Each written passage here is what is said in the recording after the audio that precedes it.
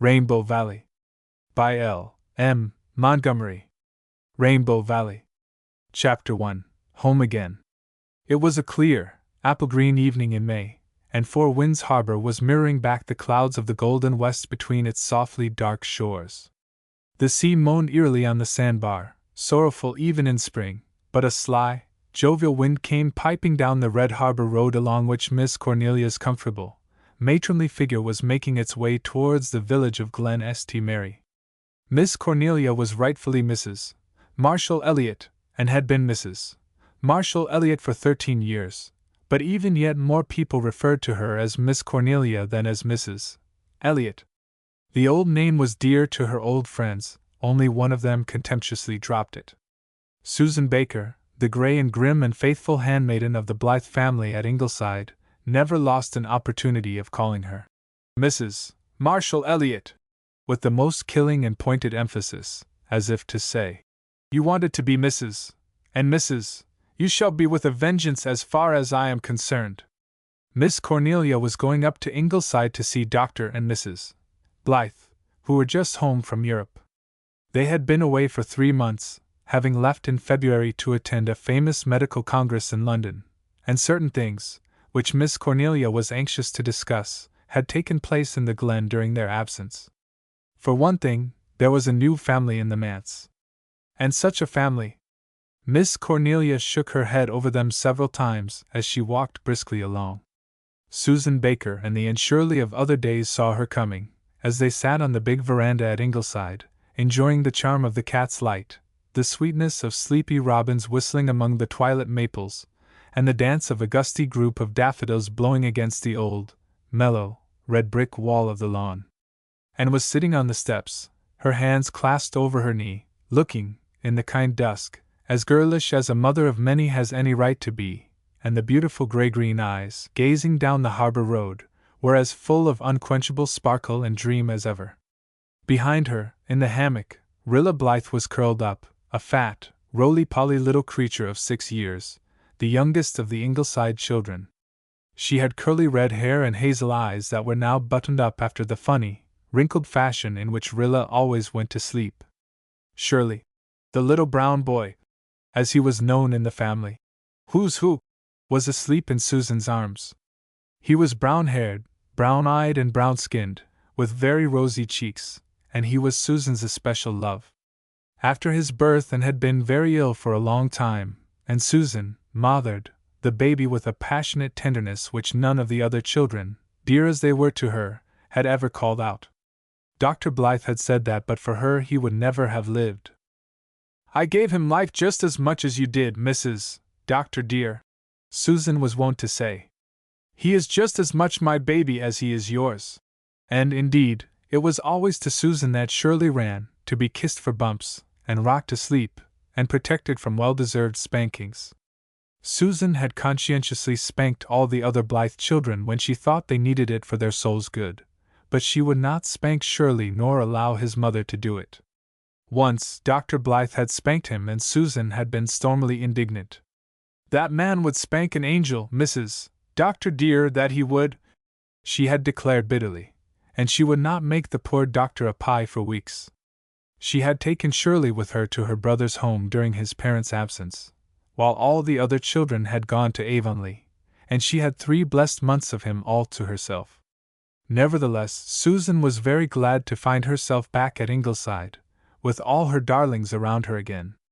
Ingleside was her world, and in it she reigned supreme. Even and seldom questioned her decisions, much to the disgust of Mrs. Rachel Lynde of Green Gables, who gloomily told Anne, whenever she visited Four Winds, that she was letting Susan get to be entirely too much of a boss and would live to rue it. "Here is Cornelia Bryant coming up the harbor road, Mrs. Doctor dear," said Susan. "She will be coming up to unload 3 months' gossip on us." "I hope so," said Anne, hugging her knees. "I'm starving for Glen St. Mary gossip, Susan. I hope Miss Cornelia can tell me everything that has happened while we've been away, everything. Who has got born, or married, or drunk, who has died, or gone away, or come, or fought, or lost a cow, or found a beau. It's so delightful to be home again with all the dear Glen folks, and I want to know all about them. Why, I remember wondering, as I walked through Westminster Abbey, which of her two especial beaux Millicent Drew would finally marry. Do you know, Susan, I have a dreadful suspicion that I love gossip. Well, of course, Mrs. Doctor dear, admitted Susan. Every proper woman likes to hear the news. I am rather interested in Millicent Drew's case myself. I never had a beau, much less two, and I do not mind now, for being an old maid does not hurt when you get used to it. Millicent's hair always looks to me as if she had swept it up with a broom. But the men do not seem to mind that. They see only her pretty, piquant, mocking, little face, Susan. That may very well be, Mrs. Doctor dear. The good book says that favor is deceitful and beauty is vain, but I should not have minded finding that out for myself, if it had been so ordained. I have no doubt we will all be beautiful when we are angels, but what good will it do us then? Speaking of gossip, however, they do say that poor Mrs. Harrison Miller over harbor tried to hang herself last week. Oh, Susan! Calm yourself, Mrs. Doctor dear. She did not succeed. But I really do not blame her for trying, for her husband is a terrible man. But she was very foolish to think of hanging herself and leaving the way clear for him to marry some other woman. If I had been in her shoes, Mrs. Doctor dear, I would have gone to work to worry him so that he would try to hang himself instead of me. Not that I hold with people hanging themselves under any circumstances, Mrs. Doctor dear. What is the matter with Harrison Miller, anyway? Said Anne impatiently. He is always driving someone to extremes. Well, some people call it religion and some call it cussedness, begging your pardon, Mrs. Doctor dear, for using such a word. It seems they cannot make out which it is in Harrison's case. There are days when he growls at everybody because he thinks he is foreordained to eternal punishment. And then there are days when he says he does not care and goes and gets drunk. My own opinion is that he is not sound in his intellect, for none of that branch of the Millers were. His grandfather went out of his mind. He thought he was surrounded by big black spiders. They crawled over him and floated in the air about him. I hope I shall never go insane, Mrs. Doctor dear, and I do not think I will, because it is not a habit of the Bakers. But if an all-wise Providence should decree it, I hope it will not take the form of big black spiders, for I loathe the animals. As for Mrs. Miller, I do not know whether she really deserves pity or not. There are some who say she just married Harrison to spite Richard Taylor, which seems to me a very peculiar reason for getting married. But then, of course, I am no judge of things matrimonial, Mrs. Doctor dear. And there is Cornelia Bryant at the gate, so I will put this blessed brown baby on his bed and get my knitting. Chapter 2. Sheer Gossip. Where are the other children? Asked Miss Cornelia, when the first greetings, cordial on her side, rapturous on Anne's, and dignified on Susan's, were over. Shirley is in bed and Jem and Walter and the twins are down in their beloved Rainbow Valley, said Anne. They just came home this afternoon, you know, and they could hardly wait until supper was over before rushing down to the valley. They love it above every spot on earth. Even the maple grove doesn't rival it in their affections. I am afraid they love it too well, said Susan gloomily. Little Jem said once he would rather go to Rainbow Valley than to heaven when he died, and that was not a proper remark. I suppose they had a great time in Avonlea? Said Miss Cornelia. Enormous.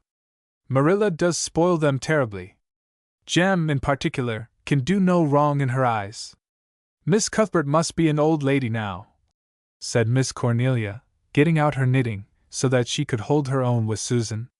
Miss Cornelia held that the woman whose hands were employed always had the advantage over the woman whose hands were not. Marilla is 85, said Anne with a sigh. Her hair is snow white. But, strange to say, her eyesight is better than it was when she was 60. Well, dearie, I'm real glad you're all back. I've been dreadful lonesome. But we haven't been dull in the Glen, believe me. There hasn't been such an exciting spring in my time, as far as church matters go. We've got settled with a minister at last, and dearie. The Reverend John Knox Meredith, Mrs. Doctor dear, said Susan, resolved not to let Miss Cornelia tell all the news. Is he nice? Asked Anne interestedly. Miss Cornelia sighed and Susan groaned. Yes, he's nice enough if that were all, said the former. He is very nice, and very learned, and very spiritual. But oh, and dearie, he has no common sense. How was it you called him, then? Well, there's no doubt he is by far the best preacher we ever had in Glen St. Mary Church, said Miss Cornelia, veering a tack or two. I suppose it is because he is so moony and absent-minded that he never got a town call. His trial sermon was simply wonderful, believe me. Everyone went mad about it, and his looks. He is very comely, Mrs. Dr. dear, and when all is said and done, I do like to see a well-looking man in the pulpit. Broke in Susan, thinking it was time she asserted herself again. Besides, said Miss Cornelia, we were anxious to get settled. And Mr. Meredith was the first candidate we were all agreed on. Somebody had some objection to all the others. There was some talk of calling Mr. Folsom. He was a good preacher, too, but somehow people didn't care for his appearance. He was too dark and sleek. He looked exactly like a great black tomcat, that he did, Mrs. Dr. dear, said Susan. I never could abide such a man in the pulpit every Sunday. Then Mr. Rogers came and he was like a chip in porridge, either harm nor good, resumed Miss Cornelia. But if he had preached like Peter and Paul it would have profited him nothing, for that was the day old Caleb Ramsey's sheep strayed into church and gave a loud ba just as he announced his text. Everybody laughed, and poor Rogers had no chance after that. Some thought we ought to call Mr. Stewart, because he was so well educated. He could read the New Testament in 5 languages. But I do not think he was any surer than other men of getting to heaven because of that, interjected Susan. Most of us didn't like his delivery, said Miss Cornelia, ignoring Susan.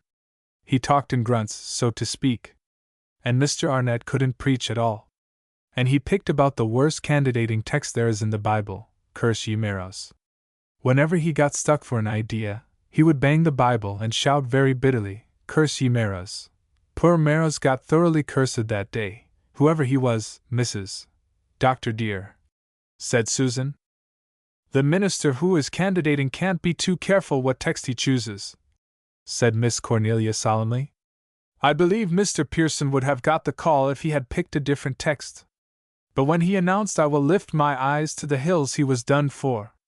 Everyone grinned, for everyone knew that those 2 Hill girls from the Harbor Head have been setting their caps for every single minister who came to the Glen for the last 15 years. And Mr. Newman had too large a family. He stayed with my brother-in-law, James Clow, said Susan. How many children have you got? I asked him. 9 boys and a sister for each of them, he said. 18, said I. Dear me, what a family! And then he laughed and laughed. But I do not know why, Mrs. Dr. dear, and I am certain that 18 children would be too many for any manse. He had only 10 children, Susan, explained Miss Cornelia, with contemptuous patience. And 10 good children would not be much worse for the manse and congregation than the 4 who are there now. Though I wouldn't say, and dearie, that they are so bad either. I like them, everybody likes them.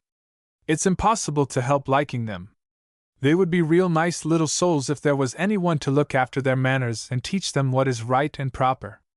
For instance, at school the teacher says they are model children, but at home they simply run wild. What about Mrs. Meredith? Asked Anne. There's no Mrs. Meredith. That is just the trouble. Mr. Meredith is a widower. His wife died 4 years ago. If we had known that, I don't suppose we would have called him, for a widower is even worse in a congregation than a single man. But he was heard to speak of his children, and we all supposed there was a mother, too. And when they came there was nobody but old Aunt Martha, as they call her. She's a cousin of Mr. Meredith's mother, I believe, and he took her in to save her from the poorhouse. She is 75 years old, half blind, and very deaf and very cranky. And a very poor cook, Mrs. Dr. dear. The worst possible manager for a manse, said Miss Cornelia bitterly. Mr. Meredith won't get any other housekeeper because he says it would hurt Aunt Martha's feelings. And dearie, believe me, the state of that manse is something terrible. Everything is thick with dust and nothing is ever in its place. And we had painted and papered it all so nice before they came. There are 4 children, you say? Asked Anne, beginning to mother them already in her heart. Yes. They run up just like the steps of a stair. Gerald's the oldest. He's 12 and they call him Jerry. He's a clever boy. Faith is 11. She is a regular tomboy but pretty as a picture, I must say. She looks like an angel but she is a holy terror for mischief, Mrs. Dr. dear, said Susan solemnly. I was at the manse one night last week and Mrs. James Millicent was there, too. She had brought them up a dozen eggs and a little pail of milk, a very little pail, Mrs. Dr. dear. Faith took them and whisked down the cellar with them. Near the bottom of the stairs she caught her toe and fell the rest of the way, milk and eggs and all. You can imagine the result, Mrs. Dr. dear. But that child came up laughing. I don't know whether I'm myself or a custard pie, she said. And Mrs. James Millicent was very angry. She said she would never take another thing to the manse if it was to be wasted and destroyed in that fashion. Maria Millicent never hurt herself taking things to the manse, sniffed Miss Cornelia. She just took them that night as an excuse for curiosity. But poor Faith is always getting into scrapes. She is so heedless and impulsive. Just like me. I'm going to like your Faith, said Anne decidedly. She is full of spunk, and I do like spunk, Mrs. Dr. dear, admitted Susan. There's something taking about her, conceded Miss Cornelia. You never see her but she's laughing, and somehow it always makes you want to laugh too. She can't even keep a straight face in church. Una is 10, she's a sweet little thing, not pretty but sweet. And Thomas Carlyle is 9. They call him Carl, and he has a regular mania for collecting toads and bugs and frogs and bringing them into the house. I suppose he was responsible for the dead rat that was lying on a chair in the parlor the afternoon Mrs. Grant called. It gave her a turn, said Susan. And I do not wonder, for manse parlors are no places for dead rats. To be sure it may have been the cat who left it there. He is as full of the old Nick as he can be stuffed, Mrs. Dr. dear. A manse cat should at least look respectable, in my opinion, whatever he really is. But I never saw such a rakish-looking beast. And he walks along the ridgepole of the manse almost every evening at sunset, Mrs. Dr. dear, and waves his tail, and that is not becoming. The worst of it is, they are never decently dressed, sighed Miss Cornelia. And since the snow went they go to school barefooted. Now you know, and dearie, that isn't the right thing for manse children, especially when the Methodist minister's little girl always wears such nice button boots.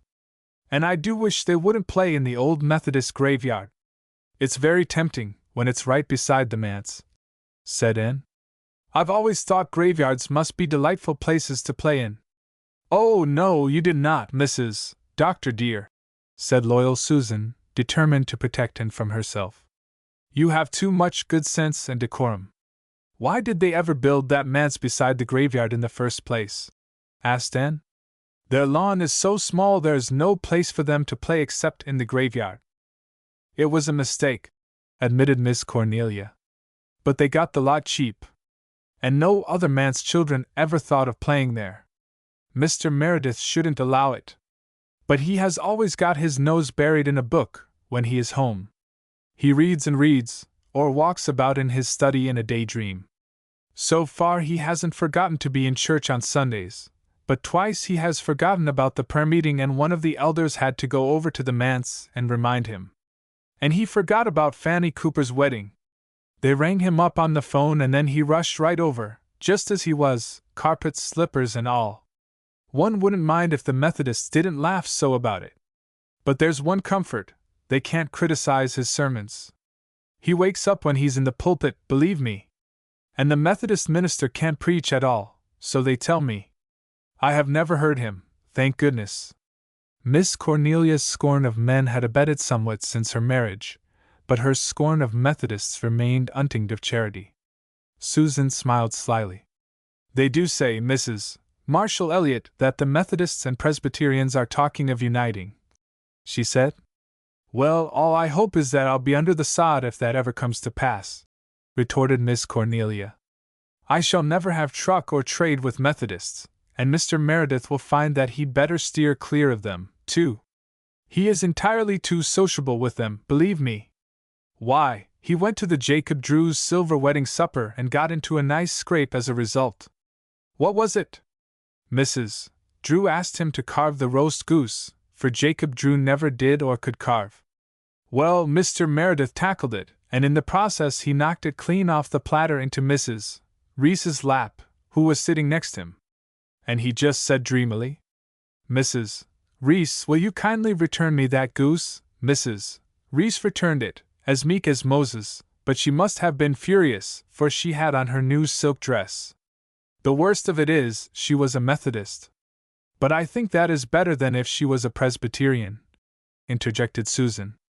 If she had been a Presbyterian, she would mostly likely have left the church, and we cannot afford to lose our members. And Mrs. Reese is not liked in her own church, because she gives herself such great airs, so that the Methodists would be rather pleased that Mr. Meredith spoiled her dress. The point is, he made himself ridiculous, and I, for one, do not like to see my minister made ridiculous in the eyes of the Methodists," said Miss Cornelia stiffly. "If he had had a wife it would not have happened. I do not see if he had a dozen wives how they could have prevented Mrs. Drew from using up her tough old gander for the wedding feast," said Susan stubbornly. "They say that was her husband's doing," said Miss Cornelia. "Jacob Drew is a conceited, stingy, domineering creature. And they do say he and his wife detest each other, which does not seem to me the proper way for married folks to get along. But then, of course, I have had no experience along that line," said Susan, tossing her head. "And I am not one to blame everything on the men. Mrs. Drew is mean enough herself. They say that the only thing she was ever known to give away was a crock of butter made out of cream a rat had fell into. She contributed it to a church social. Nobody found out about the rat until afterwards. Fortunately, all the people the Merediths have offended so far are Methodists," said Miss Cornelia. "That Jerry went to the Methodist prayer meeting one night about a fortnight ago and sat beside old William Marsh, who got up as usual and testified with fearful groans. 'Do you feel any better now?' whispered Jerry when William sat down. Poor Jerry meant to be sympathetic, but Mr. Marsh thought he was impertinent and is furious at him. Of course, Jerry had no business to be in a Methodist prayer meeting at all. But they go where they like. I hope they will not offend Mrs. Alec Davis of the Harbor Head," said Susan. "She is a very touchy woman, I understand, but she is very well off and pays the most of any one to the salary. I have heard that she says the Merediths are the worst brought-up children she ever saw. Every word you say convinces me more and more that the Merediths belong to the race that knows Joseph," said Mistress decidedly. "When all is said and done, they do," admitted Miss Cornelia. "And that balances everything. Anyway, we've got them now and we must just do the best we can by them and stick up for them to the Methodists. Well, I suppose I must be getting down harbor. Marshall will soon be home. He went over harbor today, and wanting his super manlike. I'm sorry I haven't seen the other children. And where's the doctor?" "Up at the Harbor Head. We've only been home 3 days, and in that time he has spent 3 hours in his own bed and eaten 2 meals in his own house. Well, everybody who has been sick for the last 6 weeks has been waiting for him to come home, and I don't blame them. When that over-harbor doctor married the undertaker's daughter at Lowbridge, people felt suspicious of him. It didn't look well. You and the doctor must come down soon and tell us all about your trip. I suppose you've had a splendid time." "We had," agreed Anne. "It was the fulfillment of years of dreams. The old world is very lovely and very wonderful. But we have come back very well satisfied with our own land. Canada is the finest country in the world, Miss Cornelia." "Nobody ever doubted that," said Miss Cornelia, complacently. "And old P.I. is the loveliest province in it, and Four Winds the loveliest spot in P.I., laughed Anne, looking adoringly out over the sunset splendor of glen and harbor and gulf. She waved her hand at it. "I saw nothing more beautiful than that in Europe, Miss Cornelia. Must you go? The children will be sorry to have missed you." They must come and see me soon. Tell them the donut jar is always full. Oh, at supper they were planning a descent on you. They'll go soon, but they must settle down to school again now. And the twins are going to take music lessons. Not from the Methodist minister's wife, I hope? Said Miss Cornelia anxiously.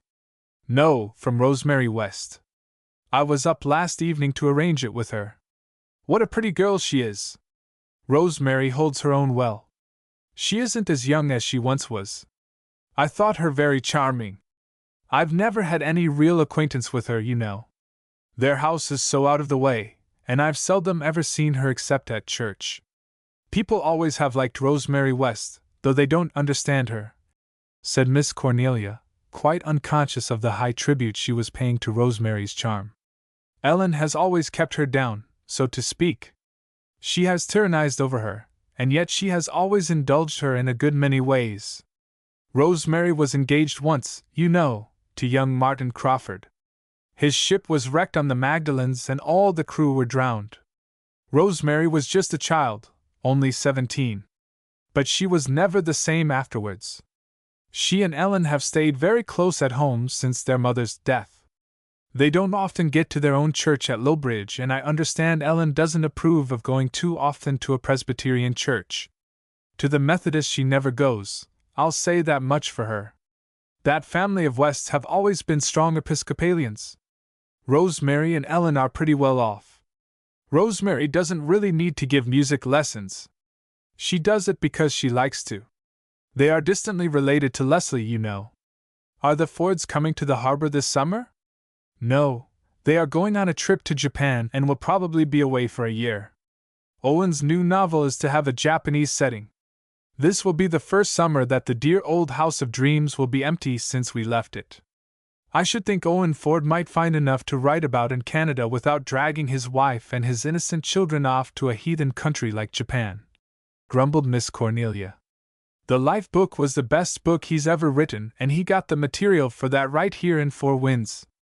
Captain Jim gave him the most of that, you know. And he collected it all over the world. But Owen's books are all delightful, I think. Oh, they're well enough as far as they go. I make it a point to read every one he writes, though I've always held, and dearie, that reading novels is a sinful waste of time. I shall write and tell him my opinion of this Japanese business, believe me.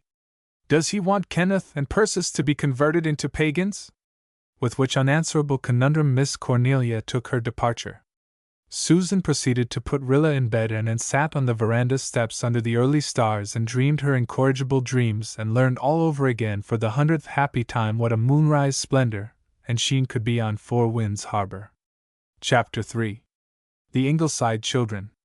In daytime the Blythe children liked very well to play in the rich, soft greens and glooms of the big maple grove between Ingleside and the Glen St. Mary Pond, but for evening revels there was no place like the little valley behind the maple grove. It was a fairy realm of romance to them. Once, looking from the attic windows of Ingleside through the mist and aftermath of a summer thunderstorm, they had seen the beloved spot arched by a glorious rainbow, one end of which seemed to dip straight down to where a corner of the pond ran up into the lower end of the valley. "Let us call it Rainbow Valley," said Walter delightedly, and Rainbow Valley thenceforth it was. Outside of Rainbow Valley the wind might be rollicking and boisterous. Here it always went gently. Little, winding, fairy paths ran here and there over spruce roots cushioned with moss. Wild cherry trees, that in blossom time would be misty white, were scattered all over the valley, mingling with the dark spruces. A little brook with amber waters ran through it from the Glen village. The houses of the village were comfortably far away. Only at the upper end of the valley was a little tumble-down, deserted cottage, referred to as the Old Bailey House. It had not been occupied for many years, but a grass-grown dyke surrounded it, and inside was an ancient garden where the Ingleside children could find violets and daisies and June lilies still blooming in season. For the rest, the garden was overgrown with caraway that swayed and foamed in the moonshine of summer eves like seas of silver. To the south lay the pond, and beyond it the ripened distance lost itself in purple woods, save where, on a high hill, a solitary old grey homestead looked down on glen and harbor. There was a certain wild woodsiness and solitude about Rainbow Valley, in spite of its nearness to the village, which endeared it to the children of Ingleside. The valley was full of dear, friendly hollows, and the largest of these was their favorite stamping ground. Here they were assembled on this particular evening. There was a grove of young spruces in this hollow, with a tiny, grassy glade in its heart, opening on the bank of the brook. By the brook grew a silver birch tree, a young, incredibly straight thing which Walter had named the White Lady. In this glade, too, were the tree lovers, as Walter called a spruce and maple which grew so closely together that their boughs were inextricably intertwined. Jem had hung an old string of sleigh bells, given him by the Glen blacksmith, on the tree lovers, and every visitant breeze called out sudden fairy tinkles from it. "How nice it is to be back!" said Nan. "After all, none of the Avonlea places are quite as nice as Rainbow Valley." But they were very fond of the Avonlea places for all that. A visit to Green Gables was always considered a great treat. Aunt Marilla was very good to them, and so was Mrs. Rachel Lynde, who was spending the leisure of her old age in knitting cotton warp quilts against the day when Ann's daughters should need a setting out. There were jolly playmates there, too, Uncle Davy's children and Aunt Diana's children. They knew all the spots their mother had loved so well in her girlhood at old Green Gables, the long Lover's Lane, that was pink-hedged in wild rose time, the always neat yard, with its willows and poplars, the Dryad's Bubble, lucent and lovely as of yore, the Lake of Shining Waters, and Willowmere. The twins had their mother's old porch gable room, and Aunt Marilla used to come in at night, when she thought they were asleep, to gloat over them. But they all knew she loved Jem the best. Jem was at present busily occupied in frying a mess of small trout which he had just caught in the pond.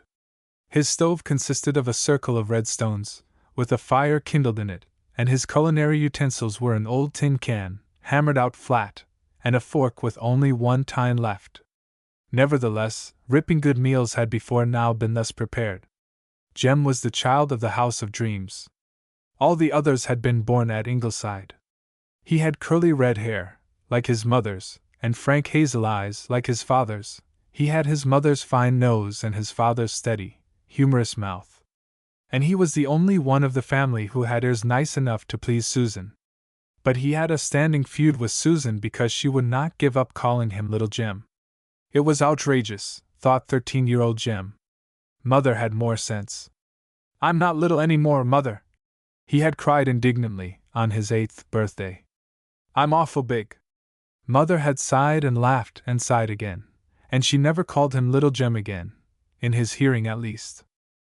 He was and always had been a sturdy, reliable little chap. He never broke a promise. He was not a great talker. His teachers did not think him brilliant, but he was a good, all-round student. He never took things on faith. He always liked to investigate the truth of a statement for himself. Once Susan had told him that if he touched his tongue to a frosty latch all the skin would tear off it. Jem had promptly done it. Just to see if it was so. He found it was so, at the cost of a very sore tongue for several days. But Jem did not grudge suffering in the interests of science. By constant experiment and observation he learned a great deal, and his brothers and sisters thought his extensive knowledge of their little world quite wonderful. Jem always knew where the first and ripest berries grew, where the first pale violets shyly wakened from their winter's sleep, and how many blue eggs were in a given robin's nest in the maple grove. He could tell fortunes from daisy petals and suck honey from red clovers, and grub up all sorts of edible roots on the banks of the pond, while Susan went in daily fear that they would all be poisoned. He knew where the finest spruce gum was to be found, in pale amber knots on the lichened bark. He knew where the nuts grew thickest in the beech woods around the harbor head, and where the best truding places up the brooks were. He could mimic the call of any wild bird or beast in 4 winds, and he knew the haunt of every wild flower from spring to autumn. Walter Blythe was sitting under the White Lady, with a volume of poems lying beside him, but he was not reading. He was gazing now at the emerald-misted willows by the pond, and now at a flock of clouds, like little silver sheep, herded by the wind, that were drifting over Rainbow Valley, with rapture in his wide splendid eyes. Walter's eyes were very wonderful. all the joy and sorrow and laughter and loyalty and aspiration of many generations lying under the sod looked out of their dark gray depths. Walter was a hop out of kin, as far as looks went. He did not resemble any known relative. He was quite the handsomest of the Ingleside children, with straight black hair and finely modeled features. But he had all his mother's vivid imagination and passionate love of beauty. Frost of winter, invitation of spring, dream of summer and glamour of autumn, all meant much to Walter. In school, where Jem was a chieftain, Walter was not thought highly of. He was supposed to be girly and milksopish, because he never fought and seldom joined in the school sports, preferring to herd by himself in out-of-the-way corners and read books, especially patried books. Walter loved the poets, and pored over their pages from the time he could first read. Their music was woven into his growing soul, the music of the immortals. Walter cherished the ambition to be a poet himself some day. The thing could be done. A certain Uncle Paul, so called out of courtesy, who lived now in that mysterious realm called the States, was Walter's model. Uncle Paul had once been a little schoolboy in Avonlea, and now his poetry was read everywhere. But the Glen schoolboys did not know of Walter's dreams, and would not have been greatly impressed if they had. In spite of his lack of physical prowess, however, he commanded a certain unwilling respect because of his power of talking book talk. Nobody in Glen St. Mary's school could talk like him. He sounded like a preacher, one boy said, and for this reason he was generally left alone and not persecuted, as most boys were who were suspected of disliking or fearing fisticuffs. The 10-year-old Ingleside twins violated twin tradition by not looking in the least alike. Anne, who was always called Nan, was very pretty, with velvety nut-brown eyes and silky nut-brown hair. She was a very blithe and dainty little maiden, blithe by name and blithe by nature, one of her teachers had said. Her complexion was quite faultless, much to her mother's satisfaction. "I'm so glad I have one daughter who can wear pink," Mrs. Blythe was wont to say jubilantly. Diana Blythe, known as Dee, was very like her mother, with gray-green eyes that always shone with a peculiar luster and brilliancy in the dusk, and red hair. Perhaps this was why she was her father's favorite. She and Walter were especial chums. Dee was the only one to whom he would ever read the verses he wrote himself, the only one who knew that he was secretly hard at work on an epic, strikingly resembling Marmion, in some things, if not in others. She kept all his secrets, even from Nan, and told him all hers. "Won't you soon have those fish ready, Jem?" said Nan, sniffing with her dainty nose. "The smell makes me awfully hungry." "They're nearly ready," said Jem, giving one a dexterous turn. "Get out the bread and the plates, girls. Walter, wake up. How the air shines tonight," said Walter dreamily. Not that he despised fried trout either, by any means, but with Walter food for the soul always took first place. "The flower angel has been walking over the world today, calling to the flowers. I can see his blue wings on that hill by the woods. Any angel's wings I ever saw were white," said Nan. "The flower angels aren't. They are a pale misty blue, just like the haze in the valley. Oh, how I wish I could fly. It must be glorious." "One does fly in dreams sometimes," said Dee. "I never dream that I'm flying exactly," said Walter. "But I often dream that I just rise up from the ground and float over the fences and the trees. It's delightful, and I always think, this isn't a dream like it's always been before. This is real, and then I wake up after all, and it's heartbreaking." "Hurry up, Nan," ordered Jem. Nan had produced the banquet board, a board literally as well as figuratively, from which many a feast, seasoned as no viands were elsewhere, had been eaten in Rainbow Valley. It was converted into a table by propping it on two large, mossy stones. Newspapers served as tablecloth, and broken plates and handleless cups from Susan's discard furnished the dishes. From a tin box secreted at the root of a spruce tree Nan brought forth bread and salt. The brook gave Adam's ale of unsurpassed crystal. For the rest, there was a certain sauce, compounded of fresh air and appetite of youth, which gave to everything a divine flavor. To sit in Rainbow Valley, steeped in a twilight half gold, half amethyst, rife with the odors of balsam fir and woodsy growing things in their springtime prime, with the pale stars of wild strawberry blossoms all around you, and with the sough of the wind and tinkle of bells in the shaking tree-tops, and eat fried trout and dry bread, was something which the mighty of earth might have envied them. "Sit in," invited Nan, as Jem placed his sizzling tin platter of trout on the table. "It's your turn to say grace, Jem." "I've done my part frying the trout," protested Jem, who hated saying grace. "Let Walter say it. He likes saying grace. And cut it short, too, Walt. I'm starving." But Walter said no grace, short or long, just then. An interruption occurred. "Who's coming down from the manse hill?" said Dee. Chapter 4. The manse children. Aunt Martha might be, and was, a very poor housekeeper. The Rev. John Knox Meredith might be, and was, a very absent-minded, indulgent man.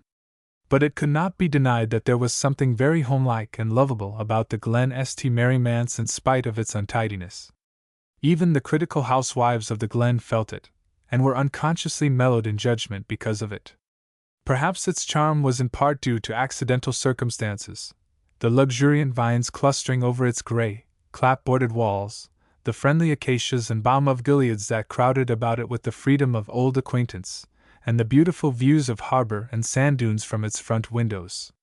But these things had been there in the reign of Mr. Meredith's predecessor, when the manse had been the primmest, neatest, and dreariest house in the Glen. So much of the credit must be given to the personality of its new inmates. There was an atmosphere of laughter and comradeship about it. The doors were always open, and inner and outer worlds joined hands. Love was the only law in Glen St. Mary manse. The people of his congregation said that Mr. Meredith spoiled his children. Very likely he did. It is certain that he could not bear to scold them. "They have no mother," he used to say to himself, with a sigh, when some unusually glaring peccadillo forced itself upon his notice. But he did not know the half of their goings-on. He belonged to the sect of dreamers. The windows of his study looked out on the graveyard, but, as he paced up and down the room, reflecting deeply on the immortality of the soul, he was quite unaware that Jerry and Carl were playing leapfrog hilariously over the flat stones in that abode of dead Methodists. Mr. Meredith had occasional acute realizations that his children were not so well looked after, physically or morally, as they had been before his wife died, and he had always a dim subconsciousness that house and meals were very different under Aunt Martha's management from what they had been under Cecilia's. For the rest, he lived in a world of books and abstractions, and therefore, although his clothes were seldom brushed, and although the Glen housewives concluded, from the ivory-like pallor of his clear-cut features and slender hands, that he never got enough to eat, he was not an unhappy man. If ever a graveyard could be called a cheerful place, the old Methodist graveyard at Glen St. Mary might be so called. The new graveyard, at the other side of the Methodist church, was a neat and proper and doleful spot, but the old one had been left so long to nature's kindly and gracious ministries that it had become very pleasant.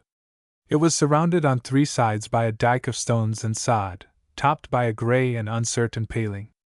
Outside the dike grew a row of tall fir trees with thick, balsamic boughs. The dike, which had been built by the first settlers of the Glen, was old enough to be beautiful, with mosses and green things growing out of its crevices, violets purpling at its base in the early spring days, and asters and goldenrod making an autumnal glory in its corners. Little ferns clustered companionably between its stones, and here and there a big bracken grew. On the eastern side there was neither fence nor dike. The graveyard there straggled off into a young fir plantation, ever pushing nearer to the graves and deepening eastward into a thick wood. The air was always full of the harp-like voices of the sea, and the music of gray old trees, and in the spring mornings the choruses of birds in the elms around the two churches sang of life and not of death. The Meredith children loved the old graveyard. Blue-eyed ivy, garden spruce, and mint ran riot over the sunken graves. Blueberry bushes grew lavishly in the sandy corner next to the firwood. The varying fashions of tombstones for 3 generations were to be found there, from the flat, oblong, red sandstone slabs of old settlers, down through the days of weeping willows and clasped hands, to the latest monstrosities of tall monuments and draped urns. One of the latter, the biggest and ugliest in the graveyard, was sacred to the memory of a certain Alec Davis who had been born a Methodist but had taken to himself a Presbyterian bride of the Douglas clan. She had made him turn Presbyterian and kept him towing the Presbyterian mark all his life. But when he died, she did not dare to doom him to a lonely grave in the Presbyterian graveyard over harbor. His people were all buried in the Methodist cemetery, so Alec Davis went back to his own in death, and his widow consoled herself by erecting a monument which cost more than any of the Methodists could afford. The Meredith children hated it, without just knowing why, but they loved the old, flat, bench-like stones with the tall grasses growing rankly about them. They made jolly seats for one thing. They were all sitting on one now. Jerry, tired of leapfrog, was playing on a Jew's harp. Carl was lovingly poring over a strange beetle he had found. Una was trying to make a doll's dress, and Faith, leaning back on her slender brown wrists, was swinging her bare feet in lively time to the Jew's harp. Jerry had his father's black hair and large black eyes, but in him the latter were flashing instead of dreamy. Faith, who came next to him, wore her beauty like a rose, careless and glowing. She had golden brown eyes, golden brown curls, and crimson cheeks. She laughed too much to please her father's congregation and had shocked old Mrs. Taylor, the disconsolate spouse of several departed husbands, by saucily declaring, in the church porch at that, "The world isn't a vale of tears, Mrs. Taylor. It's a world of laughter." Little dreamy Una was not given to laughter. Her braids of straight, dead black hair betrayed no lawless kinks, and her almond-shaped, dark blue eyes had something wistful and sorrowful in them. Her mouth had a trick of falling open over her tiny white teeth, and a shy, meditative smile occasionally crept over her small face. She was much more sensitive to public opinion than Faith, and had an uneasy consciousness that there was something askew in their way of living. She longed to put it right, but did not know how. Now and then she dusted the furniture, but it was so seldom she could find the duster because it was never in the same place twice. And when the clothes brush was to be found, she tried to brush her father's best suit on Saturdays, and once sewed on a missing button with coarse white thread. When Mr. Meredith went to church next day, every female eye saw that button, and the peace of the Ladies' Aid was upset for weeks. Carl had the clear, bright, dark blue eyes, fearless and direct, of his dead mother, and her brown hair with its glints of gold. He knew the secrets of bugs and had a sort of freemasonry with bees and beetles. Una never liked to sit near him because she never knew what uncanny creature might be secreted about him. Jerry refused to sleep with him because Carl had once taken a young garter snake to bed with him, so Carl slept in his old cot, which was so short that he could never stretch out, and had strange bedfellows. Perhaps it was just as well that Aunt Martha was half blind when she made that bed. Altogether they were a jolly, lovable little crew, and Cecilia Meredith's heart must have ached bitterly when she faced the knowledge that she must leave them. "Where would you like to be buried if you were a Methodist?"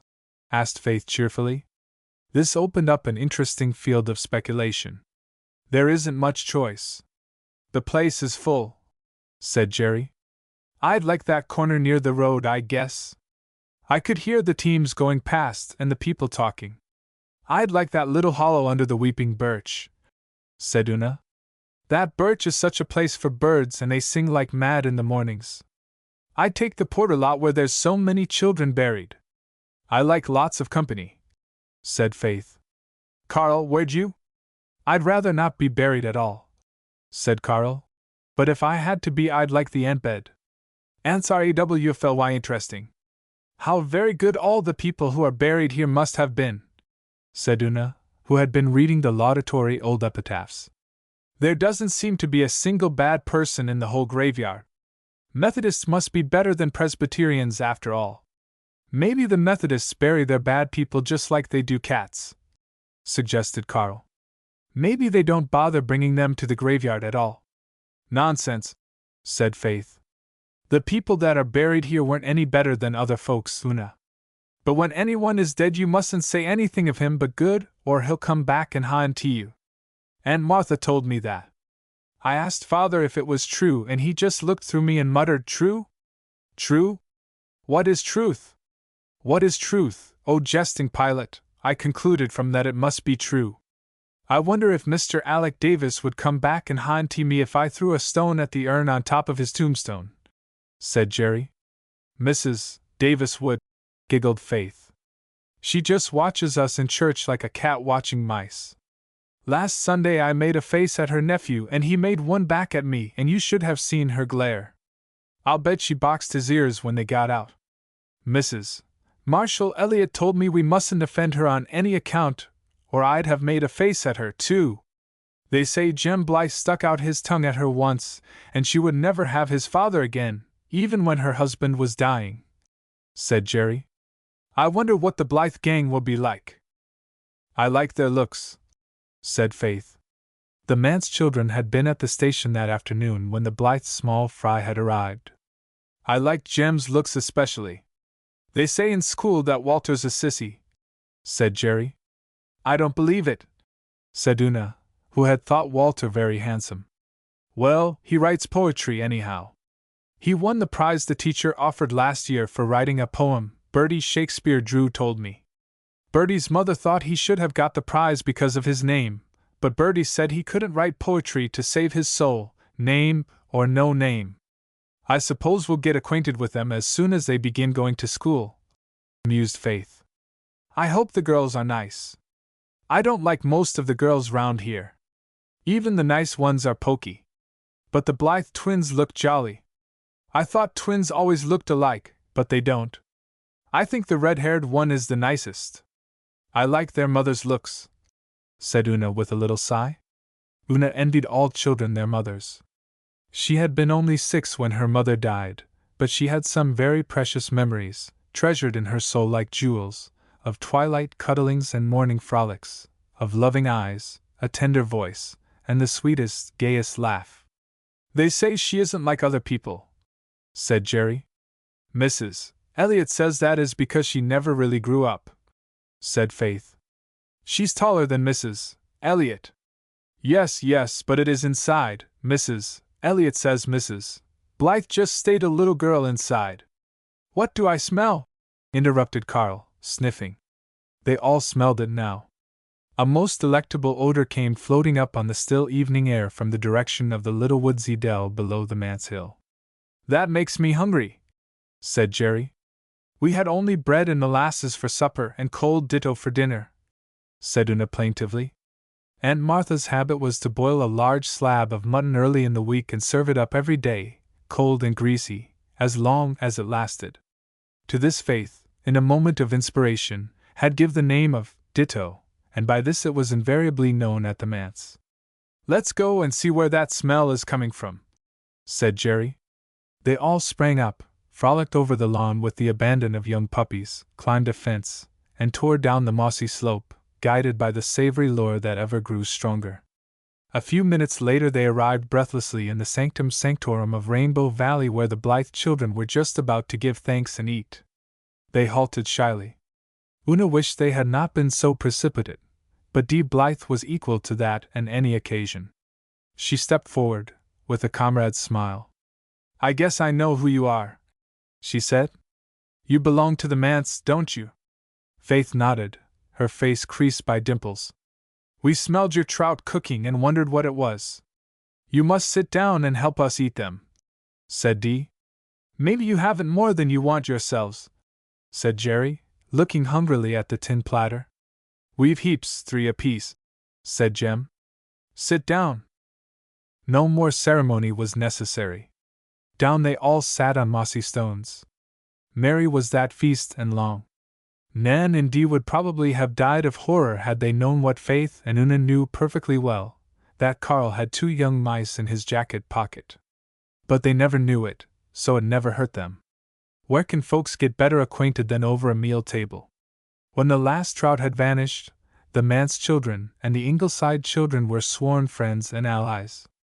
They had always known each other and always would. The race of Joseph recognized its own. They poured out the history of their little pasts. The manse children heard of Avonlea and Green Gables, of Rainbow Valley traditions, and of the little house by the harbor shore where Jem had been born. The Ingleside children heard of Maywater, where the Merediths had lived before coming to the Glen, of Una's beloved, one-eyed doll and Faith's pet rooster. Faith was inclined to resent the fact that people laughed at her for petting a rooster. She liked the Blythes because they accepted it without question. "A handsome rooster like Adam is just as nice a pet as a dog or cat, I think," she said. "If he was a canary, nobody would wonder. And I brought him up from a little, wee yellow chicken. Mrs. Johnson at Maywater gave him to me. A weasel had killed all his brothers and sisters. I called him after her husband. I never liked dolls or cats. Cats are too sneaky and dolls are dead." "Who lives in that house away up there?" asked Jerry. "The Miss Wests, Rosemary and Ellen," answered Nan. "Dee and I are going to take music lessons from Miss Rosemary this summer."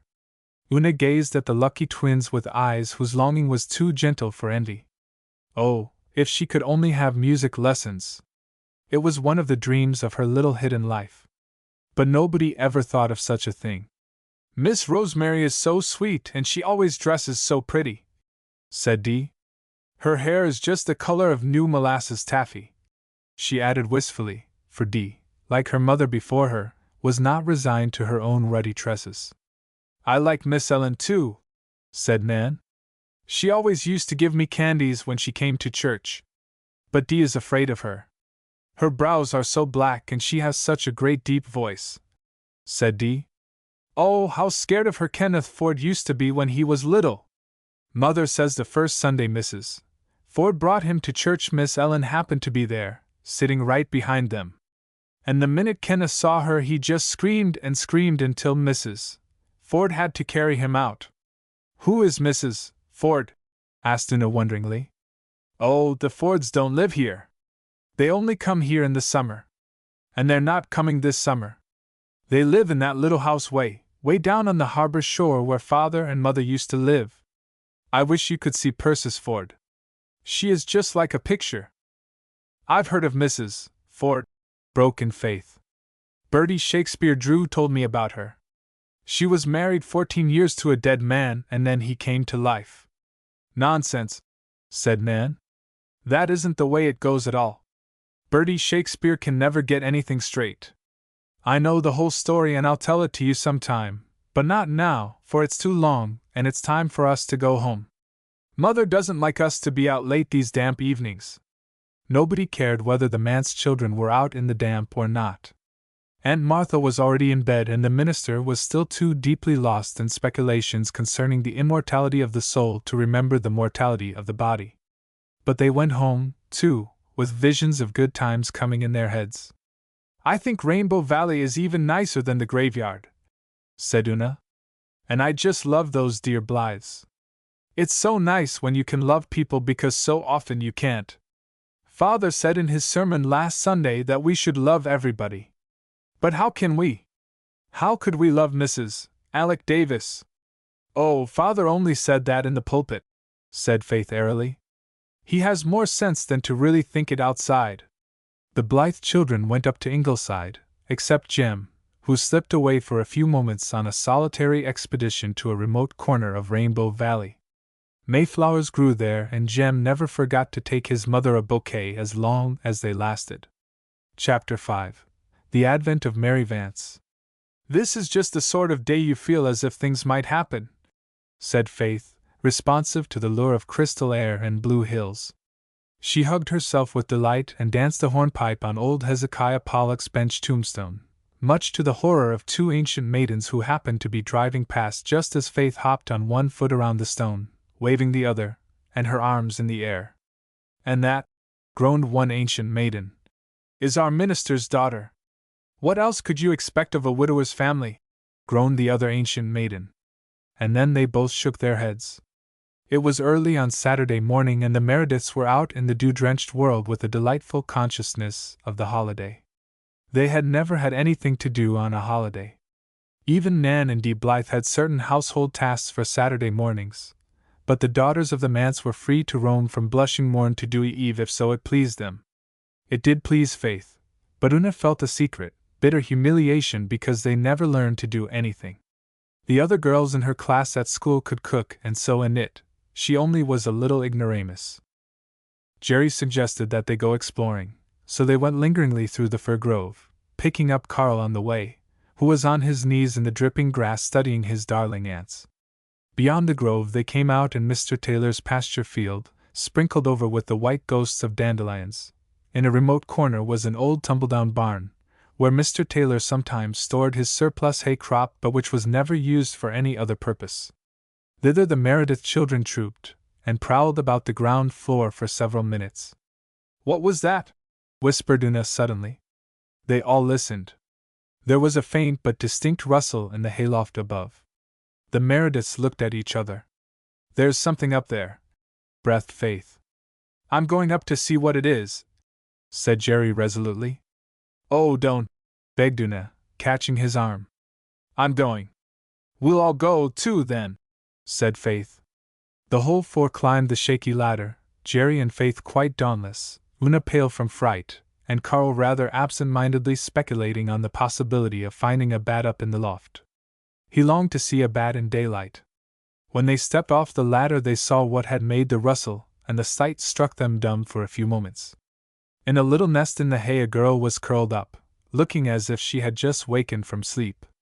When she saw them she stood up, rather shakily, as it seemed, and in the bright sunlight that streamed through the cobwebbed window behind her, they saw that her thin, sunburned face was very pale under its tan. She had 2 braids of lank, thick, tow-colored hair and very odd eyes. White eyes, the man's children thought, as she stared at them half defiantly, half piteously. They were really of so pale a blue that they did seem almost white, especially when contrasted with the narrow black ring that circled the iris.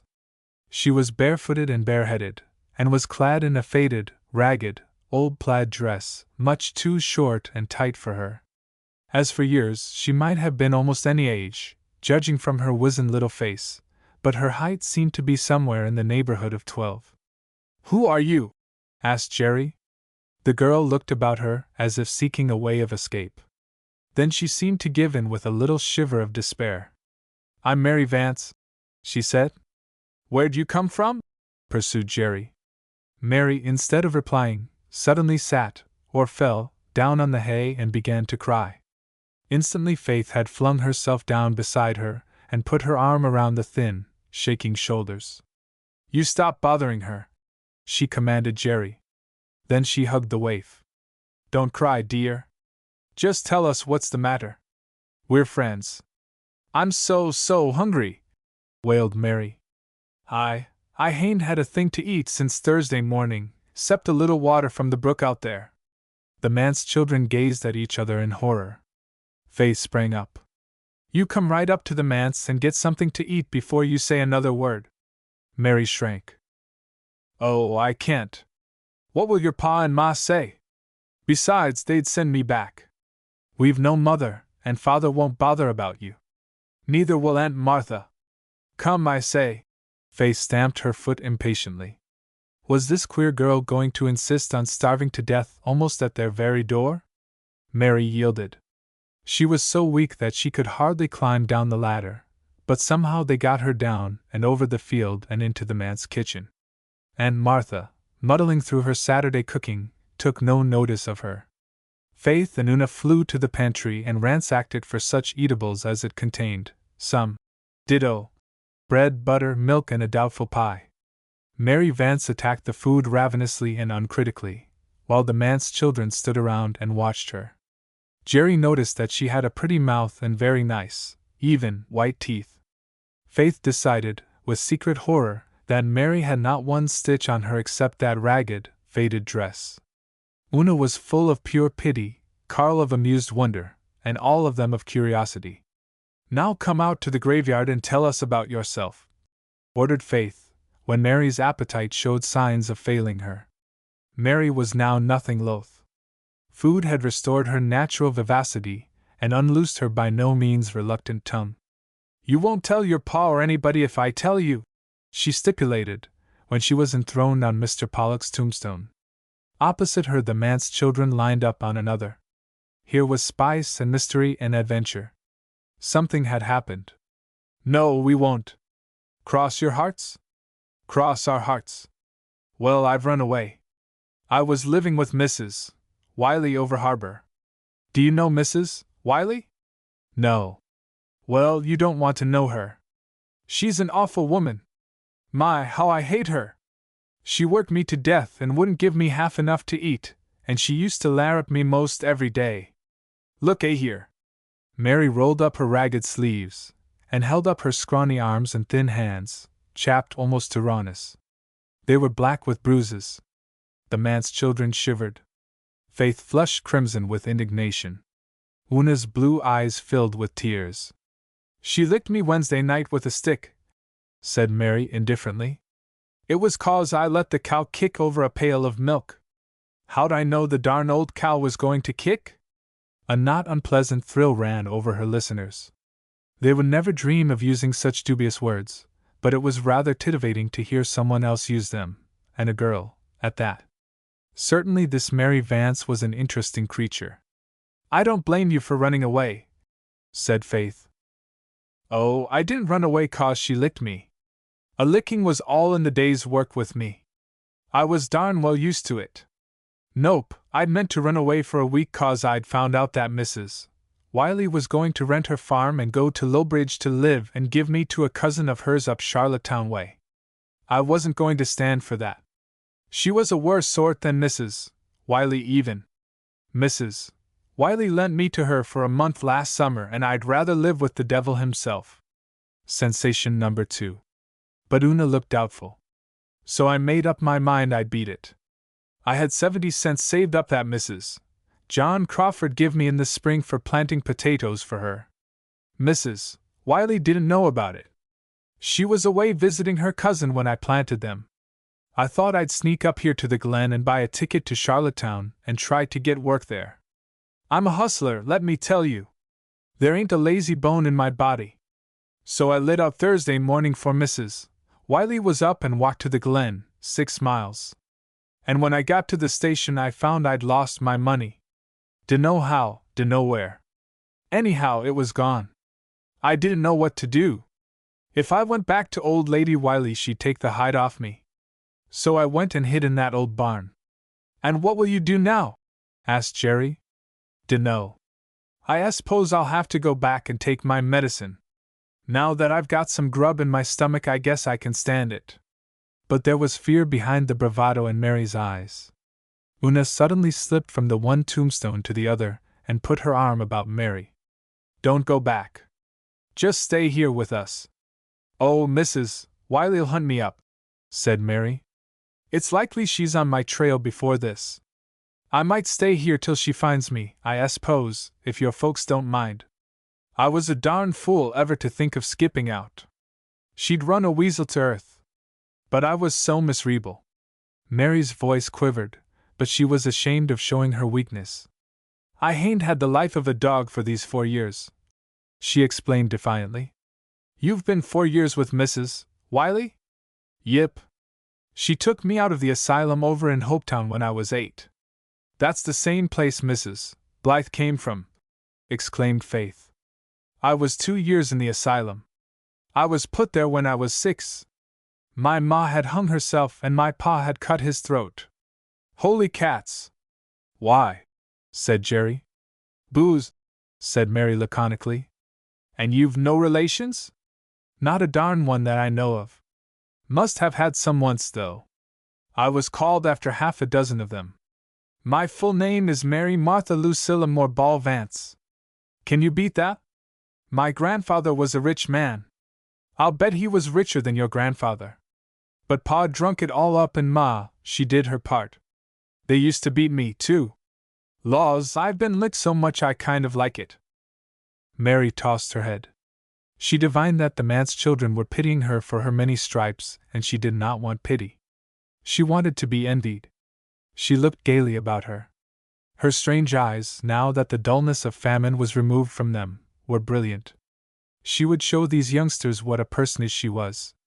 I've been sick an awful lot, she said proudly. There's not many kids could have come through what I have. I've had scarlet fever and measles and erysipelas and mumps and whooping cough and pneumonia. Were you ever fatally sick? Asked Una. I don't know, said Mary doubtfully. Of course she wasn't, scoffed Jerry. If you're fatally sick you die. Oh, well, I never died exactly, said Mary. But I come blamed near it once. They thought I was dead and they were getting ready to lay me out when I up and come to.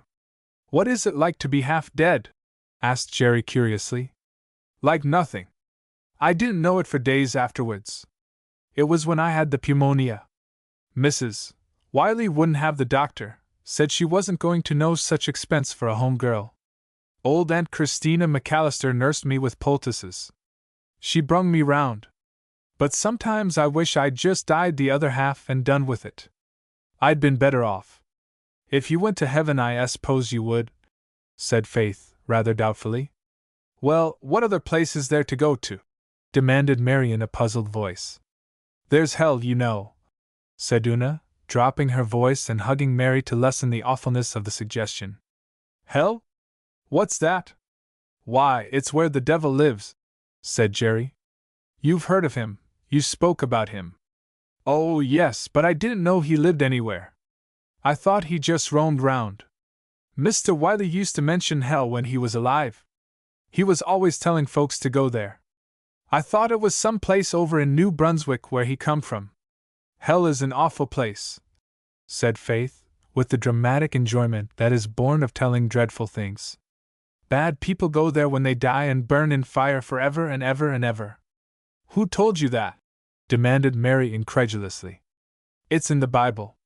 And Mr. Isaac Crothers at Maywater told us, too, in Sunday school. He was an elder and a pillar in the church and knew all about it. But you needn't worry. If you're good, you'll go to heaven, and if you're bad, I guess you'd rather go to hell. I wouldn't, said Mary positively. No matter how bad I was, I wouldn't want to be burned and burned. I know what it's like. I picked up a red-hot poker once by accident. What must you do to be good? You must go to church and Sunday school and read your Bible and pray every night and give to missions, said Una. It sounds like a large order, said Mary. Anything else? You must ask God to forgive the sins you've committed. But I've never committed any, said Mary. What's a sin anyway? Oh, Mary, you must have. Everybody does. Did you never tell a lie? Heaps of 'em, said Mary. That's a dreadful sin, said Una solemnly. Do you mean to tell me, demanded Mary, that I'd be sent to hell for telling a lie now and then? Why, I had to. Mr. Wiley would have broken every bone in my body one time if I hadn't told him a lie. Lies have saved me many a whack, I can tell you. Una sighed. Here were too many difficulties for her to solve. She shuddered as she thought of being cruelly whipped. Very likely she would have lied too. She squeezed Mary's little calloused hand. Is that the only dress you've got? Asked Faith, whose joyous nature refused to dwell on disagreeable subjects. I just put on this dress because it was no good, cried Mary, flushing. Mrs. Wiley bought my clothes and I wasn't going to be beholden to her for anything. And I'm honest. If I was going to run away, I wasn't going to take what belonged to her that was worth anything. When I grow up, I'm going to have a blue satin dress. Your own clothes don't look so stylish. I thought ministers' children were always dressed up. It was plain that Mary had a temper and was sensitive on some points. But there was a queer, wild charm about her which captivated them all. She was taken to Rainbow Valley that afternoon and introduced to the Blythes as a friend of ours from over harbor who is visiting us. The Blythes accepted her unquestioningly, perhaps because she was fairly respectable now. After dinner, through which Aunt Martha had mumbled and Mr. Meredith had been in a state of semi-unconsciousness while brooding his Sunday sermon, Faith had prevailed on Mary to put on one of her dresses, as well as certain other articles of clothing. With her hair neatly braided, Mary passed muster tolerably well. She was an acceptable playmate, for she knew several new and exciting games, and her conversation lacked not spice. In fact, some of her expressions made Nan and Dee look at her rather askance. They were not quite sure what their mother would have thought of her, but they knew quite well what Susan would. However, she was a visitor at the manse, so she must be all right. When bedtime came, there was the problem of where Mary should sleep. We can't put her in the spare room, you know, said Faith perplexedly to Una. I haven't got anything in my head, cried Mary in an injured tone. Oh, I didn't mean that, protested Faith. The spare room is all torn up. The mice have gnawed a big hole in the feather tick and made a nest in it. We never found it out till Aunt Martha put the Rev. Mr. Fisher from Charlottetown there to sleep last week. He soon found it out. Then Father had to give him his bed and sleep on the study lounge. Aunt Martha hasn't had time to fix the spare room bed up yet, so she says, so nobody can sleep there, no matter how clean their heads are. And our room is so small, and the bed's so small you can't sleep with us. I can go back to the hay in the old barn for the night if you'll lend me a quilt, said Mary philosophically. It was kind of chilly last night, but 'cept for that I've had worse beds. Oh, no, you mustn't do that, said Una. I've thought of a plan, Faith. You know that little trestle bed in the garret room, with the old mattress on it, that the last minister left there? Let's take up the spare room bedclothes and make Mary a bed there. You won't mind sleeping in the garret, will you, Mary? It's just above our room. Any place'll do me. Laws, I never had a decent place to sleep in my life. I slept in the loft over the kitchen at Mrs. Wiley's. The roof leaked rain in the summer, and the snow druv in winter. My bed was a straw tick on the floor. You won't find me a mite huffy about where I sleep. The manse garret was a long, low, shadowy place, with one gable end partitioned off. Here a bed was made up for Mary of the dainty hem-stitched sheets and embroidered spread which Cecilia Meredith had once so proudly made for her spare room, and which still survived Aunt Martha's uncertain washings. The good nights were said and silence fell over the manse. Una was just falling asleep when she heard a sound in the room just above that made her sit up suddenly. Listen, Faith, Mary's crying, she whispered. Faith replied not, being already asleep. Una slipped out of bed, and made her way in her little white gown down the hall and up the garret stairs. The creaking floor gave ample notice of her coming, and when she reached the corner room all was moonlit silence, and the trestle bed showed only a hump in the middle. Mary, whispered Una. There was no response. Una crept close to the bed and pulled at the spread. Mary, I know you are crying. I heard you. Are you lonesome? Mary suddenly appeared to view but said nothing. Let me in beside you. I'm cold, said Una, shivering in the chilly air, for the little garret window was open and the keen breath of the north shore at night blew in. Mary moved over and Una snuggled down beside her. Now you won't be lonesome. We shouldn't have left you here alone the first night. I wasn't lonesome, sniffed Mary. What were you crying for then? Oh, I just got to thinking of things when I was here alone. I thought of having to go back to Mrs. Wiley, and of being licked for running away, and of going to hell for telling lies. It all worried me something scandalous. Oh, Mary, said poor Una in distress.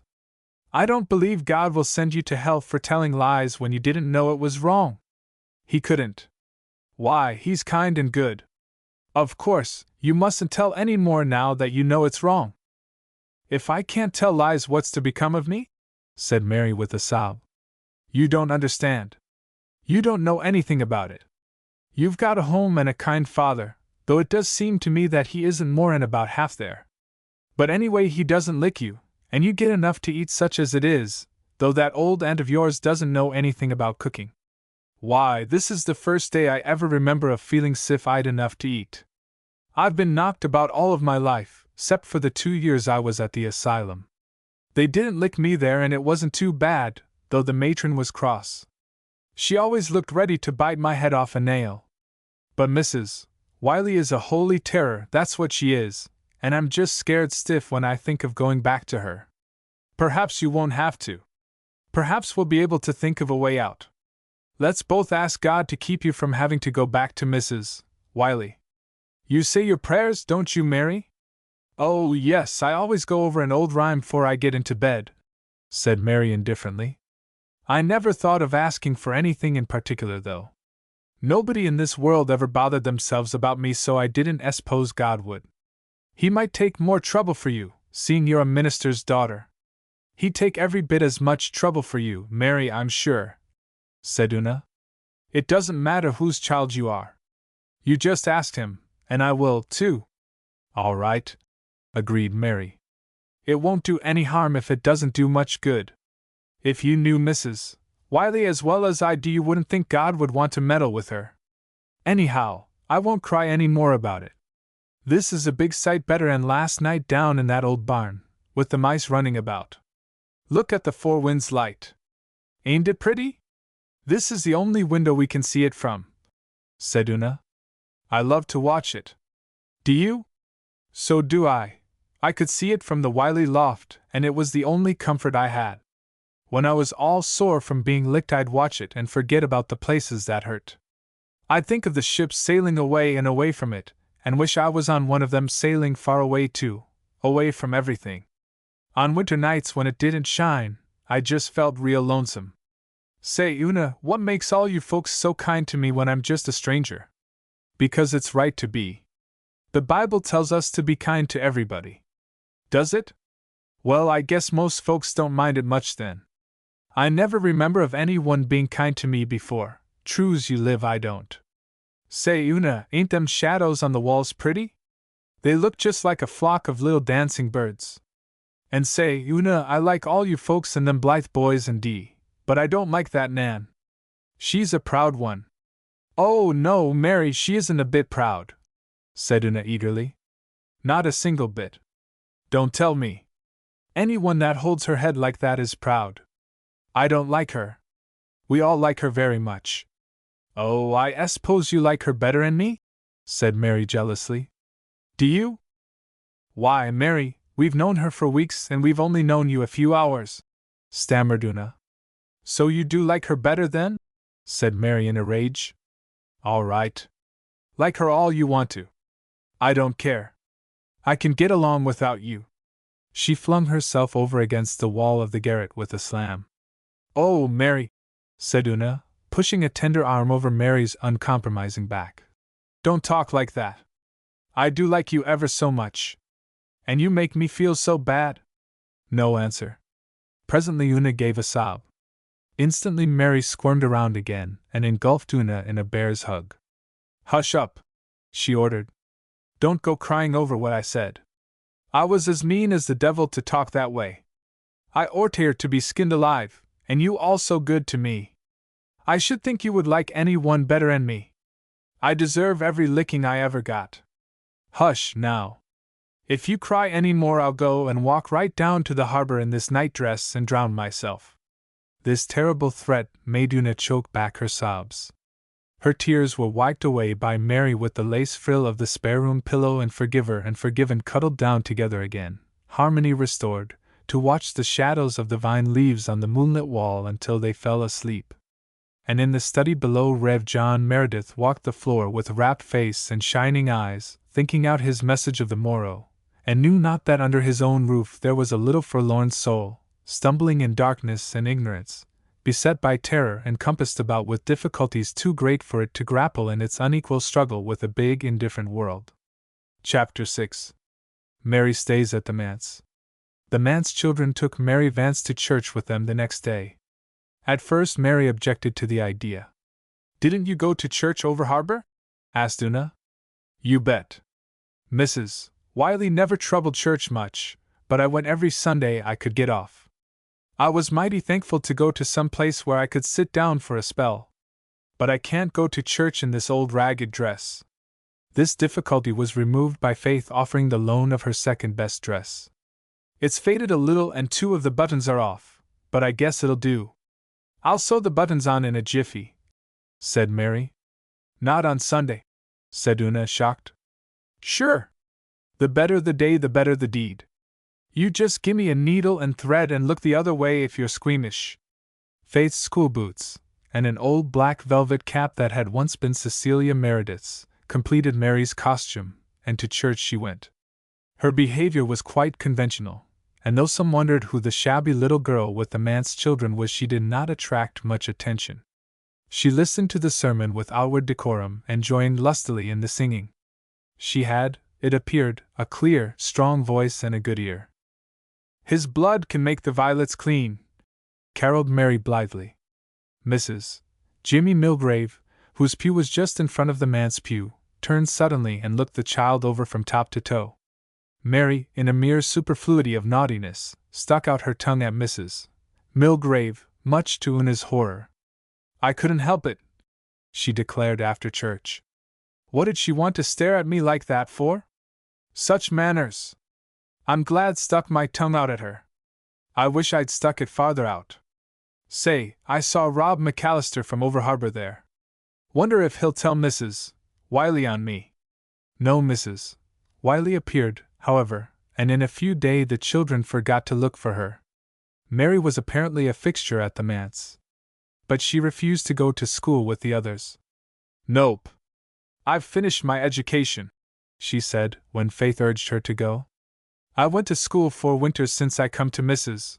Wiley's, and I've had all I want of that. I'm sick and tired of being everlastingly jawed at 'cause I didn't get my home lessons done. I'd no time to do home lessons. Our teacher won't jaw you. He is awfully nice, said Faith. Well, I ain't going. I can read and write and cipher up to fractions. That's all I want. You fellows go and I'll stay home. You needn't be scared I'll steal anything. I swear I'm honest. Mary employed herself while the others were at school in cleaning up the manse. In a few days it was a different place. Floors were swept, furniture dusted, everything straightened out. She mended the spare room bed tick, she sewed on missing buttons, she patched clothes neatly, she even invaded the study with broom and dustpan and ordered Mr. Meredith out while she put it to rights. But there was one department with which Aunt Martha refused to let her interfere. Aunt Martha might be deaf and half-blind and very childish, but she was resolved to keep the commissariat in her own hands, in spite of all Mary's wiles and stratagems.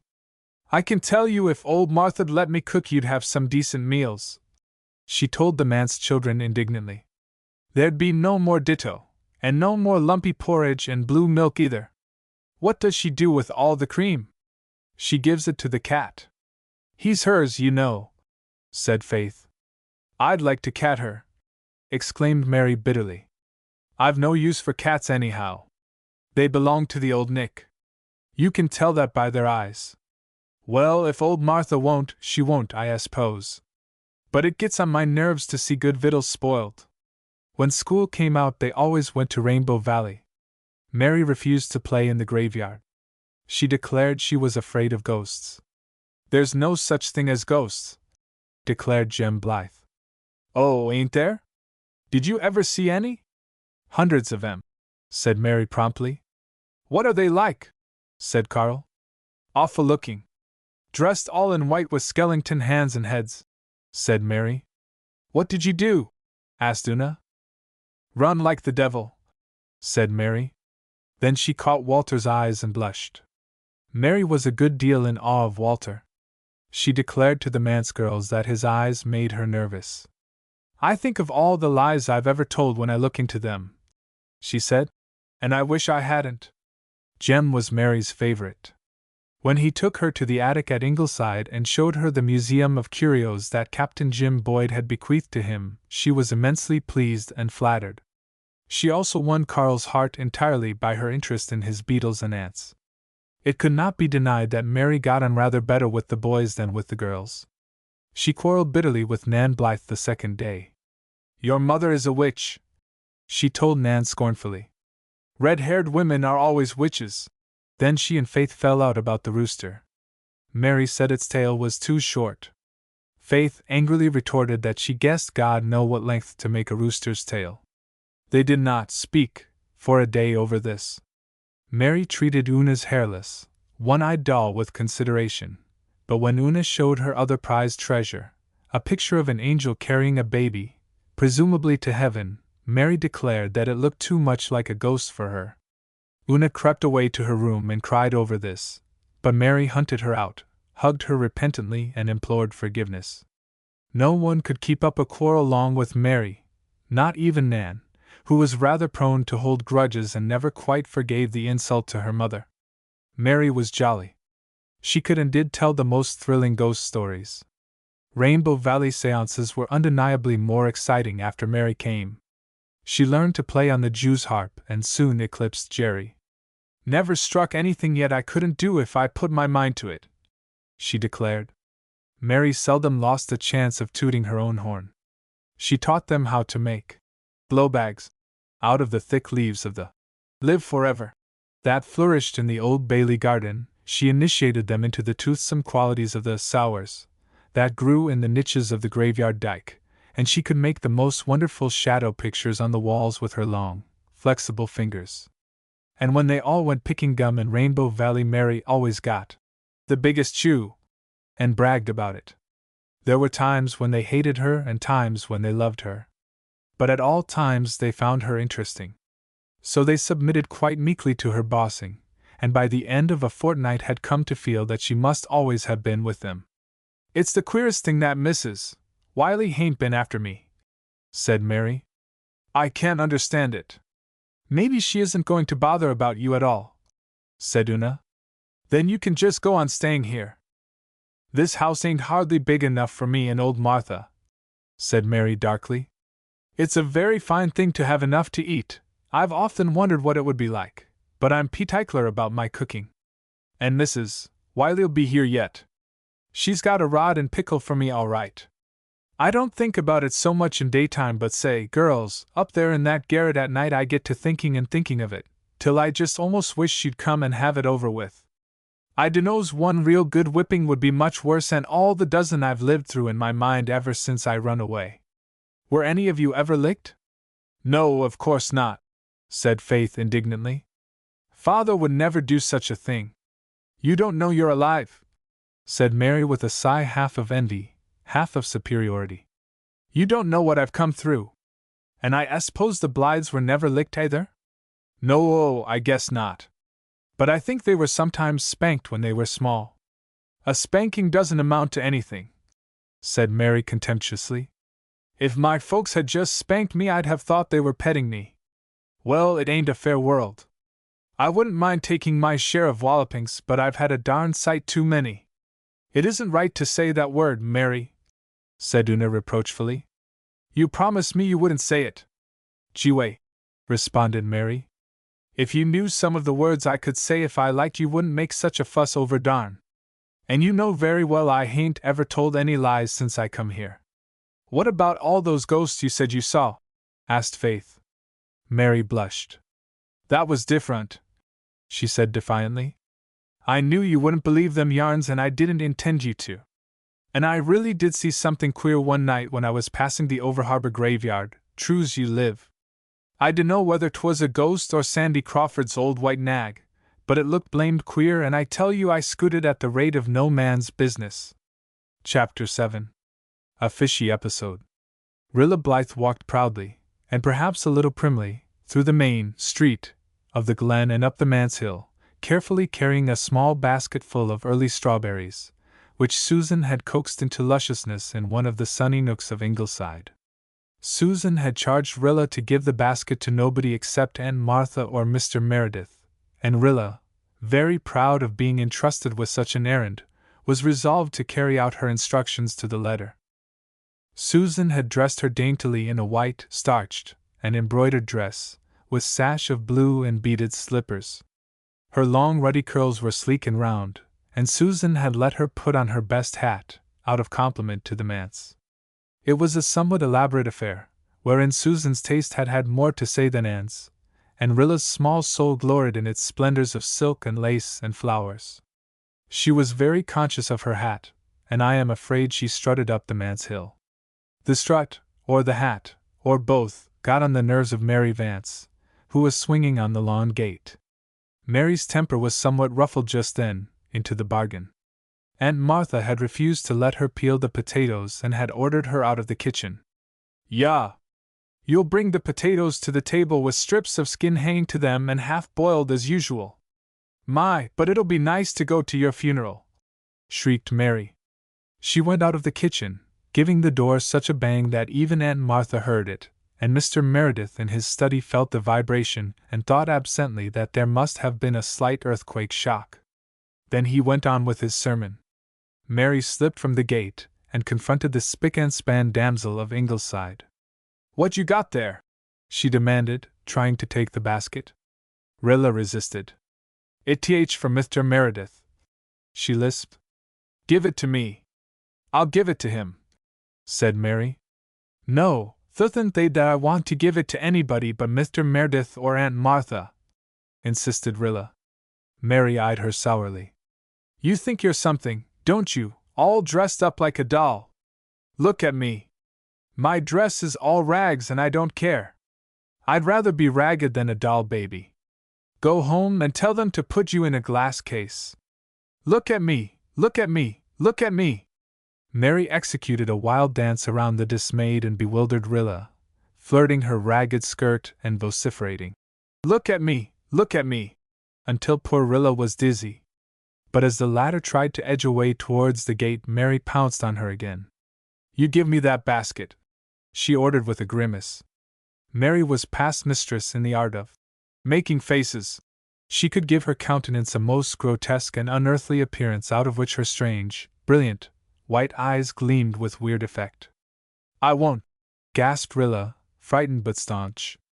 You let me go, Mary Vanth. Mary let go for a minute and looked around her. Just inside the gate was a small flake, on which half a dozen large codfish were drying. One of Mr. Meredith's parishioners had presented him with them one day, perhaps in lieu of the subscription he was supposed to pay to the stipend and never did. Mr. Meredith had thanked him and then forgotten all about the fish, which would have promptly spoiled had not the indefatigable Mary prepared them for drying and rigged up the flake herself on which to dry them. Mary had a diabolical inspiration. She flew to the flake and seized the largest fish there, a huge, flat thing, nearly as big as herself. With a whoop she swooped down on the terrified Rilla, brandishing her weird missile. Rilla's courage gave way. To be lambasted with a dried codfish was such an unheard of thing that Rilla could not face it. With a shriek she dropped her basket and fled.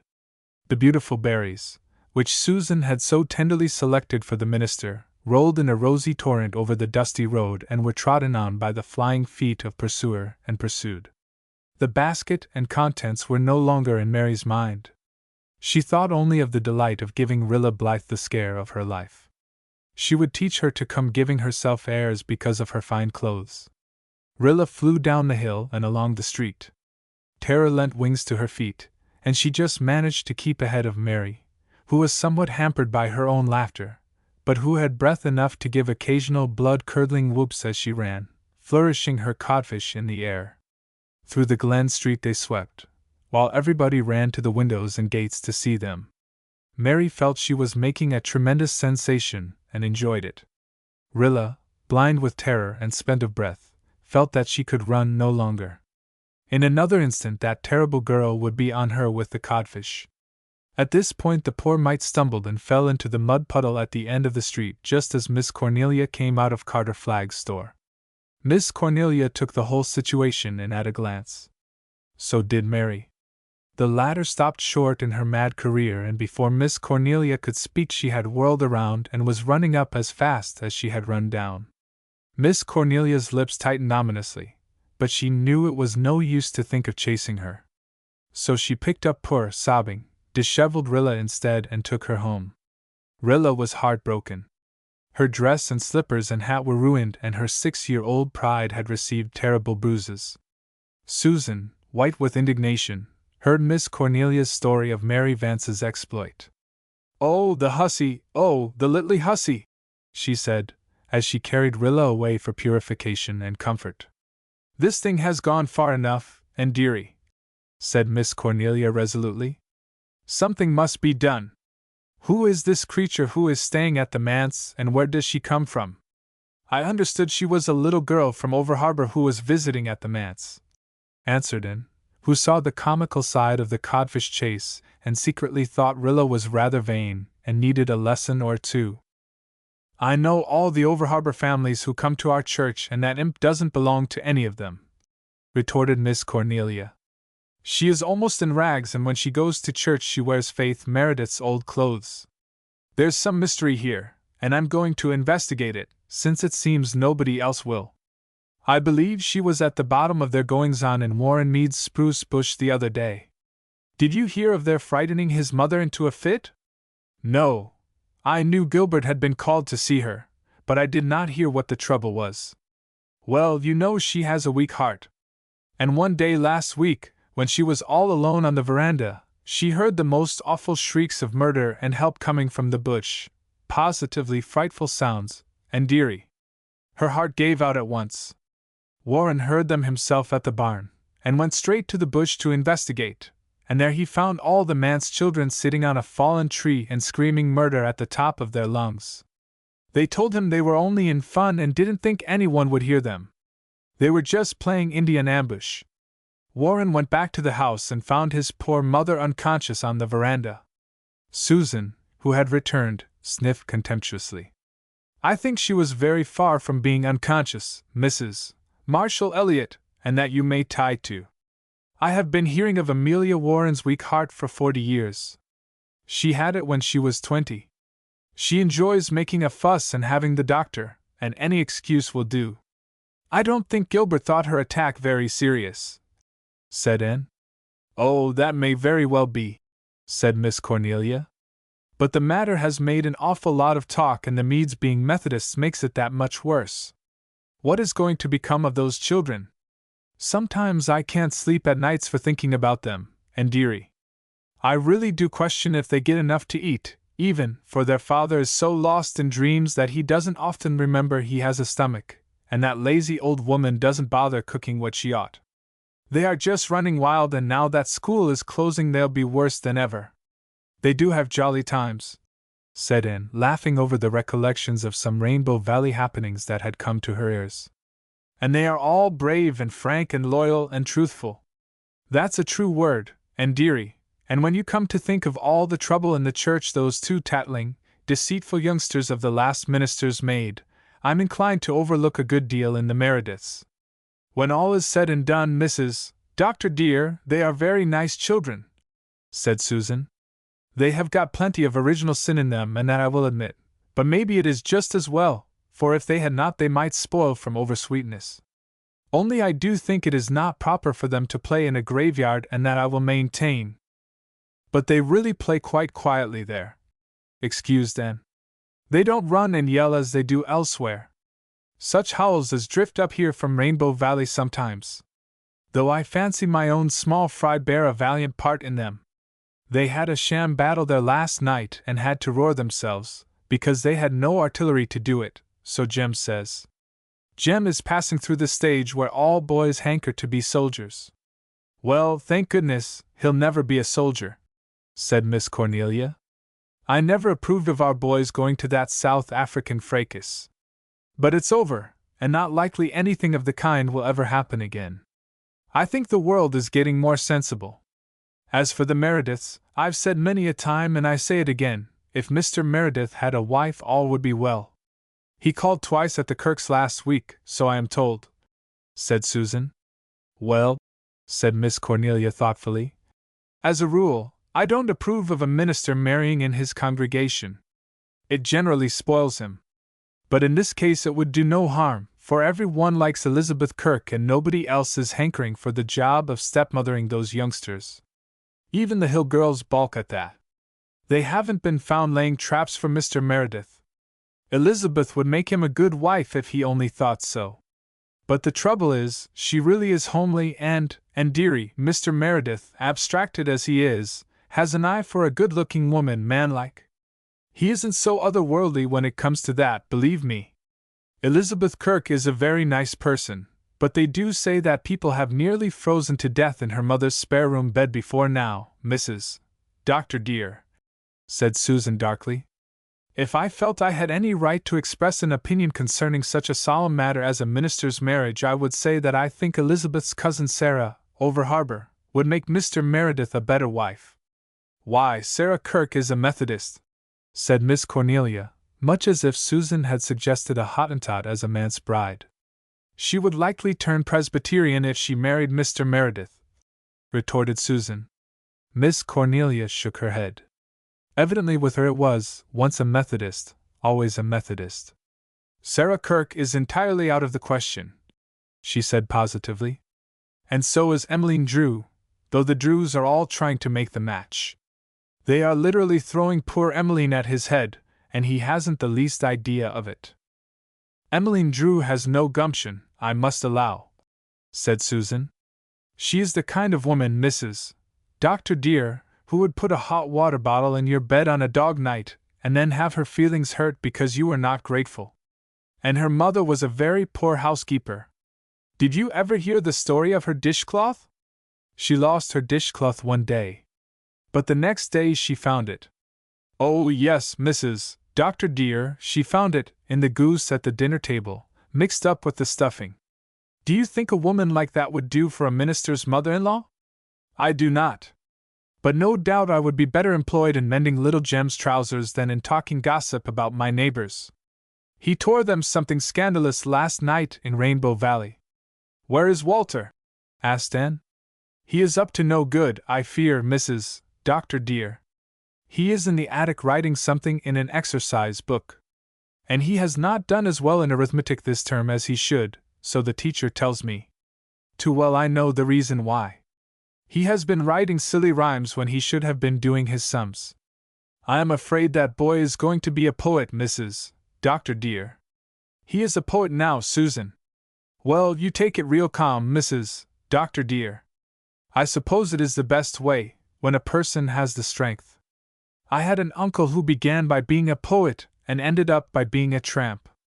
Our family were dreadfully ashamed of him. You don't seem to think very highly of poets, Susan, said Anne, laughing. Who does, Mrs. Doctor dear? Asked Susan in genuine astonishment. What about Milton and Shakespeare? And the poets of the Bible? They tell me Milton could not get along with his wife, and Shakespeare was no more than respectable by times. As for the Bible, of course things were different in those sacred days, although I never had a high opinion of King David, say what you will. I never knew any good to come of writing poetry, and I hope and pray that blessed boy will outgrow the tendency. If he does not, we must see what emulsion of cod liver oil will do. Chapter 8. Miss Cornelia intervenes. Miss Cornelia descended upon the manse the next day and cross-questioned Mary, who, being a young person of considerable discernment and astuteness, told her story simple and truthfully, with an entire absence of complaint or bravado. Miss Cornelia was more favorably impressed than she had expected to be, but deemed it her duty to be severe. Do you think, she said sternly, that you showed your gratitude to this family, who have been far too kind to you, by insulting and chasing one of their little friends as you did yesterday? Say, it was rotten mean of me, admitted Mary easily. I dunno what possessed me. That old codfish seemed to come in so blamed handy. But I was awful sorry. I cried last night after I went to bed about it, honest I did. You ask Una if I didn't. I wouldn't tell her what for cause I was ashamed of it, and then she cried, too, because she was afraid someone had hurt my feelings. Laws, I ain't got any feelings to hurt worth speaking of. What worries me is why Mrs. Wiley hain't been hunting for me. It ain't like her. Miss Cornelia herself thought it rather peculiar, but she merely admonished Mary sharply not to take any further liberties with the minister's codfish, and went to report progress at Ingleside. If the child's story is true, the matter ought to be looked into, she said. I know something about that Wiley woman, believe me. Marshall used to be well acquainted with her when he lived over harbor. I heard him say something last summer about her and a home child she had, likely this very merry creature. He said someone told him she was working the child to death and not half feeding and clothing it. You know, and dearie, it has always been my habit neither to make nor meddle with those over-harbor folks. But I shall send Marshall over tomorrow to find out the rights of this if he can. And then I'll speak to the minister. Mind you, and dearie, the Merediths found this girl literally starving in James Taylor's old hay barn. She had been there all night, cold and hungry and alone. And us sleeping warm in our beds after good suppers. The poor little thing, said Anne, picturing one of her own dear babies, cold and hungry and alone in such circumstances. If she has been ill-used, Miss Cornelia, she mustn't be taken back to such a place. I was an orphan once in a very similar situation. We'll have to consult the Hopetown Asylum folks, said Miss Cornelia. Anyway, she can't be left at the manse. Dear knows what those poor children might learn from her. I understand that she has been known to swear. But just think of her being there 2 whole weeks and Mr. Meredith never waking up to it. What business has a man like that to have a family? Why, and dearie, he ought to be a monk. 2 evenings later, Miss Cornelia was back at Ingleside. It's the most amazing thing, she said. Mrs. Wiley was found dead in her bed the very morning after this merry creature ran away. She has had a bad heart for years, and the doctor had warned her it might happen at any time. She had sent away her hired man, and there was nobody in the house. Some neighbors found her the next day. They missed the child, it seems, but supposed Mrs. Wiley had sent her to her cousin near Charlottetown, as she had said she was going to do. The cousin didn't come to the funeral, and so nobody ever knew that Mary wasn't with her. The people Marshall talked to told him some things about the way Mrs. Wiley used this Mary that made his blood boil, so he declares. You know, it puts Marshall in a regular fury to hear of a child being ill-used. They said she whipped her mercilessly for every little fault or mistake. Some folks talked of writing to the asylum authorities, but everybody's business is nobody's business, and it was never done. I am sorry that Wiley person is dead, said Susan fiercely. I should like to go over harbor and give her a piece of my mind. Starving and beating a child, Mrs. Doctor dear! As you know, I hold with lawful spanking, but I go no further. And what is to become of this poor child now, Mrs. Marshall Elliott? I suppose she must be sent back to Hopetown, said Miss Cornelia. I think every one hereabouts who wants a home child has one. I'll see Mr. Meredith tomorrow and tell him my opinion of the whole affair. And no doubt she will, Mrs. Doctor dear, said Susan, after Miss Cornelia had gone. She would stick at nothing, not even at shingling the church spire if she took it into her head. But I cannot understand how even Cornelia Bryant can talk to a minister as she does. You would think he was just any common person.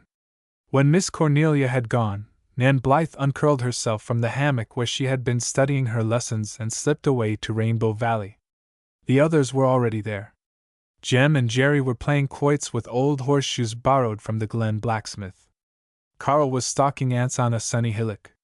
Walter, lying on his stomach among the fern, was reading aloud to Mary and Dee and Faith and Una from a wonderful book of myths wherein were fascinating accounts of Prester John and the Wandering Jew, divining rods and tailed men, of Shammer, the worm that split rocks and opened the way to golden treasure, of Fortunate Isles and Swan Maidens.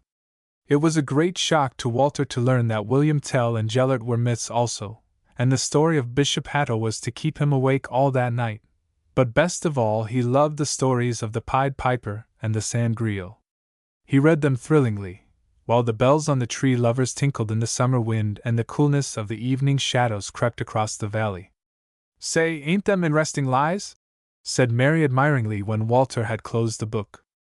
They aren't lies, said Dee indignantly. You don't mean they're true? Asked Mary incredulously. No, not exactly. They're like those ghost stories of yours. They weren't true, but you didn't expect us to believe them, so they weren't lies. That yarn about the divining rod is no lie anyhow, said Mary. Old Jake Crawford over harbor can work it. They send for him from everywhere when they want to dig a well. And I believe I know the Wandering Jew. Oh, Mary, said Una, awestruck. I do, true's you're alive. There was an old man at Mrs. Wiley's one day last fall. He looked old enough to be anything. She was asking him about cedar posts, if he thought they'd last well. And he said, last well? They'll last 1,000 years. I know, for I've tried them twice. Now, if he was 2,000 years old, who was he but your Wandering Jew? I don't believe the Wandering Jew would associate with a person like Mrs. Wiley, said Faith decidedly. I love the Pied Piper story, said Dee. And so does Mother. I always feel so sorry for the poor little lame boy who couldn't keep up with the others and got shut out of the mountain. He must have been so disappointed. I think all the rest of his life he'd be wondering what wonderful thing he had missed and wishing he could have got in with the others. But how glad his mother must have been, said Una softly. I think she had been sorry all her life that he was lame. Perhaps she even used to cry about it. But she would never be sorry again, never. She would be glad he was lame because that was why she hadn't lost him. "Some day," said Walter dreamily, looking afar into the sky, "the Pied Piper will come over the hill up there and down Rainbow Valley, piping merrily and sweetly. And I will follow him down to the shore, down to the sea, away from you all. I don't think I'll want to go. Jem will want to go. It will be such an adventure, but I won't. Only I'll have to. The music will call and call and call me until I must follow." "We'll all go!" cried Dee, catching fire at the flame of Walter's fancy, and half believing she could see the mocking, retreating figure of the mystic piper in the far, dim end of the valley. "No, you'll sit here and wait," said Walter, his great, splendid eyes full of strange glamour. "You'll wait for us to come back. And we may not come, for we cannot come as long as the piper plays. He may pipe us round the world. And still you'll sit here and wait, and wait." "Oh, dry up," said Mary, shivering. "Don't look like that, Walter Blythe. You give me the creeps. Do you want to set me bawling? I could just see that horrid old piper going away on, and you boys following him, and us girls sitting here waiting all alone. I dunno why it is, I never was one of the blubbering kind, but as soon as you start your spieling I always want to cry." Walter smiled in triumph. He liked to exercise this power of his over his companions, to play on their feelings, waken their fears, thrill their souls. It satisfied some dramatic instinct in him. But under his triumph was a queer little chill of some mysterious dread. The Pied Piper had seemed very real to him, as if the fluttering veil that hid the future had for a moment been blown aside in the starlit dusk of Rainbow Valley, and some dim glimpse of coming years granted to him. Carl, coming up to their group with a report of the doings in Antland, brought them all back to the realm of facts. "Ants are darned interesting," exclaimed Mary, glad to escape the shadowy piper's thrall. "Carl and me watched that bed in the graveyard all Saturday afternoon. I never thought there was so much in bugs. Say, but they're quarrelsome little cusses. Some of 'em like to start a fight 'thout any reason, far's we could see. And some of 'em are cowards. They got so scared they just doubled theirselves up into a ball and let the other fellows bang 'em. They wouldn't put up a fight at all. Some of 'em are lazy and won't work. We watched 'em shirking. And there was one ant died of grief 'cause another ant got killed, wouldn't work, wouldn't eat, just died, it did, honest to go, oodness." A shocked silence prevailed. Every one knew that Mary had not started out to say, "Goodness." Faith and Dee exchanged glances that would have done credit to Miss Cornelia herself. Walter and Carl looked uncomfortable and Una's lip trembled. Mary squirmed uncomfortably. "That slipped out for I thought, it did, honest to, I mean, true's you live, and I swallowed half of it. You folks over here are mighty squeamish seems to me. Wish you could have heard the Wileys when they had a fight." "Ladies don't say such things," said Faith, very primly for her. "It isn't right," whispered Una. "I ain't a lady," said Mary. "What chance have I ever had of being a lady? But I won't say that again if I can help it. I promise you. Besides," said Una, "you can't expect God to answer your prayers if you take His name in vain, Mary."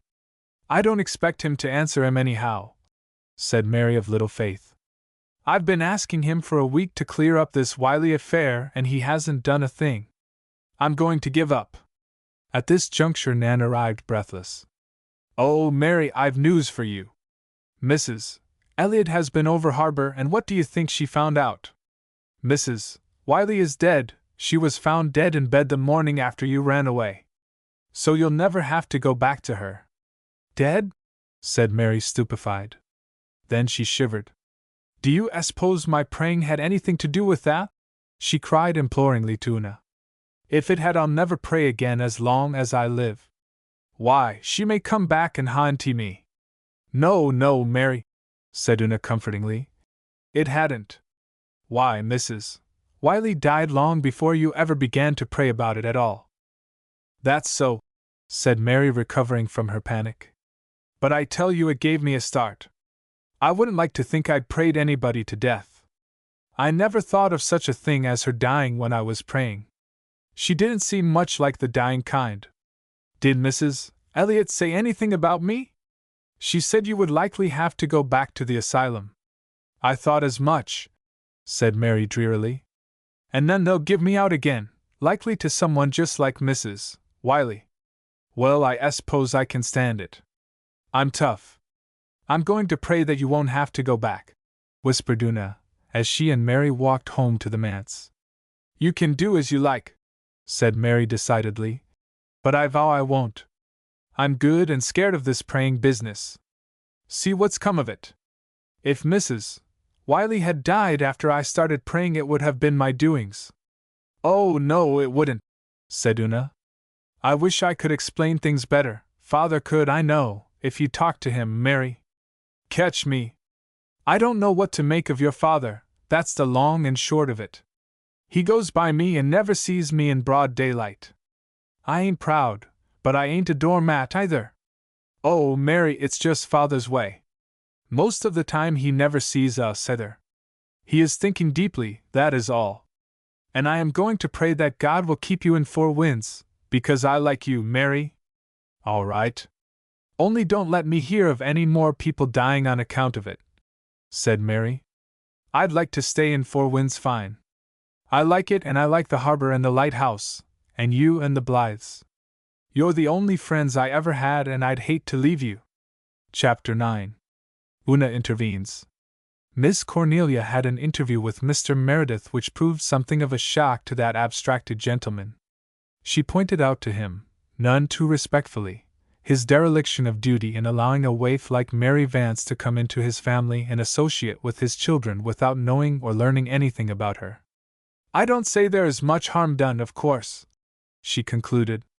This Mary creature isn't what you might call bad, when all is said and done. I've been questioning your children and the Blythes, and from what I can make out there's nothing much to be said against the child except that she's slangy and doesn't use very refined language. But think what might have happened if she'd been like some of those home children we know of. You know yourself what that poor little creature the Jim Flaggs had taught and told the Flagg children. Mr. Meredith did know and was honestly shocked over his own carelessness in the matter. But what is to be done, Mrs. Elliot? He asked helplessly. We can't turn the poor child out. She must be cared for. Of course. We'd better write to the Hopetown authorities at once. Meanwhile, I suppose she might as well stay here for a few more days till we hear from them. But keep your eyes and ears open, Mr. Meredith. Susan would have died of horror on the spot if she had heard Miss Cornelia so admonishing a minister. But Miss Cornelia departed in a warm glow of satisfaction over duty done, and that night Mr. Meredith asked Mary to come into his study with him. Mary obeyed, looking literally ghastly with fright. But she got the surprise of her poor, battered little life. This man, of whom she had stood so terribly in awe, was the kindest, gentlest soul she had ever met. Before she knew what happened, Mary found herself pouring all her troubles into his ear and receiving in return such sympathy and tender understanding as it had never occurred to her to imagine. Mary left the study with her face and eyes so softened that Una hardly knew her. Your father's all right, when he does wake up, she said with a sniff that just escaped being a sob. It's a pity he doesn't wake up oftener. He said I wasn't to blame for Mrs. Wiley dying, but that I must try to think of her good points and not of her bad ones. I dunno what good points she had, unless it was keeping her house clean and making first-class butter. I know I most wore my arms out scrubbing her old kitchen floor with the knots in it.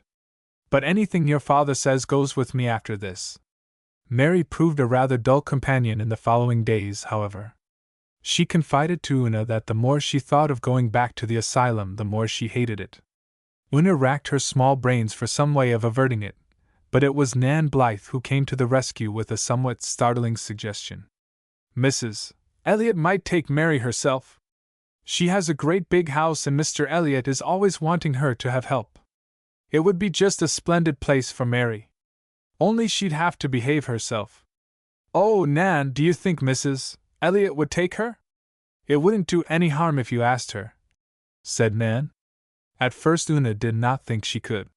She was so shy that to ask a favor of anybody was agony to her. And she was very much in awe of the bustling, energetic Mrs. Elliot. She liked her very much and always enjoyed a visit to her house, but to go and ask her to adopt Mary Vance seemed such a height of presumption that Una's timid spirit quailed. When the Hopetown authorities wrote to Mr. Meredith to send Mary to them without delay, Mary cried herself to sleep in the manse attic that night, and Una found a desperate courage. The next evening she slipped away from the manse to the harbor road. Far down in Rainbow Valley she heard joyous laughter, but her way lay not there. She was terribly pale and terribly in earnest, so much so that she took no notice of the people she met, and old Mrs. Stanley Flagg was quite huffed, and said Una Meredith would be as absent-minded as her father when she grew up. Miss Cornelia lived halfway between the Glen and Four Winds Point, in a house whose original glaring green hue had mellowed down to an agreeable greenish gray.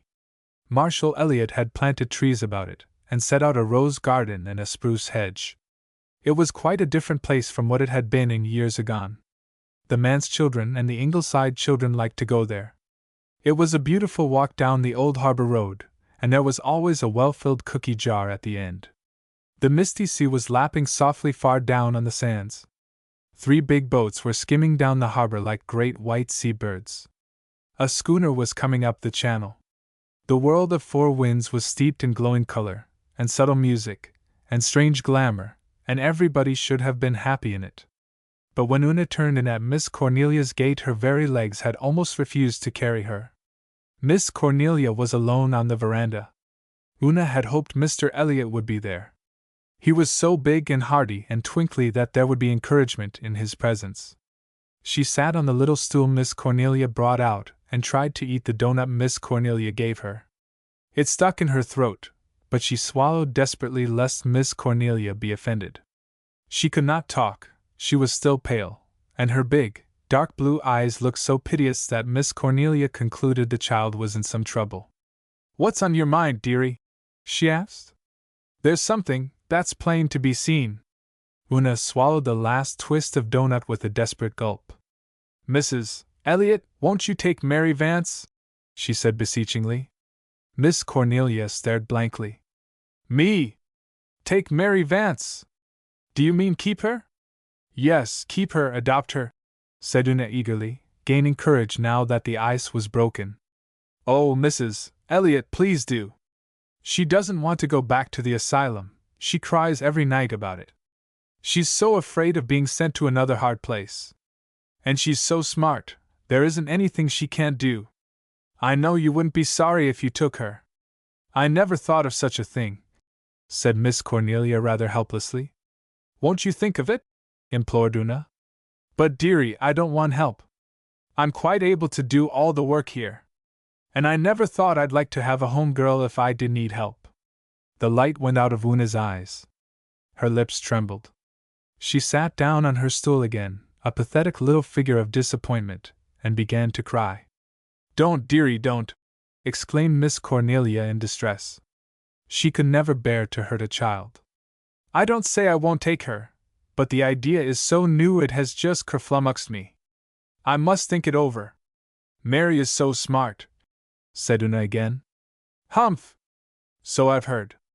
I've heard she swears too. Is that true?" "I've never heard her swear exactly," faltered Una uncomfortably. "But I'm afraid she could." "I believe you. Does she always tell the truth?" "I think she does, except when she's afraid of a whipping." "And yet you want me to take her?" "Someone has to take her," sobbed Una. "Someone has to look after her, Mrs. Elliott." "That's true. Perhaps it is my duty to do it," said Miss Cornelia with a sigh. "Well, I'll have to talk it over with Mr. Elliott. So don't say anything about it just yet. Take another doughnut, dearie." Una took it and ate it with a better appetite. "I'm very fond of doughnuts," she confessed. "Aunt Martha never makes any. But Miss Susan at Ingleside does, and sometimes she lets us have a plateful in Rainbow Valley. Do you know what I do when I'm hungry for doughnuts and can't get any, Mrs. Elliott?" "No, dearie." "What?" "I get out Mother's old cookbook and read the doughnut recipe, and the other recipes. They sound so nice. I always do that when I'm hungry, especially after we've had ditto for dinner. Then I read the fried chicken and the roast goose recipes. Mother could make all those nice things. Those man's children will starve to death yet if Mr. Meredith doesn't get married, Miss Cornelia told her husband indignantly after Una had gone. And he won't, and what's to be done? And shall we take this merry creature, Marshall? Yes, take her, said Marshall laconically. Just like a man, said his wife, despairingly. Take her, as if that was all. There are 100 things to be considered, believe me. Take her, and we'll consider them afterwards, Cornelia, said her husband. In the end, Miss Cornelia did take her, and went up to announce her decision to the Ingleside people first. Splendid, said Anne delightedly. I've been hoping you would do that very thing, Miss Cornelia. I want that poor child to get a good home. I was a homeless little orphan just like her once. I don't think this merry creature is or ever will be much like you, retorted Miss Cornelia gloomily. She's a cat of another color. But she's also a human being with an immortal soul to save. I've got a shorter catechism and a small-tooth comb, and I'm going to do my duty by her, now that I've set my hand to the plow, believe me. Mary received the news with chastened satisfaction. It's better luck than I expected, she said. You'll have to mind your P's and Q's with Mrs. Elliot, said Nan. Well, I can do that, flashed Mary. I know how to behave when I want to just as well as you, Nan Blythe. You mustn't use bad words, you know, Mary, said Una anxiously. I suppose she'd die of horror if I did, grinned Mary, her white eyes shining with unholy glee over the idea. But you needn't worry, Una. Butter won't melt in my mouth after this. I'll be all prunes and prisms. Nor tell lies, added Faith. Not even to get off from a whipping? Pleaded Mary. Mrs. Elliot will never whip you, never, exclaimed Dee. Won't she? Said Mary skeptically. If I ever find myself in a place where I ain't licked, I'll think it's heaven all right. No fear of me telling lies then. I ain't fond of telling 'em, I'd ruther not if it comes to that. The day before Mary's departure from the manse they had a picnic in her honor in Rainbow Valley, and that evening all the manse children gave her something from their scanty store of treasured things for a keepsake. Carl gave her his Noah's Ark and Jerry his second-best Jew's harp. Faith gave her a little hairbrush with a mirror in the back of it, which Mary had always considered very wonderful. Una hesitated between an old beaded purse and a gay picture of Daniel in the lion's den, and finally offered Mary her choice. Mary really hankered after the beaded purse, but she knew Una loved it, so she said, Give me Daniel. I'd rusher have it 'cause I'm partial to lions. Only I wish they'd eat Daniel up. It would have been more exciting. At bedtime Mary coaxed Una to sleep with her. It's for the last time, she said, and it's raining tonight, and I hate sleeping up there alone when it's raining on account of that graveyard. I don't mind it on fine nights, but a night like this I can't see anything but the rain pouring down on them old white stones, and the wind round the windows sounds as if them dead people were trying to get in and crying 'cause they couldn't. I like rainy nights, said Una, when they were cuddled down together in the little attic room. And so do the Blythe girls. I don't mind 'em when I'm not handy to graveyards, said Mary. If I was alone here I'd cry my eyes out, I'd be so lonesome. I feel awful bad to be leaving you all. Mrs. Elliot will let you come up and play in Rainbow Valley quite often, I'm sure, said Una. And you will be a good girl, won't you, Mary? Oh, I'll try, sighed Mary. But it won't be as easy for me to be good, inside, I mean, as well as outside, as it is for you. You hadn't such scalawags of relations as I had. But your people must have had some good qualities as well as bad ones, argued Una. You must live up to them and never mind their bad ones. I don't believe they had any good qualities, said Mary gloomily. I never heard of any. My grandfather had money, but they say he was a rascal. No, I'll just have to start out on my own hook and do the best I can. And God will help you, you know, Mary, if you asked Him. I don't know about that. Oh, Mary. You know we asked God to get a home for you and He did. I don't see what He had to do with it, retorted Mary. It was you put it into Mrs. Elliot's head. But God put it into her heart to take you. All my putting it into her head wouldn't have done any good if He hadn't." "Well, there may be something in that," admitted Mary. "Mind you, I haven't got anything against God, Una. I'm willing to give Him a chance. But honest, I think He's an awful lot like your father, just absent-minded and never taking any notice of a body most of the time, but sometimes waking up all of a sudden and being awful good and kind and sensible." "Oh, Mary, no!" exclaimed horrified Una. "God isn't a bit like father. I mean, He's 1,000 times better and kinder." "If He's as good as your father, He'll do for me," said Mary. "When your father was talking to me, I felt as if I never could be bad any more." "I wish you talked to father about him," sighed Una. "He can explain it all so much better than I can." "Why, so I will, next time he wakes up," promised Mary. "That night he talked to me in the study, he showed me real clear that my praying didn't kill Mrs. Wiley. My mind's been easy since, but I'm real cautious about praying. I guess the old rhyme is the safest. Say, Una, it seems to me if one has to pray to anybody, it'd be better to pray to the devil than to God. God's good, anyhow, so you say, so He won't do you any harm, but from all I can make out, the devil needs to be pacified. I think the sensible way would be to say to him, 'Good devil, please don't tempt me. Just leave me alone, please, now, don't you?'" "Oh, no, Mary. I'm sure it couldn't be right to pray to the devil. And it wouldn't do any good because he's bad. It might aggravate him, and he'd be worse than ever." "Well, as to this God matter," said Mary stubbornly, "since you and I can't settle it, there ain't no use in talking more about it until we've a chance to find out the rights of it. I'll do the best I can alone till then. If Mother was alive, she could tell us everything," said Una with a sigh. "I wish she was alive," said Mary. "I don't know what's going to become of you youngsters when I'm gone. Anyhow, do try and keep the house a little tidy.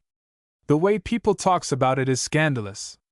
And the first thing you know, your father will be getting married again, and then your noses will be out of joint." Una was startled. The idea of her father marrying again had never presented itself to her before. She did not like it, and she lay silent under the chill of it. "Stepmothers are awful creatures," Mary went on. "I could make your blood run cold if I was to tell you all I know about 'em. The Wilson kids across the road from Wiley's had a stepmother. She was just as bad to 'em as Mrs. Wiley was to me. It'll be awful if you get a stepmother." "I'm sure we won't," said Una tremulously. "Father won't marry anybody else. He'll be hounded into it, I expect," said Mary darkly. "All the old maids in the settlement are after him. There's no being up to them. And the worst of stepmothers is, they always set your father against you. He'd never care anything about you again.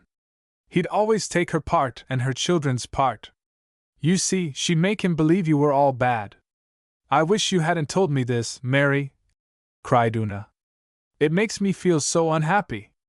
"I only wanted to warn you," said Mary, rather repentantly.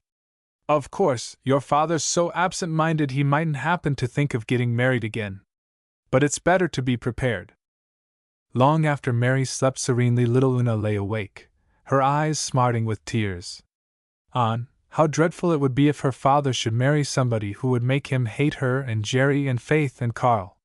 She couldn't bear it, she couldn't. Mary had not instilled any poison of the kind Miss Cornelia had feared into the manse children's minds. Yet she had certainly contrived to do a little mischief with the best of intentions. But she slept dreamlessly, while Una lay awake and the rain fell and the wind wailed around the old grey manse. And the Rev. John Meredith forgot to go to bed at all because he was absorbed in reading a life of St. Augustine. It was grey dawn when he finished it, and went upstairs, wrestling with the problems of 2,000 years ago. The door of the girl's room was open and he saw Faith lying asleep, rosy and beautiful. He wondered where Una was. Perhaps she had gone over to stay all night with the Blythe girls. She did this occasionally, deeming it a great treat. John Meredith sighed. He felt that Una's whereabouts ought not to be a mystery to him. Cecilia would have looked after her better than that. If only Cecilia were still with him. How pretty and gay she had been! How the old manse up at Maywater had echoed to her songs!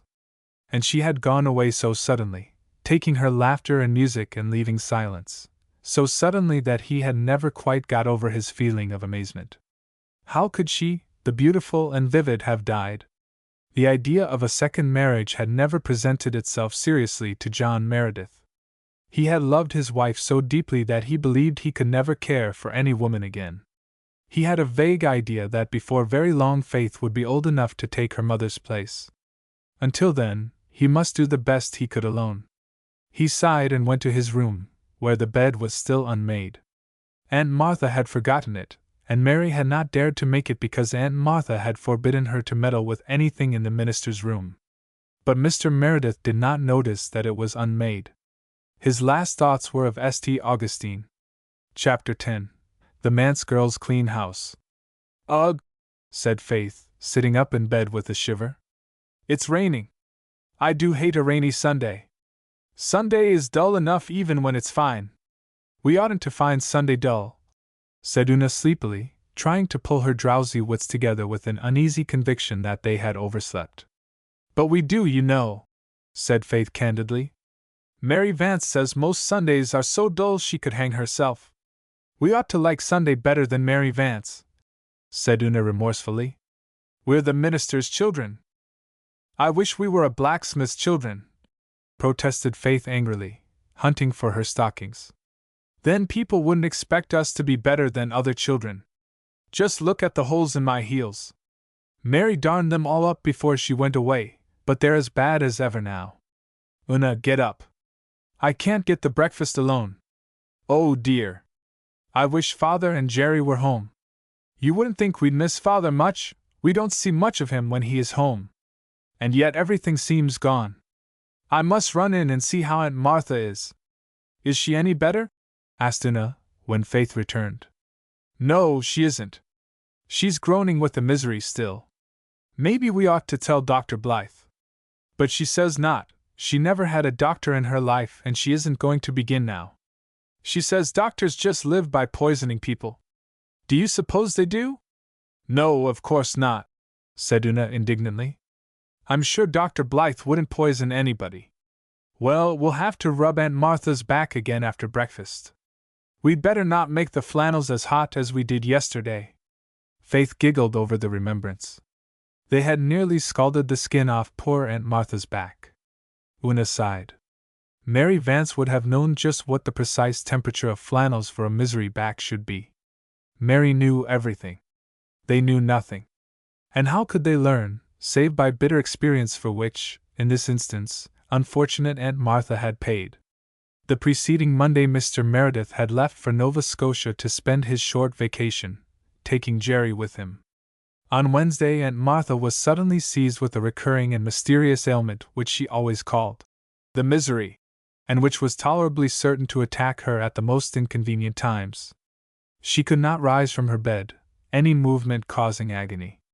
A doctor she flatly refused to have. Faith and Una cooked the meals and waited on her. The less said about the meals the better, yet they were not much worse than Aunt Martha's had been. There were many women in the village who would have been glad to come and help, but Aunt Martha refused to let her plight be known. "You must worry on till I can get around," she groaned. "Thank goodness, John isn't here. There's a plenty o' cold biled meat and bread and you can try your hand at making porridge." The girls had tried their hand, but so far without much success. The first day it had been too thin. The next day so thick that you could cut it in slices. And both days it had been burned. "I hate porridge," said Faith viciously. "When I have a house of my own I'm never going to have a single bit of porridge in it." "What'll your children do then?" asked Una. "Children have to have porridge or they won't grow. Everybody says so. They'll have to get along without it or stay runts," retorted Faith stubbornly. "Here, Una, you stir it while I set the table. If I leave it for a minute the horrid stuff will burn. It's 9:30. We'll be late for Sunday school." "I haven't seen anyone going past yet," said Una. "There won't likely be many out. Just see how it's pouring. And when there's no preaching the folks won't come from a distance to bring the children." "Go and call Carl," said Faith.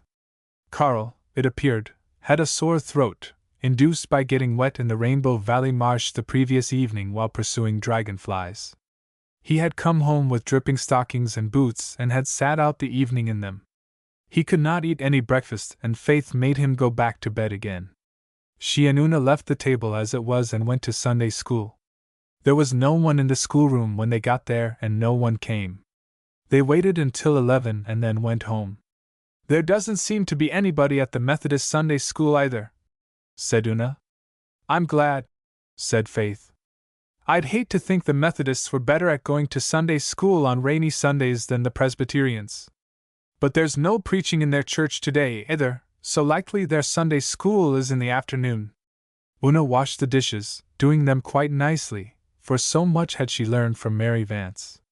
Faith swept the floor after a fashion and peeled the potatoes for dinner, cutting her finger in the process. "I wish we had something for dinner besides ditto," sighed Una. "I'm so tired of it. The Blythe children don't know what ditto is. And we never have any pudding.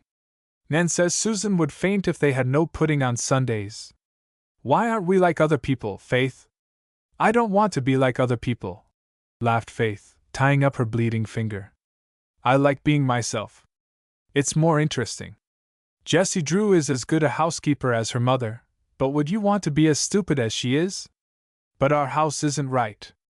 Mary Vance says so. She says people talk about it being so untidy."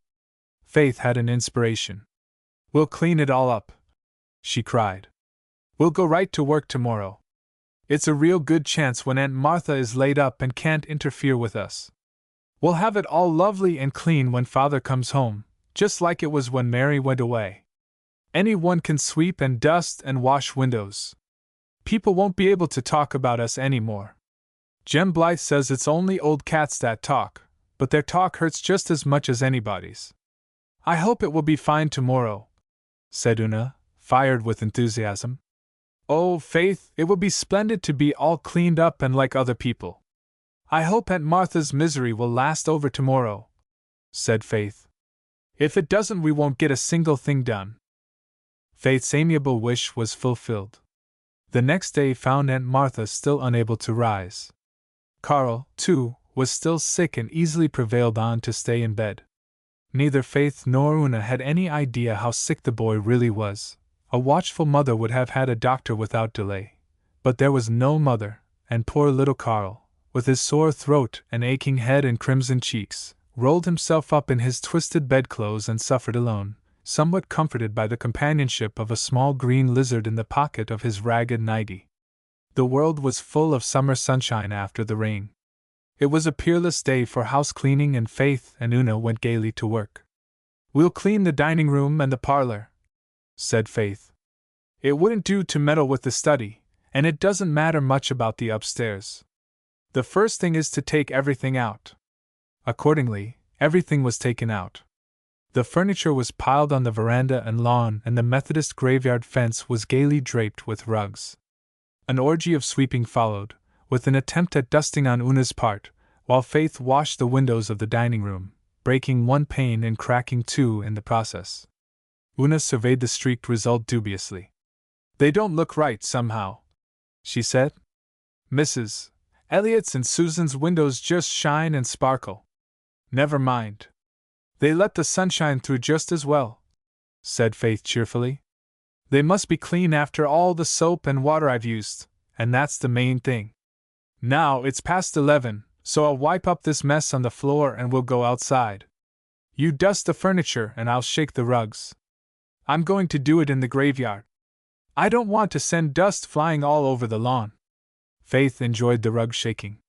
To stand on Hezekiah Pollock's tombstone, flapping and shaking rugs, was real fun. To be sure, Elder Abraham Clow and his wife, driving past in their capacious double-seated buggy, seemed to gaze at her in grim disapproval. "Isn't that a terrible sight?" said Elder Abraham solemnly. "I would never have believed it if I hadn't seen it with my own eyes," said Mrs. Elder Abraham, more solemnly still. Faith waved a doormat cheerily at the Clow party. It did not worry her that the elder and his wife did not return her greeting. Everybody knew that Elder Abraham had never been known to smile since he had been appointed superintendent of the Sunday school 14 years previously. But it hurt her that Minnie and Adela Cloud did not wave back. Faith liked Minnie and Adela. Next to the Blythes, they were her best friends in school, and she always helped Adela with her sums. This was gratitude for you. Her friends cut her because she was shaking rugs in an old graveyard where, as Mary Vance said, not a living soul had been buried for years. Faith flounced around to the veranda, where she found an aggrieved in spirit because the Cloud girls had not waved to her either. "I suppose they're mad over something," said Faith. "Perhaps they're jealous because we play so much in Rainbow Valley with the Blythes. Well, just wait till school opens and Adela wants me to show her how to do her sums.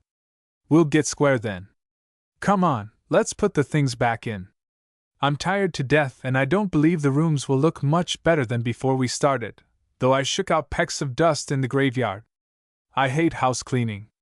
It was 2 o'clock before the tired girls finished the 2 rooms. They got a dreary bite in the kitchen and intended to wash the dishes at once. But Faith happened to pick up a new storybook Dee Blythe had lent her, and was lost to the world until sunset. Una took a cup of rank tea up to Carl but found him asleep, so she curled herself up on Jerry's bed and went to sleep too. Meanwhile, a weird story flew through Glen St. Mary and folks asked each other seriously what was to be done with those manse youngsters. "That is past laughing at, believe me," said Miss Cornelia to her husband, with a heavy sigh. "I couldn't believe it at first. Miranda Drew brought the story home from the Methodist Sunday School this afternoon, and I simply scoffed at it.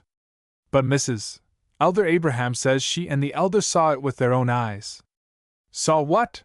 asked Marshall.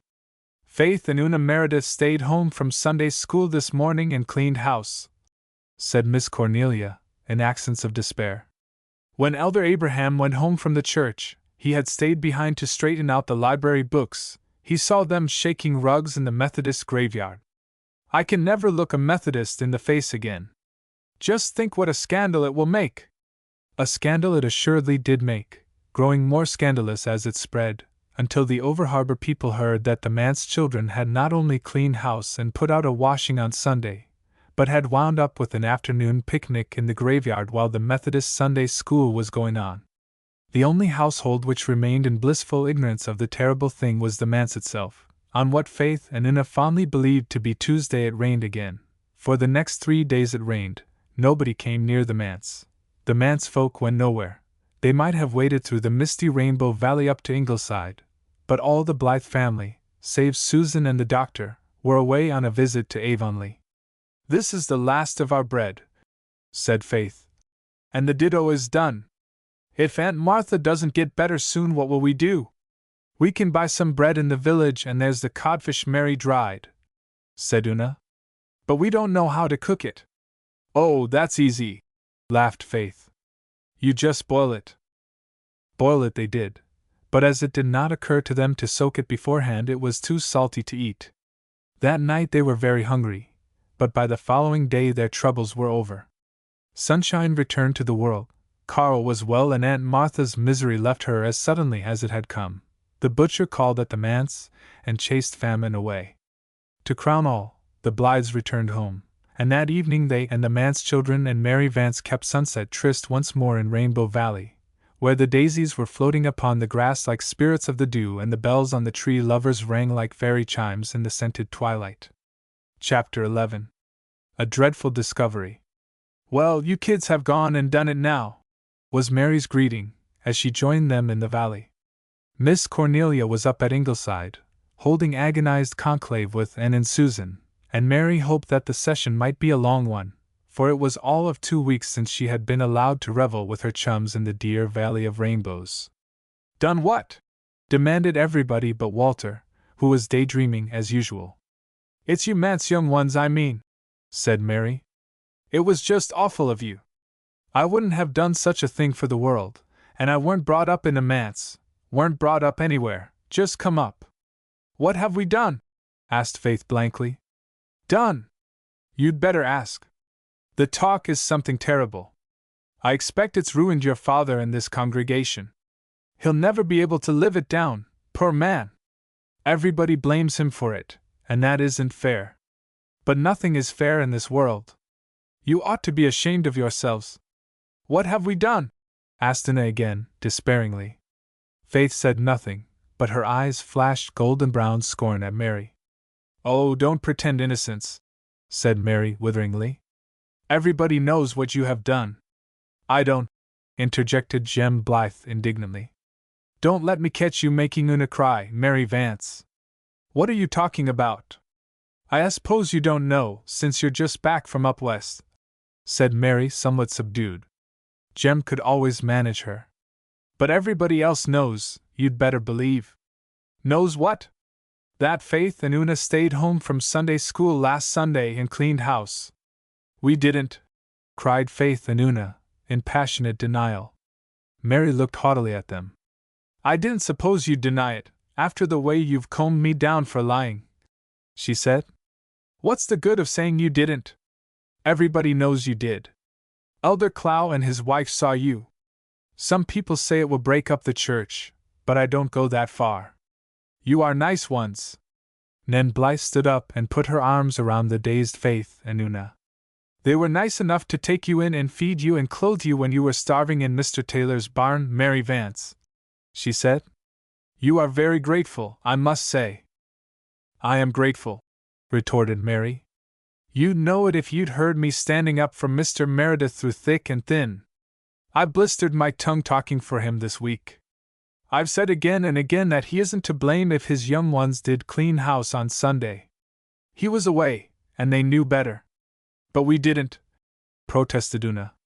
It was Monday we cleaned house. Wasn't it, Faith? Of course it was, said Faith, with flashing eyes.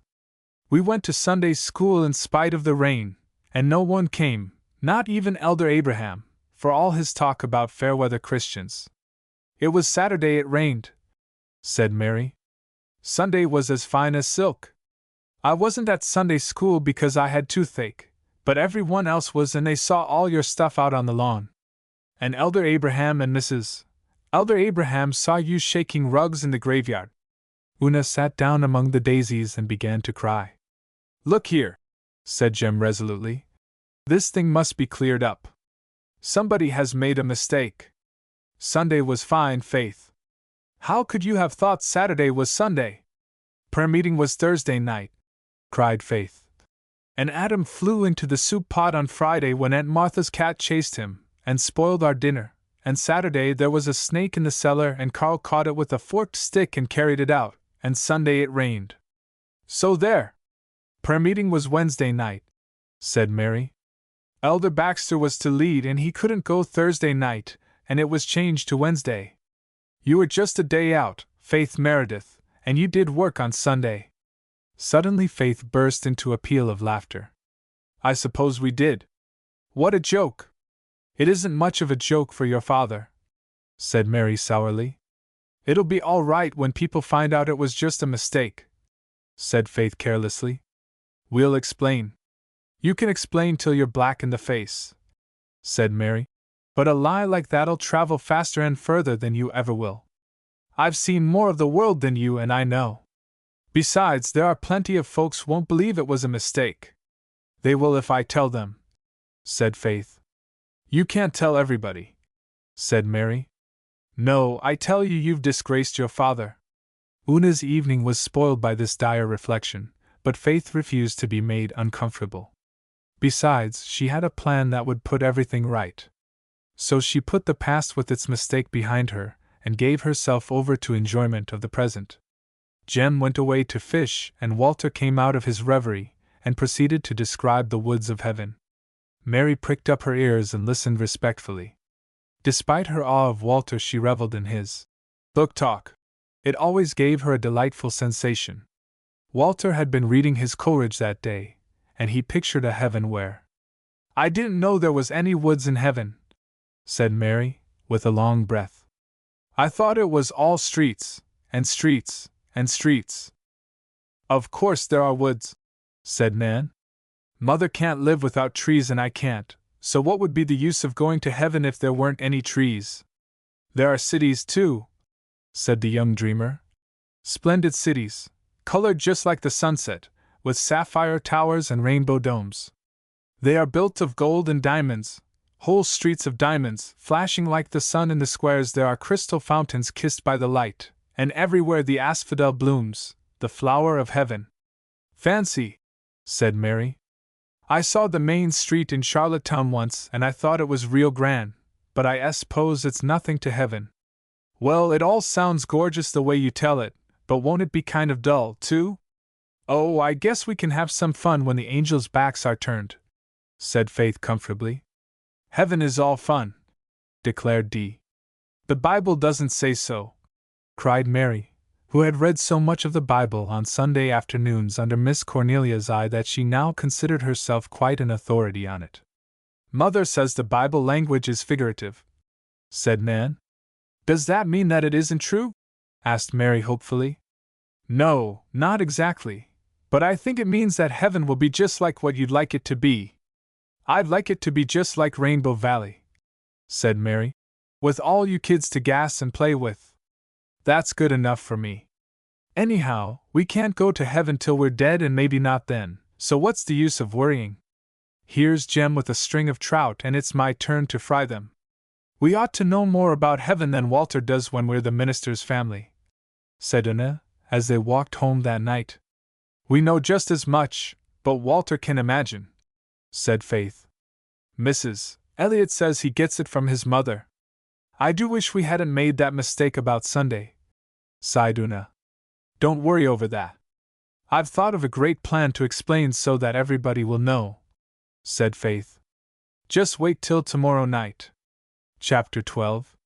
An Explanation and a Dare. The Rev. Dr. Cooper preached in Glen St. Mary the next evening, and the Presbyterian church was crowded with people from near and far. The Reverend Doctor was reputed to be a very eloquent speaker, and bearing in mind the old dictum that a minister should take his best clothes to the city and his best sermons to the country, he delivered a very scholarly and impressive discourse. But when the folks went home that night, it was not of Dr. Cooper's sermon they talked. They had completely forgotten all about it. Dr. Cooper had concluded with a fervent appeal, had wiped the perspiration from his massive brow, had said, "Let us pray," as he was famed for saying it, and had duly prayed. There was a slight pause. In Glen St. Mary Church the old fashion of taking the collection after the sermon instead of before still held, mainly because the Methodists had adopted the new fashion first, and Miss Cornelia and Elder Clow would not hear of following where Methodists had led. Charles Baxter and Thomas Douglas, whose duty it was to pass the plates, were on the point of rising to their feet. The organist had got out the music of her anthem, and the choir had cleared its throat. Suddenly Faith Meredith rose in the man's pew, walked up to the pulpit platform, and faced the amazed audience. Miss Cornelia half rose in her seat and then sat down again. Her pew was far back, and it occurred to her that whatever Faith meant to do or say would be half done or said before she could reach her. There was no use making the exhibition worse than it had to be. With an anguished glance at Mrs. Dr. Blythe, and another at Deacon Warren of the Methodist Church, Miss Cornelia resigned herself to another scandal. If the child was only dressed decently itself, she groaned in spirit. Faith, having spilled ink on her good dress, had serenely put on an old one of faded pink print. A cat-cornered rent in the skirt had been darned with scarlet tracing cotton, and the hem had been let down, showing a bright strip of unfaded pink around the skirt. But Faith was not thinking of her clothes at all. She was feeling suddenly nervous. What had seemed easy in imagination was rather hard in reality. Confronted by all those staring, questioning eyes, Faith's courage almost failed her. The lights were so bright, the silence so awesome. She thought she could not speak after all. But she must. Her father must be cleared of suspicion. Only, the words would not come. Una's little pearl-pure face gleamed up at her beseechingly from the man's pew. The Blythe children were lost in amazement. Back under the gallery Faith saw the sweet graciousness of Miss Rosemary West's smile, and the amusement of Miss Ellen's. But none of these helped her. It was Bertie Shakespeare Drew who saved the situation. Bertie Shakespeare sat in the front seat of the gallery, and he made a derisive face at Faith. Faith promptly made a dreadful one back at him, and in her anger over being grimaced at by Bertie Shakespeare, forgot her stage fright. She found her voice and spoke out clearly and bravely. "I want to explain something," she said, "and I want to do it now because everybody will hear it that heard the other.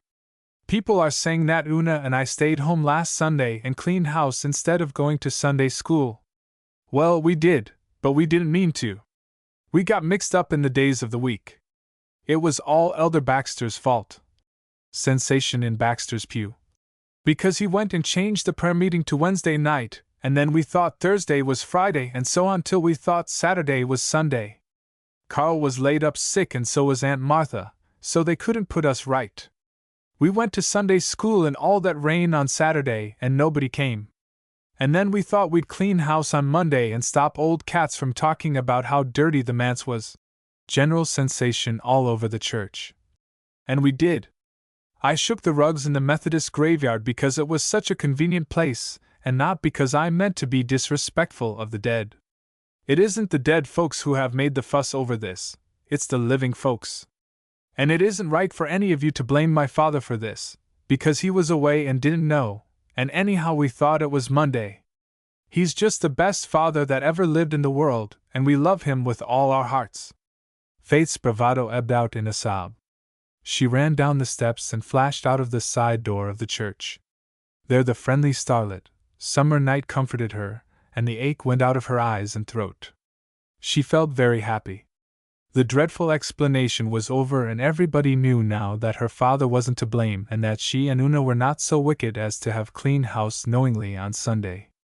Inside the church people gazed blankly at each other, but Thomas Douglas rose and walked up the aisle with a set face. His duty was clear. The collection must be taken if the skies fell. Taken it was. The choir sang the anthem, with a dismal conviction that it fell terribly flat, and Dr. Cooper gave out the concluding hymn and pronounced the benediction with considerably less unction than usual. The Reverend Doctor had a sense of humor, and Faith's performance tickled him. Besides, John Meredith was well known in Presbyterian circles. Mr. Meredith returned home the next afternoon, but before his coming Faith contrived to scandalize Glen St. Mary again.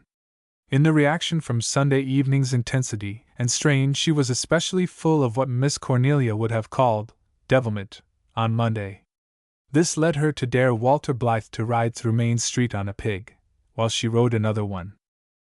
The pigs in question were two tall, lank animals, supposed to belong to Bertie Shakespeare Drew's father, which had been haunting the roadside by the manse for a couple of weeks. Walter did not want to ride a pig through Glen St. Mary, but whatever Faith Meredith dared him to do must be done. They tore down the hill and through the village, Faith bent double with laughter over her terrified courser, Walter crimson with shame.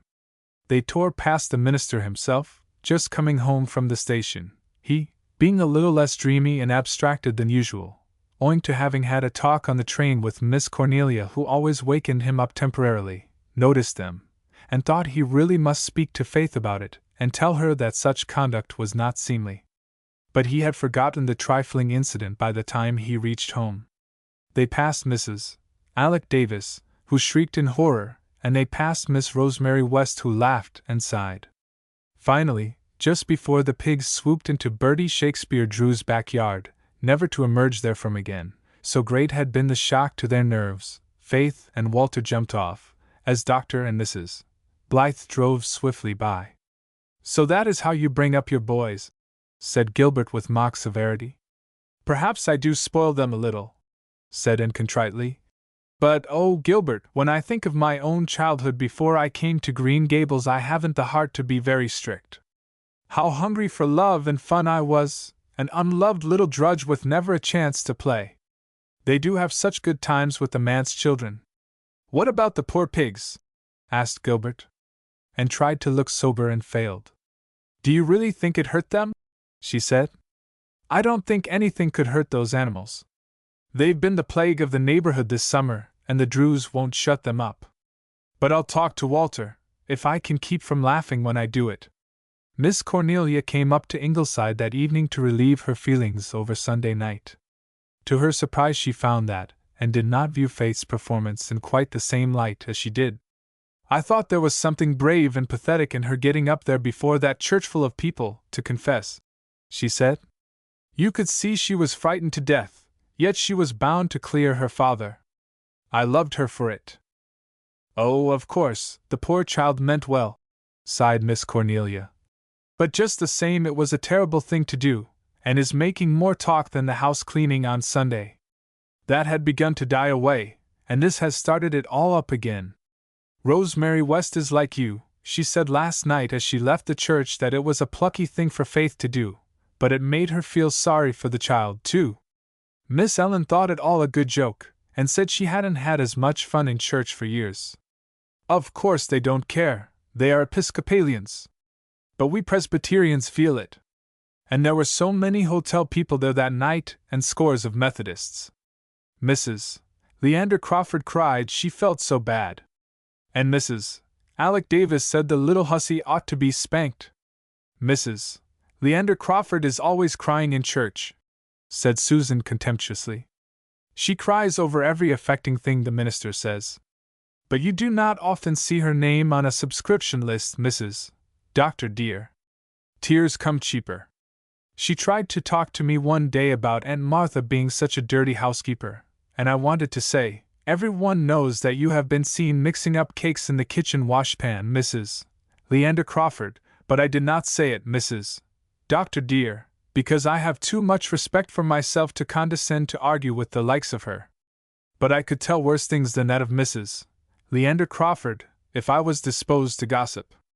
And as for Mrs. Alec Davis, if she had said that to me, Mrs. Doctor dear, do you know what I would have said? I would have said, I have no doubt you would like to spank Faith, Mrs. Davis, but you will never have the chance to spank a minister's daughter either in this world or in that which is to come. If poor Faith had only been decently dressed, lamented Miss Cornelia again, it wouldn't have been quite that bad. But that dress looked dreadful, as she stood there upon the platform. It was clean, though, Mrs. Doctor dear, said Susan. They are clean children. They may be very heedless and reckless, Mrs.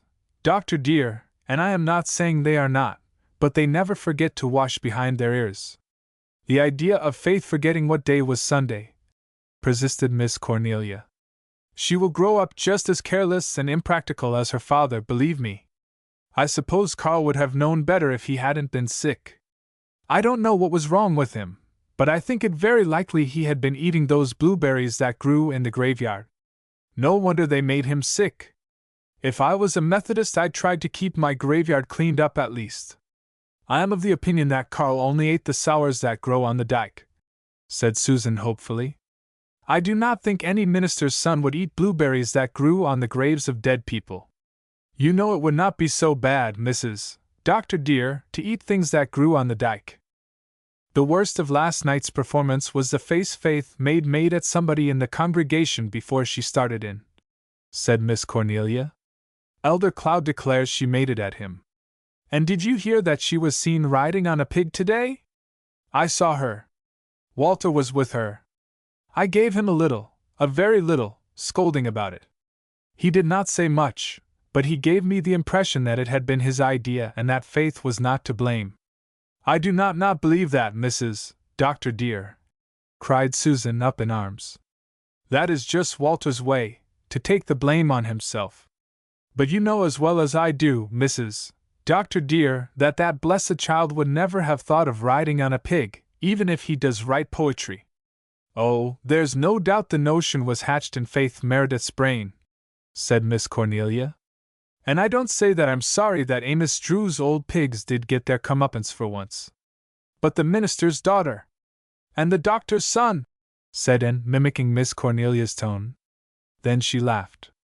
Dear Miss Cornelia, they're only little children. And you know they've never yet done anything bad, they're just heedless and impulsive, as I was myself once. They'll grow sedate and sober, as I've done. Miss Cornelia laughed, too. There are times, and dearie, when I know by your eyes that your soberness is put on like a garment, and you're really aching to do something wild and young again. Well, I feel encouraged. Somehow, a talk with you always does have that effect on me. Now, when I go to see Barbara Sampson, it's just the opposite. She makes me feel that everything's wrong and always will be. But of course, living all your life with a man like Joe Sampson wouldn't be exactly cheering. It is a very strange thing to think that she married Joe Sampson after all her chances," remarked Susan. "She was much sought after when she was a girl. She used to boast to me that she had 21 beaux and Mr. Pethick." "What was Mr. Pethick?" "Well, he was a sort of hanger-on, Mrs. Doctor dear, but you could not exactly call him a beau. He did not really have any intentions. 21 beaux, and me that never had one! But Barbara went through the woods and picked up the crooked stick after all. And yet they say her husband can make better baking powder biscuits than she can, and she always gets him to make them when company comes to tea. Which reminds me that I have company coming to tea tomorrow and I must go home and set my bread," said Miss Cornelia. "Mary said she could set it, and no doubt she could. But while I live and move and have my being I set my own bread, believe me." "How is Mary getting on?" asked Anne. "I've no fault to find with Mary," said Miss Cornelia rather gloomily. "She's getting some flesh on her bones and she's clean and respectful, though there's more in her than I can fathom. She's a sly puss. If you dug for 1,000 years you couldn't get to the bottom of that child's mind, believe me. As for work, I never saw anything like her. She eats it up. Mrs. Wiley may have been cruel to her, but folks needn't say she made Mary work. Mary's a born worker. Sometimes I wonder which will wear out first, her legs or her tongue. I don't have enough to do to keep me out of mischief these days. I'll be real glad when school opens, for then I'll have something to do again. Mary doesn't want to go to school, but I put my foot down and said that go she must. I shall not have the Methodists saying that I kept her out of school while I lolled in idleness." Chapter 13. The House on the Hill. There was a little unfailing spring, always icy cold and crystal pure, in a certain birch-screened hollow of Rainbow Valley in the lower corner near the marsh. Not a great many people knew of its existence. The Manse and Ingleside children knew, of course, as they knew everything else about the Magic Valley. Occasionally they went there to get a drink, and it figured in many of their plays as a fountain of old romance. Anne knew of it, and loved it because it somehow reminded her of the beloved Dryad's Bubble at Green Gables. Rosemary West knew of it. It was her fountain of romance, too. 18 years ago she had sat behind it one spring twilight and heard young Martin Crawford stammer out a confession of fervent, boyish love. She had whispered her own secret in return, and they had kissed and promised by the wildwood spring. They had never stood together by it again. Martin had sailed on his fatal voyage soon after. But to Rosemary West it was always a sacred spot, hallowed by that immortal hour of youth and love. Whenever she passed near it she turned aside to hold a secret tryst with an old dream, a dream from which the pain had long gone, leaving only its unforgettable sweetness. The spring was a hidden thing. You might have passed within 10 feet of it, and never have suspected its existence. 2 generations past a huge old pine had fallen almost across it. Nothing was left of the tree but its crumbling trunk out of which the ferns grew thickly, making a green roof and a lacy screen for the water. A maple tree grew beside it with a curiously gnarled and twisted trunk, creeping along the ground for a little way before shooting up into the air, and so forming a quaint seat, and September had flung a scarf of pale smoke-blue asters around the hollow. John Meredith, taking the crosslots road through Rainbow Valley on his way home from some pastoral visitations around the harbor head one evening, turned aside to drink of the little spring. Walter Blythe had shown it to him one afternoon only a few days before, and they had had a long talk together on the maple seat. John Meredith, under all his shyness and aloofness, had the heart of a boy. He had been called Jack in his youth, though nobody in Glen St. Mary would ever have believed it. Walter and he had taken to each other, and had talked unreservedly. Mr. Meredith found his way into some sealed and sacred chambers of the lad's soul wherein not even Dee had ever looked. They were to be chums from that friendly hour, and Walter knew that he would never be frightened of the minister again. "I never believed before that it was possible to get really acquainted with a minister," he told his mother that night. John Meredith drank from his slender white hand, whose grip of steel always surprised people who were unacquainted with it, and then sat down on the maple seat. He was in no hurry to go home, This was a beautiful spot, and he was mentally weary after a round of rather uninspiring conversations with many good and stupid people. The moon was rising.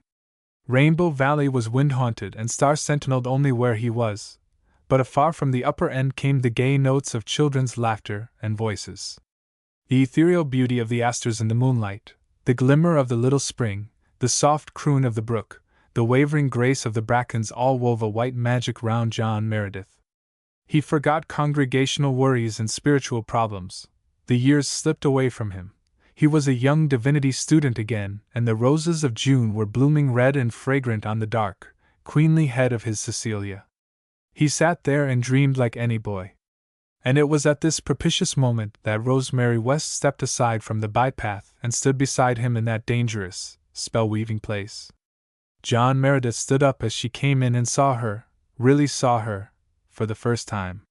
He had met her in his church once or twice and shaken hands with her abstractedly as he did with anyone he happened to encounter on his way down the aisle. He had never met her elsewhere, for the Wests were Episcopalians, with church affinities in Lowbridge, and no occasion for calling upon them had ever arisen. Before tonight, if anyone had asked John Meredith what Rosemary West looked like, he would not have had the slightest notion. But he was never to forget her, as she appeared to him in the glamour of kind moonlight by the spring. She was certainly not in the least like Cecilia, who had always been his ideal of womanly beauty. Cecilia had been small and dark and vivacious. Rosemary West was tall and fair and placid, yet John Meredith thought he had never seen so beautiful a woman. She was bareheaded, and her golden hair of a warm gold, molasses taffy, color as D. Blythe had said, was pinned in sleek, close coils over her head. She had large, tranquil, blue eyes that always seemed full of friendliness, a high white forehead, and a finely shaped face. Rosemary West was always called a sweet woman. She was so sweet that even her high-bred, stately air had never gained for her the reputation of being stuck up, which it would inevitably have done in the case of anyone else in Glen St. Mary. Life had taught her to be brave, to be patient, to love, to forgive. She had watched the ship on which her lover went sailing out of Four Winds Harbor into the sunset. But though she watched long, she had never seen it coming sailing back. That vigil had taken girlhood from her eyes, yet she kept her youth to a marvelous degree. Perhaps this was because she always seemed to preserve that attitude of delighted surprise towards life which most of us leave behind in childhood, an attitude which not only made Rosemary herself seem young, but flung a pleasing illusion of youth over the consciousness of every one who talked to her. John Meredith was startled by her loveliness, and Rosemary was startled by his presence. She had never thought she would find anyone by that remote spring, least of all the recluse of Glen St. Mary Manse. She almost dropped the heavy armful of books she was carrying home from the Glen Lending Library, and then, to cover her confusion, she told one of those small fibs which even the best of women do tell at times. I came for a drink," she said, stammering a little, in answer to Mr. Meredith's grave, "Good evening, Miss West." She felt that she was an unpardonable goose, and she longed to shake herself. But John Meredith was not a vain man, and he knew she would likely have been as much startled had she met old Elder Clow in that unexpected fashion. Her confusion put him at ease, and he forgot to be shy. Besides, even the shyest of men can sometimes be quite audacious in moonlight. "Let me get you a cup," he said, smiling. There was a cup nearby, if he had only known it, a cracked, handleless blue cup secreted under the maple by the Rainbow Valley children. But he did not know it, so he stepped out to one of the birch trees and stripped a bit of its white skin away. Deftly he fashioned this into a three-cornered cup, filled it from the spring, and handed it to Rosemary. Rosemary took it, and drank every drop to punish herself for her fib, for she was not in the least thirsty, and to drink a fairly large cupful of water when you are not thirsty is somewhat of an ordeal.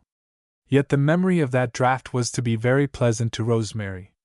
In after years it seemed to her that there was something sacramental about it. Perhaps this was because of what the minister did when she handed him back the cup. He stooped again and filled it, and drank of it himself. It was only by accident that he put his lips just where Rosemary had put hers, and Rosemary knew it. Nevertheless, it had a curious significance for her. They too had drunk of the same cup. She remembered idly that an old aunt of hers used to say that when two people did this their afterlives would be linked in some fashion, whether for good or ill. John Meredith held the cup uncertainly. He did not know what to do with it. The logical thing would have been to toss it away, but somehow he was disinclined to do this. Rosemary held out her hand for it. "Will you let me have it?" she said. "You made it so knackily. I never saw anyone make a birch cup so since my little brother used to make them long ago, before he died. I learned how to make them when I was a boy, camping out one summer. An old hunter taught me," said Mr. Meredith. "Let me carry your books, Miss West." Rosemary was startled into another fib and said, "Oh, they were not heavy." But the minister took them from her with quite a masterful air, and they walked away together. It was the first time Rosemary had stood by the valley spring without thinking of Martin Crawford. The mystic tryst had been broken. The little bypath wound around the marsh, and then struck up the long wooded hill on the top of which Rosemary lived. Beyond, through the trees, they could see the moonlight shining across the level summer fields. But the little path was shadowy and narrow. Trees crowded over it, and trees are never quite as friendly to human beings after nightfall as they are in daylight. They wrap themselves away from us. They whisper and plot furtively. If they reach out a hand to us, it has a hostile, tentative touch. People walking amid trees after night always draw closer together instinctively and involuntarily, making an alliance, physical and mental, against certain alien powers around them. Rosemary's dress brushed against John Meredith as they walked. Not even an absent-minded minister, who was after all a young man still, though he firmly believed he had outlived romance, could be insensible to the charm of the night and the path and the companion. It is never quite safe to think we have done with life. When we imagine we have finished our story, fate has a trick of turning the page and showing us yet another chapter. These two people each thought their hearts belonged irrevocably to the past, but they both found their walk up that hill very pleasant. Rosemary thought the Glen minister was by no means as shy and tongue-tied as he had been represented. He seemed to find no difficulty in talking easily and freely. Glen housewives would have been amazed had they heard him.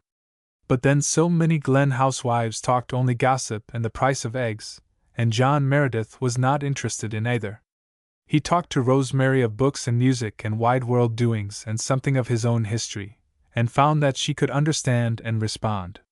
Rosemary, it appeared, possessed a book which Mr. Meredith had not read and wished to read. She offered to lend it to him, and when they reached the old homestead on the hill he went in to get it. The house itself was an old-fashioned gray one, hung with vines, through which the light in the sitting-room winked in friendly fashion. It looked down the glen, over the harbor, silvered in the moonlight, to the sand dunes and the moaning ocean. They walked in through a garden that always seemed to smell of roses, even when no roses were in bloom. There was a sisterhood of lilies at the gate, and a ribbon of asters on either side of the broad walk, and a lacery of fir trees on the hill's edge beyond the house. "You have the whole world at your doorstep here," said John Meredith, with a long breath. "What a view, what an outlook! At times I feel stifled down there in the glen. You can breathe up here. It is calm tonight," said Rosemary, laughing. "If there were a wind it would blow your breath away. We get the airts the wind can blow up here. This place should be called Four Winds instead of the harbor." "I like wind," he said. "A day when there is no wind seems to me dead. A windy day wakes me up." He gave a conscious laugh. "On a calm day I fall into daydreams. No doubt you know my reputation, Miss West. If I cut you dead the next time we meet, don't put it down to bad manners. Please understand that it is only abstraction and forgive me, and speak to me." They found Ellen West in the sitting-room when they went in. She laid her glasses down on the books she had been reading and looked at them in amazement tinctured with something else. But she shook hands amiably with Mr. Meredith, and he sat down and talked to her, while Rosemary hunted out his book. Ellen West was 10 years older than Rosemary, and so different from her that it was hard to believe they were sisters. She was dark and massive, with black hair, thick, black eyebrows and eyes of the clear, slaty blue of the Gulf water in a north wind. She had a rather stern, forbidding look, but she was in reality very jolly, with a hearty, gurgling laugh and a deep, mellow, pleasant voice with a suggestion of masculinity about it. She had once remarked to Rosemary that she would really like to have a talk with that Presbyterian minister at the Glen, to see if he could find a word to say to a woman when he was cornered. She had her chance now, and she tackled him on world politics. Miss Ellen, who was a great reader, had been devouring a book on the Kaiser of Germany, and she demanded Mr. Meredith's opinion of him.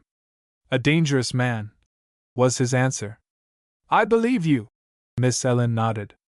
"Mark my words, Mr. Meredith, that man is going to fight somebody yet. He's aching to. He is going to set the world on fire.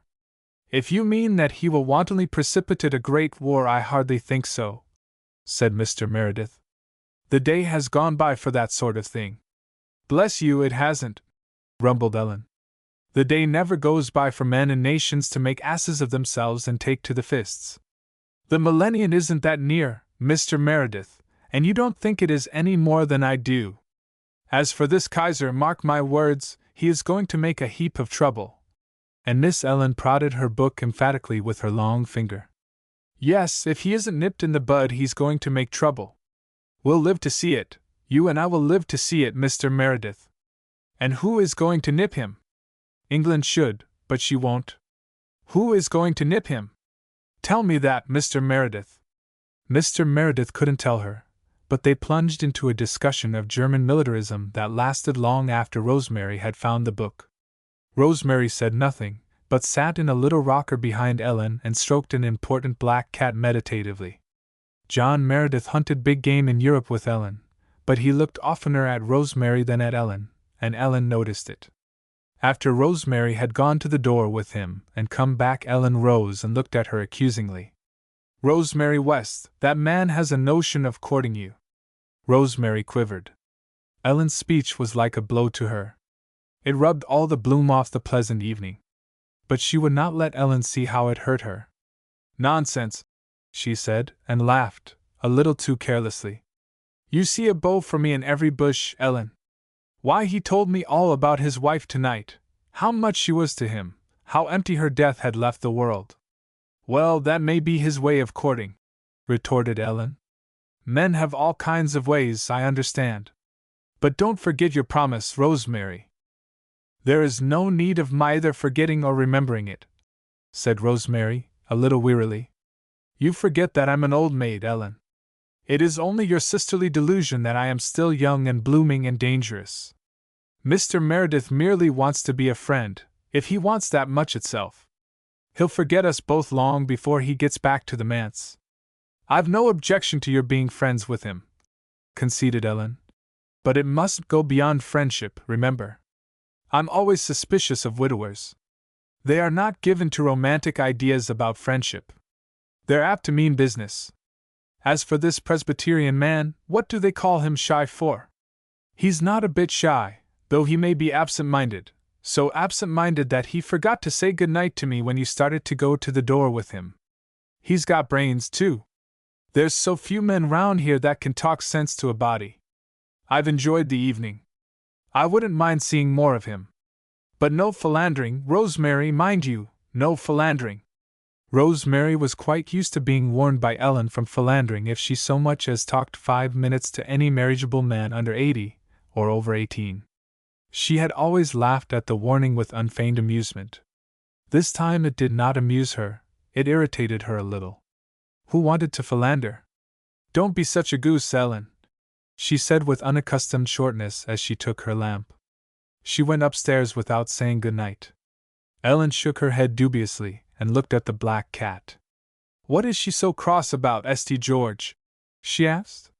"When you howl you're hit, I've always heard, George. But she promised, Saint, she promised, and we Wests always keep our word. So it won't matter if he does want to philander, George. She promised.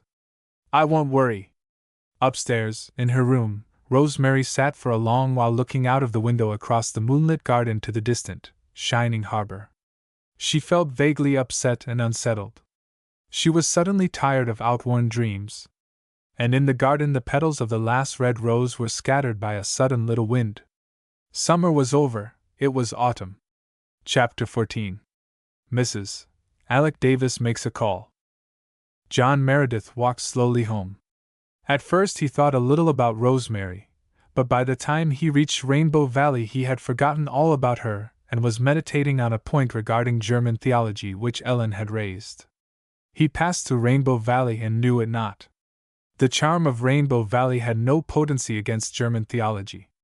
When he reached the manse he went to his study and took down a bulky volume in order to see which had been right, he or Ellen. He remained immersed in its mazes until dawn, struck a new trail of speculation and pursued it like a sleuth hound for the next week, utterly lost to the world, his parish and his family. He read day and night. He forgot to go to his meals when Una was not there to drag him to them. He never thought about Rosemary or Ellen again. Old Mrs. Marshall, over harbor, was very ill and sent for him, but the message lay unheeded on his desk and gathered dust. Mrs. Marshall recovered but never forgave him. A young couple came to the manse to be married, and Mr. Meredith, with unbrushed hair, in carpet slippers and faded dressing gown, married them. To be sure, he began by reading the funeral service to them, and got along as far as ashes to ashes and dust to dust, before he vaguely suspected that something was wrong. "Dear me," he said absently. "That is strange, very strange." The bride, who was very nervous, began to cry. The bridegroom, who was not in the least nervous, giggled. "Please, sir, I think you're burying us instead of marrying us," he said. "Excuse me," said Mr. Meredith, as it did not matter much. He turned up the marriage service and got through with it, but the bride never felt quite properly married for the rest of her life. He forgot his prayer meeting again, but that did not matter, for it was a wet night and nobody came. He might even have forgotten his Sunday service if it had not been for Mrs. Alec Davis. Aunt Martha came in on Saturday afternoon and told him that Mrs. Davis was in the parlor and wanted to see him. Mr. Meredith sighed. Mrs. Davis was the only woman in Glen St. Mary Church whom he positively detested. Unfortunately, she was also the richest, and his board of managers had warned Mr. Meredith against offending her. Mr. Meredith seldom thought of such a worldly matter as his stipend, but the managers were more practical. Also, they were astute. Without mentioning money, they contrived to instill into Mr. Meredith's mind a conviction that he should not offend Mrs. Davis. Otherwise, he would likely have forgotten all about her as soon as Aunt Martha had gone out. As it was, he turned down his Ewald with a feeling of annoyance, and went across the hall to the parlor. Mrs. Davis was sitting on the sofa, looking about her with an air of scornful disapproval. What a scandalous room! There were no curtains on the window. Mrs. Davis did not know that Faith and Una had taken them down the day before to use as court trains in one of their plays and had forgotten to put them up again, but she could not have accused those windows more fiercely if she had known. The blinds were cracked and torn. The pictures on the walls were crooked, the rugs were awry, the vases were full of faded flowers, the dust lay in heaps, literally in heaps. What are we coming to? Mrs. Davis asked herself, and then primmed up her unbeautiful mouth. Jerry and Carl had been whooping and sliding down the banisters as she came through the hall. They did not see her and continued whooping and sliding, and Mrs. Davis was convinced they did it on purpose. Faith's pet rooster ambled through the hall, stood in the parlor doorway and looked at her. Not liking her looks, he did not venture in. Mrs. Davis gave a scornful sniff. A pretty manse, indeed, where roosters paraded the halls and stared people out of countenance. "Shoo there!" commanded Mrs. Davis, poking her flounced, changeable silk parasol at him. Adam shooed. He was a wise rooster, and Mrs. Davis had wrung the necks of so many roosters with her own fair hands in the course of her 50 years that an air of the executioner seemed to hang around her. Adam scuttled through the hall as the minister came in. Mr. Meredith still wore slippers and dressing gown, and his dark hair still fell in uncared-for locks over his high brow. But he looked the gentleman he was, and Mrs. Alec Davis, in her silk dress and beplumed bonnet, and kid gloves and gold chain, looked the vulgar, coarse-souled woman she was. Each felt the antagonist of the other's personality. Mr. Meredith shrank, but Mrs. Davis girded up her loins for the fray. She had come to the manse to propose a certain thing to the minister, and she meant to lose no time in proposing it. She was going to do him a favor, a great favor, and the sooner he was made aware of it the better. She had been thinking about it all summer, and had come to a decision at last. This was all that mattered, Mrs. Davis thought. When she decided a thing, it was decided. Nobody else had any say in the matter. That had always been her attitude. When she had made her mind up to marry Alec Davis, she had married him, and that was the end to it. Alec had never known how it happened, but what odds? So in this case, Mrs. Davis had arranged everything to her own satisfaction. Now it only remained to inform Mr. Meredith. "Will you please shut that door?" said Mrs. Davis, unprimming her mouth slightly to say it, but speaking with asperity.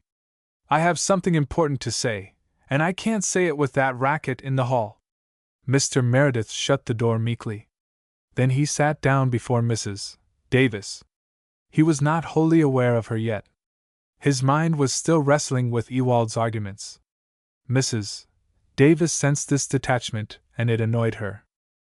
"I have come to tell you, Mr. Meredith," she said aggressively, "that I have decided to adopt Una." "To adopt Una?" Mr. Meredith gazed at her blankly, not understanding in the least. "Yes. I've been thinking it over for some time. I have often thought of adopting a child, since my husband's death. But it seems so hard to get a suitable one. It is very few children I would want to take into my home. I wouldn't think of taking a home child, some outcast of the slums in all probability. And there is hardly ever any other child to be got. One of the fishermen down at the harbor died last fall and left 6 youngsters. They tried to get me to take one, but I soon gave them to understand that I had no idea of adopting trash like that. Their grandfather stole a horse. Besides, they were all boys and I wanted a girl, a quiet, obedient girl that I could train up to be a lady. Una will suit me exactly. She would be a nice little thing if she was properly looked after, so different from Faith. I would never dream of adopting Faith. But I'll take Una and I'll give her a good home, an upbringing, Mr. Meredith, and if she behaves herself I'll leave her all my money when I die. Not one of my own relatives shall have a cent of it in any case, I'm determined on that. It was the idea of aggravating them that set me to thinking of adopting a child as much as anything in the first place. Una shall be well dressed and educated and trained, Mr. Meredith, and I shall give her music and painting lessons and treat her as if she was my own." Mr. Meredith was wide enough awake by this time. There was a faint flush in his pale cheek and a dangerous light in his fine dark eyes. Was this woman, whose vulgarity and consciousness of money oozed out of her at every pore, actually asking him to give her Una, his dear little wistful Una with Cecilia's own dark blue eyes, the child whom the dying mother had clasped to her heart after the other children had been led weeping from the room? Cecilia had clung to her baby until the gates of death had shut between them. She had looked over the little dark head to her husband. "Take good care of her, John," she had entreated. "She is so small and sensitive. The others can fight their way, but the world will hurt her. Oh, John, I don't know what you and she are going to do. You both need me so much. But keep her close to you, keep her close to you." These had been almost her last words except a few unforgettable ones for him alone. And it was this child whom Mrs. Davis had coolly announced her intention of taking from him. He sat up straight and looked at Mrs. Davis. In spite of the worn dressing gown and the frayed slippers, there was something about him that made Mrs. Davis feel a little of the old reverence for the cloth in which she had been brought up. After all, there was a certain divinity hedging a minister, even a poor, unworldly, abstracted one. "I thank you for your kind intentions, Mrs. Davis," said Mr. Meredith with a gentle, final, quite awful courtesy. "But I cannot give you my child." Mrs. Davis looked blank. She had never dreamed of his refusing. "Why, Mr. Meredith," she said in astonishment. "You must be Cr. You can't mean it. You must think it over. Think of all the advantages I can give her." "There is no need to think it over, Mrs. Davis. It is entirely out of the question. All the worldly advantages it is in your power to bestow on her could not compensate for the loss of a father's love and care. I thank you again, but it is not to be thought of. Disappointment angered Mrs. Davis beyond the power of old habit to control. Her broad red face turned purple and her voice trembled. I thought you'd be only too glad to let me have her, she sneered. Why did you think that? Asked Mr. Meredith quietly. Because nobody ever supposed you cared anything about any of your children, retorted Mrs. Davis contemptuously. You neglect them scandalously. It is the talk of the place. They aren't fed and dressed properly, and they're not trained at all. They have no more manners than a pack of wild Indians. You never think of doing your duty as a father. You let a stray child come here among them for a fortnight and never took any notice of her, a child that swore like a trooper, I'm told. You wouldn't have cared if they'd caught smallpox from her. And Faith made an exhibition of herself getting up and preaching and making that speech. And she rid a pig down the street, under your very eyes, I understand. The way they act is past belief, and you never lift a finger to stop them or try to teach them anything. And now when I offer one of them a good home and good prospects, you refuse it and insult me. A pretty father you, to talk of loving and caring for your children. That will do, woman, said Mr. Meredith. He stood up and looked at Mrs. Davis with eyes that made her quail. That will do, he repeated. I desire to hear no more, Mrs. Davis. You have said too much. It may be that I have been remiss in some respects in my duty as a parent, but it is not for you to remind me of it in such terms as you have used. Let us say good afternoon. Mrs. Davis did not say anything half so amiable as good afternoon, but she took her departure. As she swept past the minister, a large, plump toad, which Carl had secreted under the lounge, hopped out almost under her feet. Mrs. Davis gave a shriek and, in trying to avoid treading on the awful thing, lost her balance and her parasol. She did not exactly fall, but she staggered and reeled across the room in a very undignified fashion and brought up against the door with a thud that jarred her from head to foot.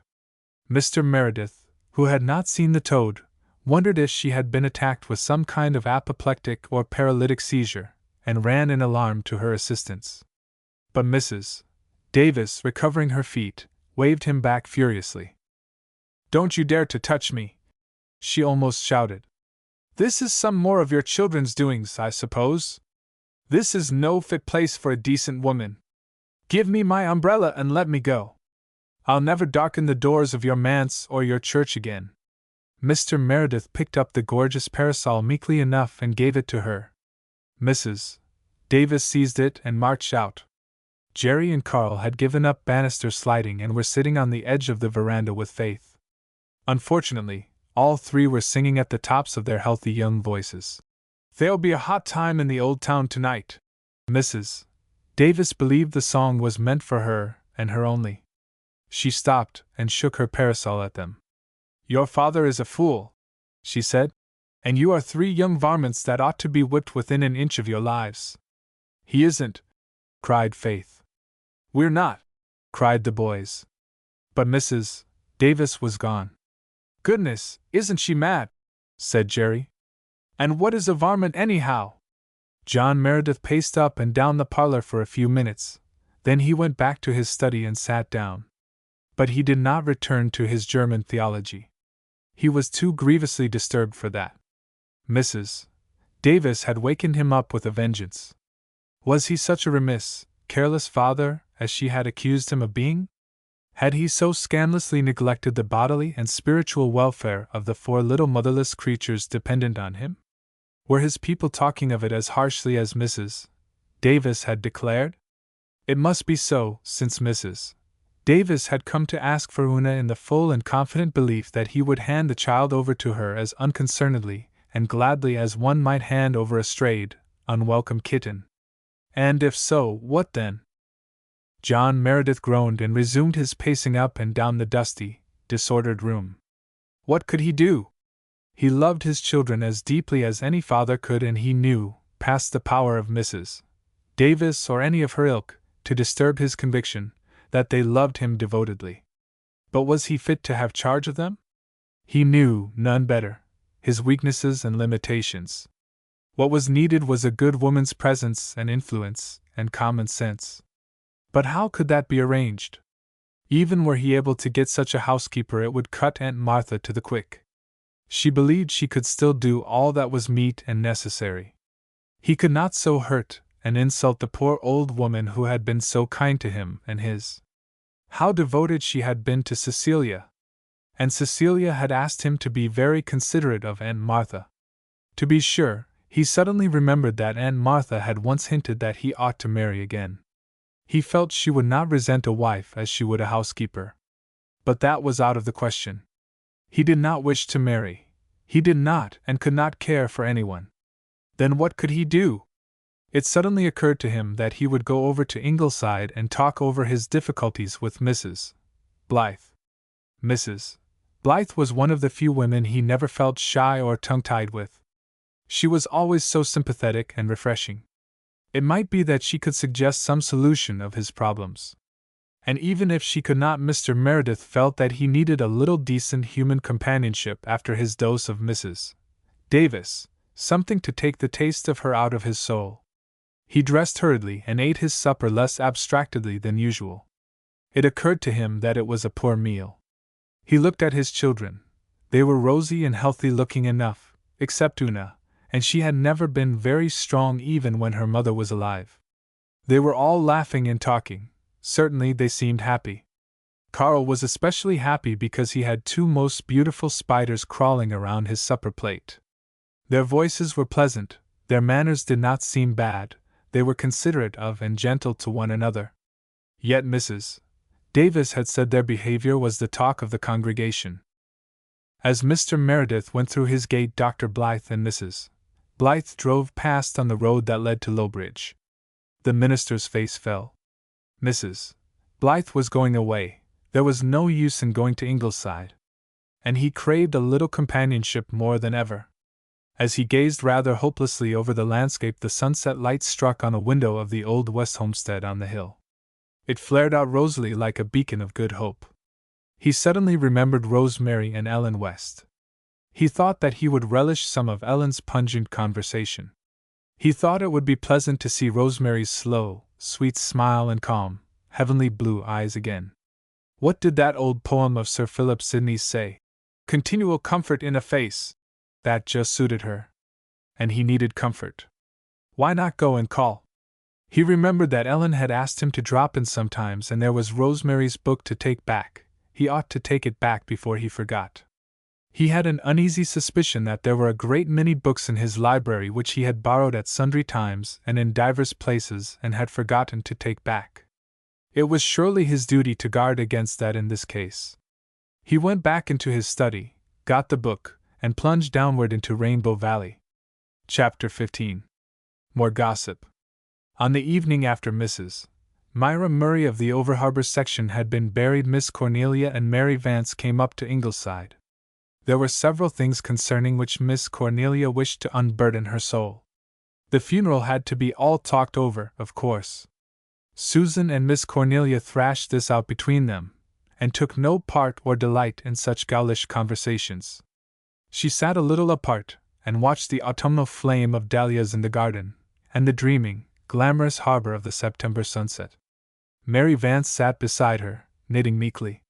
Mary's heart was down in the Rainbow Valley, whence came sweet, distant, softened sounds of children's laughter, but her fingers were under Miss Cornelia's eye. She had to knit so many rounds of her stocking before she might go to the valley. Mary knit and held her tongue, but used her ears. "I never saw a nicer-looking corpse," said Miss Cornelia judicially. "Myra Murray was always a pretty woman. She was a Corey from Lowbridge, and the Coreys were noted for their good looks. I said to the corpse as I passed it, 'Poor woman. I hope you are as happy as you look,'" sighed Susan. She had not changed much. That dress she wore was the black satin she got for her daughter's wedding 14 years ago. Her aunt told her then to keep it for her funeral, but Myra laughed and said, "I may wear it to my funeral, Auntie, but I will have a good time out of it first," and I may say she did. Myra Murray was not a woman to attend her own funeral before she died. Many a time afterwards when I saw her enjoying herself out in company, I thought to myself, you are a handsome woman, Myra Murray, and that dress becomes you, but it will likely be your shroud at last. And you see my words have come true, Mrs. Marshall Elliott. Susan sighed again heavily. She was enjoying herself hugely. A funeral was really a delightful subject of conversation. I always liked to meet Myra, said Miss Cornelia. She was always so gay and cheerful, she made you feel better just by her handshake. Myra always made the best of things. That is true, asserted Susan. Her sister-in-law told me that when the doctor told her at last that he could do nothing for her, and she would never rise from that bed again, Myra said quite cheerfully, well, if that is so, I'm thankful the preserving is all done, and I will not have to face the fall house cleaning. I always like house cleaning in spring, she says, but I always hated it in the fall. I will get clear of it this year, thank goodness. There are people who would call that levity, Mrs. Marshall Elliott, and I think her sister-in-law was a little ashamed of it. She said perhaps her sickness had made Myra a little light-headed. But I said, no, Mrs. Murray, do not worry over it. It was just Myra's way of looking at the bright side. Her sister Luella was just the opposite, said Miss Cornelia. There was no bright side for Luella. There was just black and shades of gray. For years she used always to be declaring she was going to die in a week or so. I won't be here to burden you long, she would tell her family with a groan. And if any of them ventured to talk about their little future plans, she'd groan also and say, I won't be here then. When I went to see her, I always agreed with her, and it made her so mad that she was always quite a lot better for several days afterwards. She has better health now, but no more cheerfulness. Myra was so different. She was always doing or saying something to make someone feel good. Perhaps the men they married had something to do with it. Luella's man was a Tartar, believe me, while Jim Murray was decent, as men go. He looked heartbroken today. It isn't often I feel sorry for a man at his wife's funeral, but I did feel for Jim Murray. No wonder he looked sad. He will not get a wife like Myra again in a hurry, said Susan. Maybe he will not try, since his children are all grown up and Mirabelle is able to keep house. But there is no predicting what a widower may or may not do, and I, for one, will not try. We'll miss Myra terrible in church, said Miss Cornelia. She was such a worker. Nothing ever stumped her. If she couldn't get over a difficulty, she'd get around it, and if she couldn't get around it, she'd pretend it wasn't there, and generally it wasn't. I'll keep a stiff upper lip to my journey's end, said she to me once. Well, she has ended her journey. Do you think so? Asked Anne suddenly, coming back from dreamland. I can't picture her journey as being ended. Can you think of her sitting down and folding her hands, that eager, asking spirit of hers, with its fine adventurous outlook? No, I think in death she just opened a gate and went through, on, to new, shining adventures. Maybe, assented Miss Cornelia. Do you know, and dearie, I never was much taken with this everlasting rest doctrine myself, though I hope it isn't heresy to say so. I want to bustle round in heaven the same as here. And I hope there'll be a celestial substitute for pies and doughnuts, something that has to be made. Of course, one does get awful tired at times, and the older you are the tireder you get. But the very tiredest could get rested in something short of eternity, you'd think, except, perhaps, a lazy man. When I meet Myra Murray again, said Anne, I want to see her coming towards me, brisk and laughing, just as she always did here. Oh, Mrs. Doctor dear, said Susan in a shocked tone, you surely do not think that Myra will be laughing in the world to come?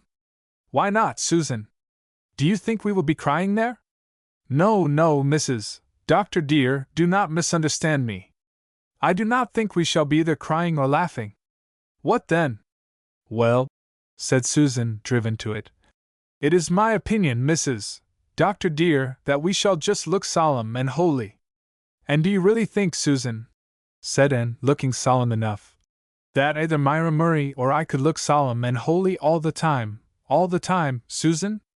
Well, admitted Susan reluctantly, I might go so far as to say that you both would have to smile now and again, but I can never admit that there will be laughing in heaven. The idea seems really irreverent, Mrs. Doctor dear. Well, to come back to earth, said Miss Cornelia. Who can we get to take Myra's class in Sunday school? Julia Clow has been teaching it since Myra took ill, but she's going to town for the winter and we'll have to get somebody else. I heard that Mrs. Laurie Jameson wanted it, said Anne. The Jamesons have come to church very regularly since they moved to the Glen from Lowbridge. New brooms, said Miss Cornelia dubiously. Wait till they've gone regularly for a year. You cannot depend on Mrs. Jameson a bit, Mrs. Doctor dear, said Susan solemnly. She died once, and when they were measuring her for her coffin, after laying her out just beautiful, did she not go and come back to life? Now, Mrs. Doctor dear, you know you cannot depend on a woman like that. She might turn Methodist at any moment, said Miss Cornelia. They tell me they went to the Methodist church at Lowbridge quite as often as to the Presbyterian. I haven't caught them at it here yet, but I would not approve of taking Mrs. Jameson into the Sunday school. Yet we must not offend them. We are losing too many people, by death or bad temper. Mrs. Alec Davis has left the church, no one knows why. She told the managers that she would never pay another cent to Mr. Meredith's salary. Of course, most people say that the children offended her, but somehow I don't think so. I tried to pump faith, but all I could get out of her was that Mrs. Davis had come, seemingly in high good humor, to see her father, and had left in an awful rage, calling them all varmints. Varmints, indeed, said Susan furiously. Does Mrs. Alec Davis forget that her uncle on her mother's side was suspected of poisoning his wife? Not that it was ever proved, Mrs. Doctor dear, and it does not do to believe all you hear. But if I had an uncle whose wife died without any satisfactory reason, I would not go about the country calling innocent children varmints. The point is, said Miss Cornelia, that Mrs. Davis paid a large subscription, and how its loss is going to be made up is a problem. And if she turns the other Douglases against Mr. Meredith, as she will certainly try to do, he will just have to go. I do not think Mrs. Alec Davis is very well liked by the rest of the clan, said Susan. It is not likely she will be able to influence them. But those Douglases all hang together so. If you touch one, you touch all. We can't do without them, so much is certain. They pay half the salary. They are not mean, whatever else may be said of them. Norman Douglas used to give 100 a year long ago before he left. What did he leave for? Asked Anne. He declared a member of the session cheated him in a cow deal. He hasn't come to church for 20 years. His wife used to come regular while she was alive, poor thing, but he never would let her pay anything, except 1 red cent every Sunday. She felt dreadfully humiliated. I don't know that he was any too good a husband to her, though she was never heard to complain. But she always had a cowed look. Norman Douglas didn't get the woman he wanted 30 years ago, and the Douglases never liked to put up with second best. Who was the woman he did want? Ellen West. They weren't engaged exactly, I believe, but they went about together for 2 years. And then they just broke off, nobody ever knew why. Just some silly quarrel, I suppose. And Norman went and married Hester Reese before his temper had time to cool, married her just to spite Ellen, I haven't a doubt. So like a man. Hester was a nice little thing, but she never had much spirit and he broke what little she had. She was too meek for Norman. He needed a woman who could stand up to him. Ellen would have kept him in fine order, and he would have liked her all the better for it. He despised Hester, that is the truth, just because she always gave in to him. I used to hear him say many a time, long ago, when he was a young fellow, give me a spunky woman, spunk for me every time. And then he went and married a girl who couldn't say boo to a goose, manlike. That family of Reeses were just vegetables. They went through the motions of living, but they didn't live. Russell Reese used his first wife's wedding ring to marry his second, said Susan reminiscently. That was too economical in my opinion, Mrs. Doctor dear. And his brother John has his own tombstone put up in the Overharbor graveyard, with everything on it but the date of death, and he goes and looks at it every Sunday. Most folks would not consider that much fun, but it is plain he does. People do have such different ideas of enjoyment. As for Norman Douglas, he is a perfect heathen. When the last minister asked him why he never went to church, he said, "Too many ugly women there, parson, too many ugly women. I should like to go to such a man, Mrs. Doctor dear, and say to him solemnly, there is a hell." "Oh, Norman doesn't believe there is such a place," said Miss Cornelia. "I hope he'll find out his mistake when he comes to die. There, Mary, you've nicked your 3 inches and you can go and play with the children for half an hour." Mary needed no second bidding. She flew to Rainbow Valley with a heart as light as her heels, and in the course of conversation told Faith Meredith all about Mrs. Alec Davis. "And Mrs. Elliot says that she'll turn all the Douglases against your father, and then he'll have to leave the Glen because his salary won't be paid," concluded Mary. "I don't know what is to be done, honest to goodness. If only old Norman Douglas would come back to church and pay, it wouldn't be so bad. But he won't, and the Douglases will leave, and you all will have to go." Faith carried a heavy heart to bed with her that night. The thought of leaving the Glen was unbearable. Nowhere else in the world were there such chums as the Blythes. Her little heart had been wrung when they had left Maywater. She had shed many bitter tears when she parted with Maywater chums and the old manse there where her mother had lived and died. She could not contemplate calmly the thought of such another and harder wrench. She couldn't leave Glen St. Mary and dear Rainbow Valley and that delicious graveyard. "It's awful to be minister's family," groaned Faith into her pillow. "Just as soon as you get fond of a place you are torn up by the roots. I'll never, never, never marry a minister, no matter how nice he is." Faith sat up in bed and looked out of the little vine-hung window. The night was very still, the silence broken only by Una's soft breathing. Faith felt terribly alone in the world. She could see Glen St. Mary lying under the starry blue meadows of the autumn night. Over the valley a light shone from the girl's room at Ingleside, and another from Walter's room. Faith wondered if poor Walter had toothache again. Then she sighed, with a little passing sigh of envy of Nan and Dee. They had a mother and a settled home. They were not at the mercy of people who got angry without any reason and called you a varmint. Away beyond the glen, amid fields that were very quiet with sleep, another light was burning. Faith knew it shone in the house where Norman Douglas lived. He was reputed to sit up all hours of the night reading. Mary had said if he could only be induced to return to the church all would be well. And why not? Faith looked at a big, low star hanging over the tall, pointed spruce at the gate of the Methodist church and had an inspiration.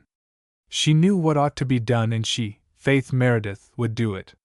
She would make everything right. With a sigh of satisfaction, she turned from the lonely, dark world and cuddled down beside Una. Chapter 16. Tit for tat. With Faith, to decide was to act. She lost no time in carrying out the idea. As soon as she came home from school the next day, she left the manse and made her way down the glen. Walter Blythe joined her as she passed the post office. "I'm going to Mrs. Elliot's on an errand for Mother," he said. "Where are you going, Faith?" "I am going somewhere on church business," said Faith loftily. She did not volunteer any further information, and Walter felt rather snubbed. They walked on in silence for a little while. It was a warm, windy evening with a sweet, resinous air. Beyond the sand dunes were gray seas, soft and beautiful. The Glen brook bore down a freight of gold and crimson leaves, like fairy shallops. In Mr. James Rees's buckwheat stubble land, with its beautiful tones of red and brown, a Crow Parliament was being held, whereat solemn deliberations regarding the welfare of Crowland were in progress. Faith cruelly broke up the august assembly by climbing up on the fence and hurling a broken rail at it. Instantly the air was filled with flapping black wings and indignant caws. "Why did you do that?" said Walter reproachfully. "They were having such a good time." "Oh, I hate crows," said Faith airily. "They are so black and sly I feel sure they're hypocrites. They steal little birds' eggs out of their nests, you know. I saw one do it on our lawn last spring. Walter, what makes you so pale today? Did you have the toothache again last night?" Walter shivered. "Yes, a raging one. I couldn't sleep a wink, So I just paced up and down the floor and imagined I was an early Christian martyr being tortured at the command of Nero.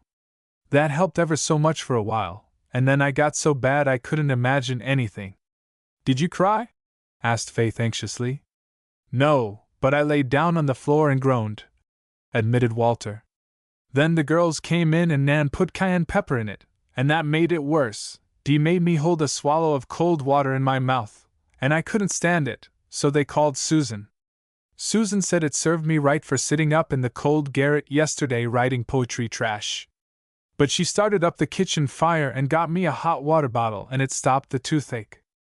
As soon as I felt better I told Susan my poetry wasn't trash and she wasn't any judge. And she said no, thank goodness she was not, and she did not know anything about poetry except that it was mostly a lot of lies. Now you know, Faith, that isn't so. That is one reason why I like writing poetry. You can say so many things in it that are true in poetry but wouldn't be true in prose. I told Susan so, but she said to stop my jawing and go to sleep before the water got cold, or she'd leave me to see if rhyming would cure toothache, and she hoped it would be a lesson to me. Why don't you go to the dentist at Lowbridge and get the tooth out? Walter shivered again. They want me to, but I can't. It would hurt so. Are you afraid of a little pain? Asked Faith contemptuously. Walter flushed. It would be a big pain. I hate being hurt. Father said he wouldn't insist on my going, he'd wait until I'd made up my own mind to go. It wouldn't hurt as long as the toothache, argued Faith. You've had 5 spells of toothache. If you just go and have it out, there'd be no more bad nights. I had a tooth out once. I yelled for a moment, but it was all over then, only the bleeding. The bleeding is worst of all, it's so ugly, cried Walter. It just made me sick when Jem cut his foot last summer. Susan said I looked more like fainting than Jem did. But I couldn't bear to see Jem hurt either. Somebody is always getting hurt, Faith, and it's awful. I just can't bear to see things hurt. It makes me just want to run, and run, and run, till I can't hear or see them. There's no use making a fuss over anyone getting hurt, said Faith, tossing her curls. Of course, if you've hurt yourself very bad, you have to yell, and blood is messy, and I don't like seeing other people hurt either. But I don't want to run, I want to go to work and help them. Your father has to hurt people lots of times to cure them. What would they do if he ran away? I didn't say I would run. I said I wanted to run. That's a different thing. I want to help people, too. But oh, I wish there weren't any ugly, dreadful things in the world. I wish everything was glad and beautiful. Well, don't let's think of what isn't, said Faith. After all, there's lots of fun in being alive. You wouldn't have toothache if you were dead, but still, wouldn't you lots rather be alive than dead? I would 100 times. Oh, here's Dan Reese. He's been down to the harbor for fish. I hate Dan Reese, said Walter. So do I. All us girls do. I'm just going to walk past and never take the least notice of him. You watch me. Faith accordingly stalked past Dan with her chin out, and an expression of scorn that bit into his soul. He turned and shouted after her. Pig girl! Pig girl! Pig girl! In a crescendo of insult. Faith walked on, seemingly oblivious. But her lip trembled slightly with a sense of outrage. She knew she was no match for Dan Reese when it came to an exchange of epithets.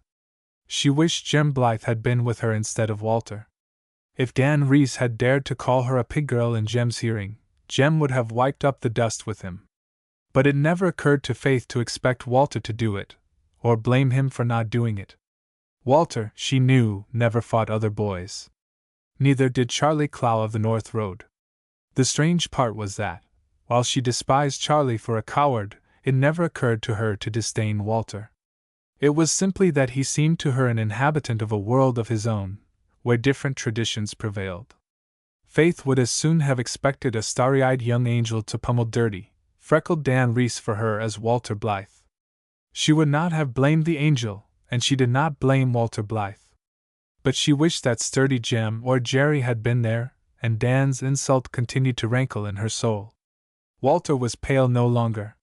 He had flushed crimson and his beautiful eyes were clouded with shame and anger. He knew that he ought to have avenged Faith. Jem would have sailed right in and made Dan eat his words with bitter sauce. Richie Warren would have overwhelmed Dan with worse names than Dan had called Faith. But Walter could not, simply could not, call names. He knew he would get the worst of it. He could never conceive or utter the vulgar, ribald insults of which Dan Reese had unlimited command. And as for the trial by fist, Walter couldn't fight. He hated the idea. It was rough and painful, and worst of all, it was ugly. He never could understand Jem's exultation in an occasional conflict. But he wished he could fight Dan Reese. He was horribly ashamed because Faith Meredith had been insulted in his presence, and he had not tried to punish her insulter. He felt sure she must despise him. She had not even spoken to him since Dan had called her pig girl. He was glad when they came to the parting of the ways. Faith, too, was relieved, though for a different reason. She wanted to be alone because she suddenly felt rather nervous about her errand. Impulse had cooled, especially since Dan had bruised her self-respect. She must go through with it, but she no longer had enthusiasm to sustain her. She was going to see Norman Douglas and asked him to come back to church, and she began to be afraid of him. What had seemed so easy and simple up at the Glen seemed very different down here. She had heard a good deal about Norman Douglas, and she knew that even the biggest boys in school were afraid of him. Suppose he called her something nasty, she had heard he was given to that. Faith could not endure being called names. They subdued her far more quickly than a physical blow. But she would go on. Faith Meredith always went on. If she did not, her father might have to leave the Glen. At the end of the long lane, Faith came to the house, a big, old-fashioned one with a row of soldierly Lombardis marching past it. On the back veranda, Norman Douglas himself was sitting, reading a newspaper. His big dog was beside him. Behind, in the kitchen, where his housekeeper, Mrs. Wilson, was getting supper, there was a clatter of dishes, an angry clatter, for Norman Douglas had just had a quarrel with Mrs. Wilson, and both were in a very bad temper over it. Consequently, when Faith stepped on the veranda and Norman Douglas lowered his newspaper, she found herself looking into the choleric eyes of an irritated man. Norman Douglas was rather a fine-looking personage in his way. He had a sweep of long red beard over his broad chest and a mane of red hair, ungrizzled by the years, on his massive head. His high, white forehead was unwrinkled and his blue eyes could flash still with all the fire of his tempestuous youth. He could be very amiable when he liked, and he could be very terrible. Poor Faith, so anxiously bent on retrieving the situation in regard to the church, had caught him in one of his terrible moods. He did not know who she was, and he gazed at her with disfavor. Norman Douglas liked girls of spirit and flame and laughter. At this moment Faith was very pale.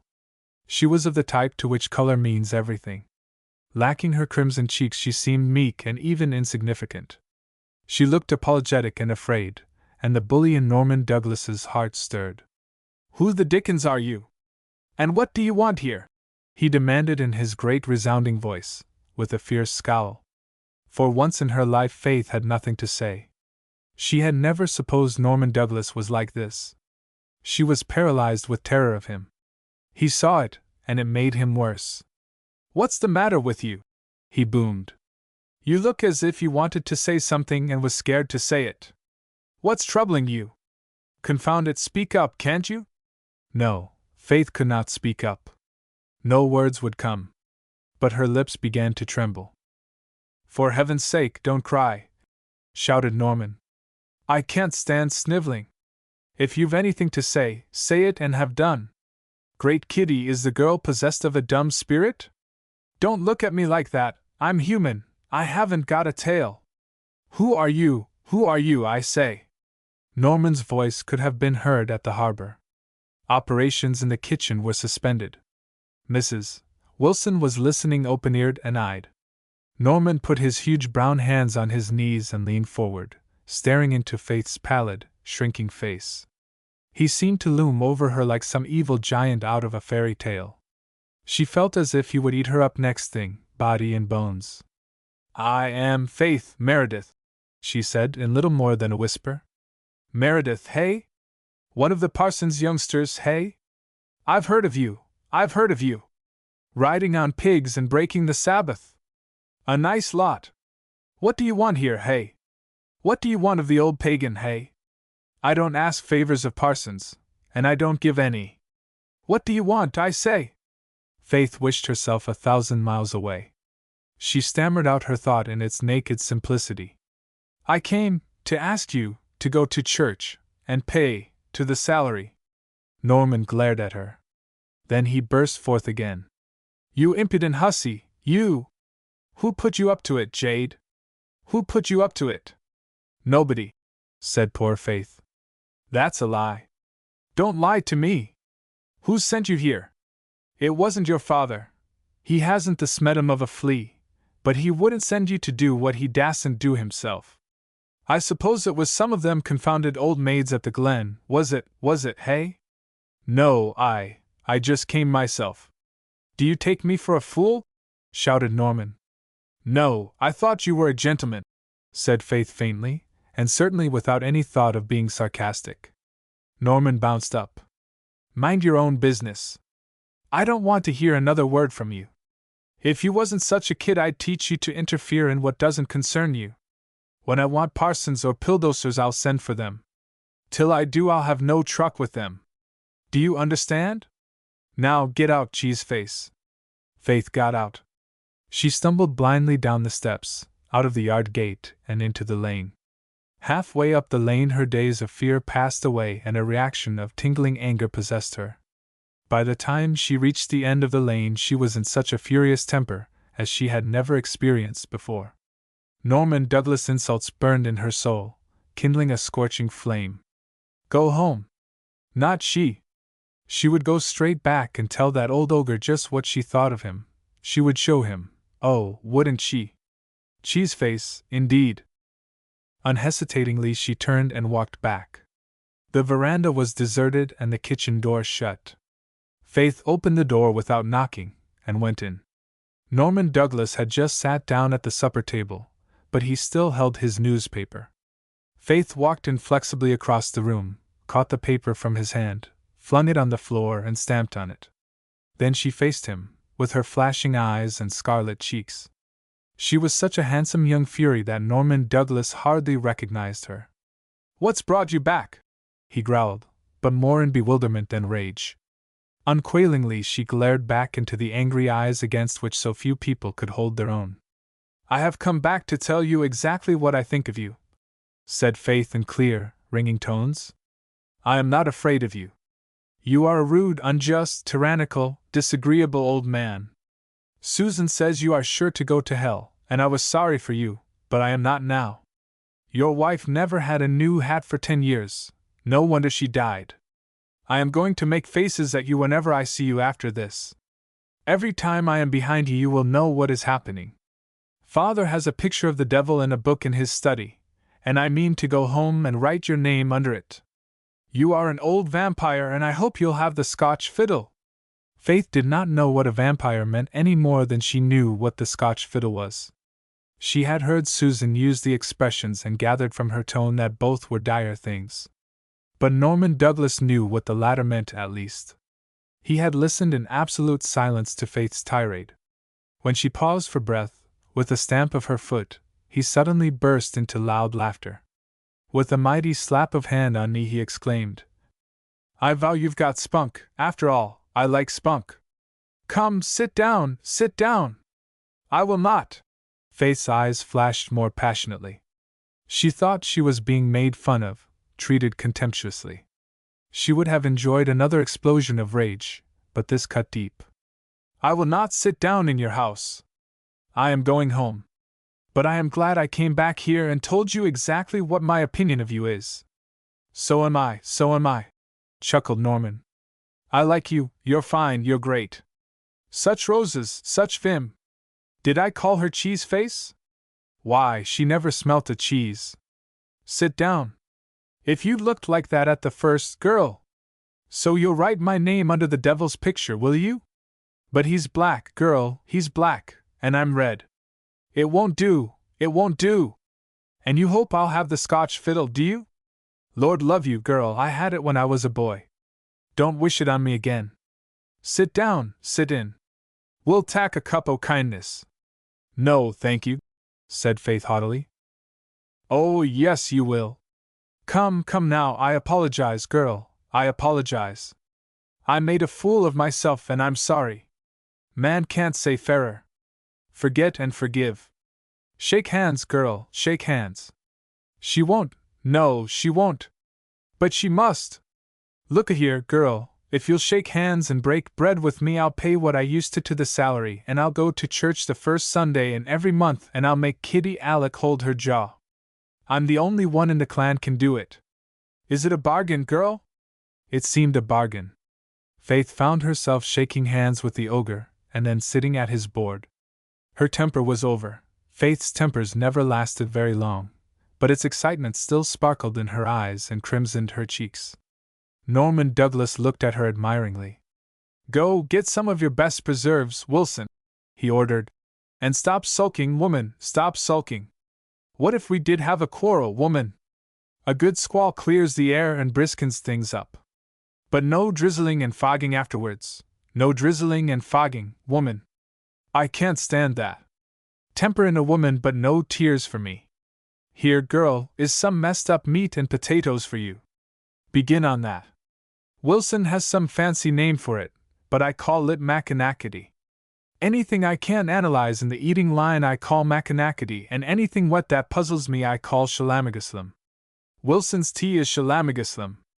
I swear she makes it out of burdocks. Don't take any of the ungodly black liquid. Here's some milk for you. What did you say your name was? Faith.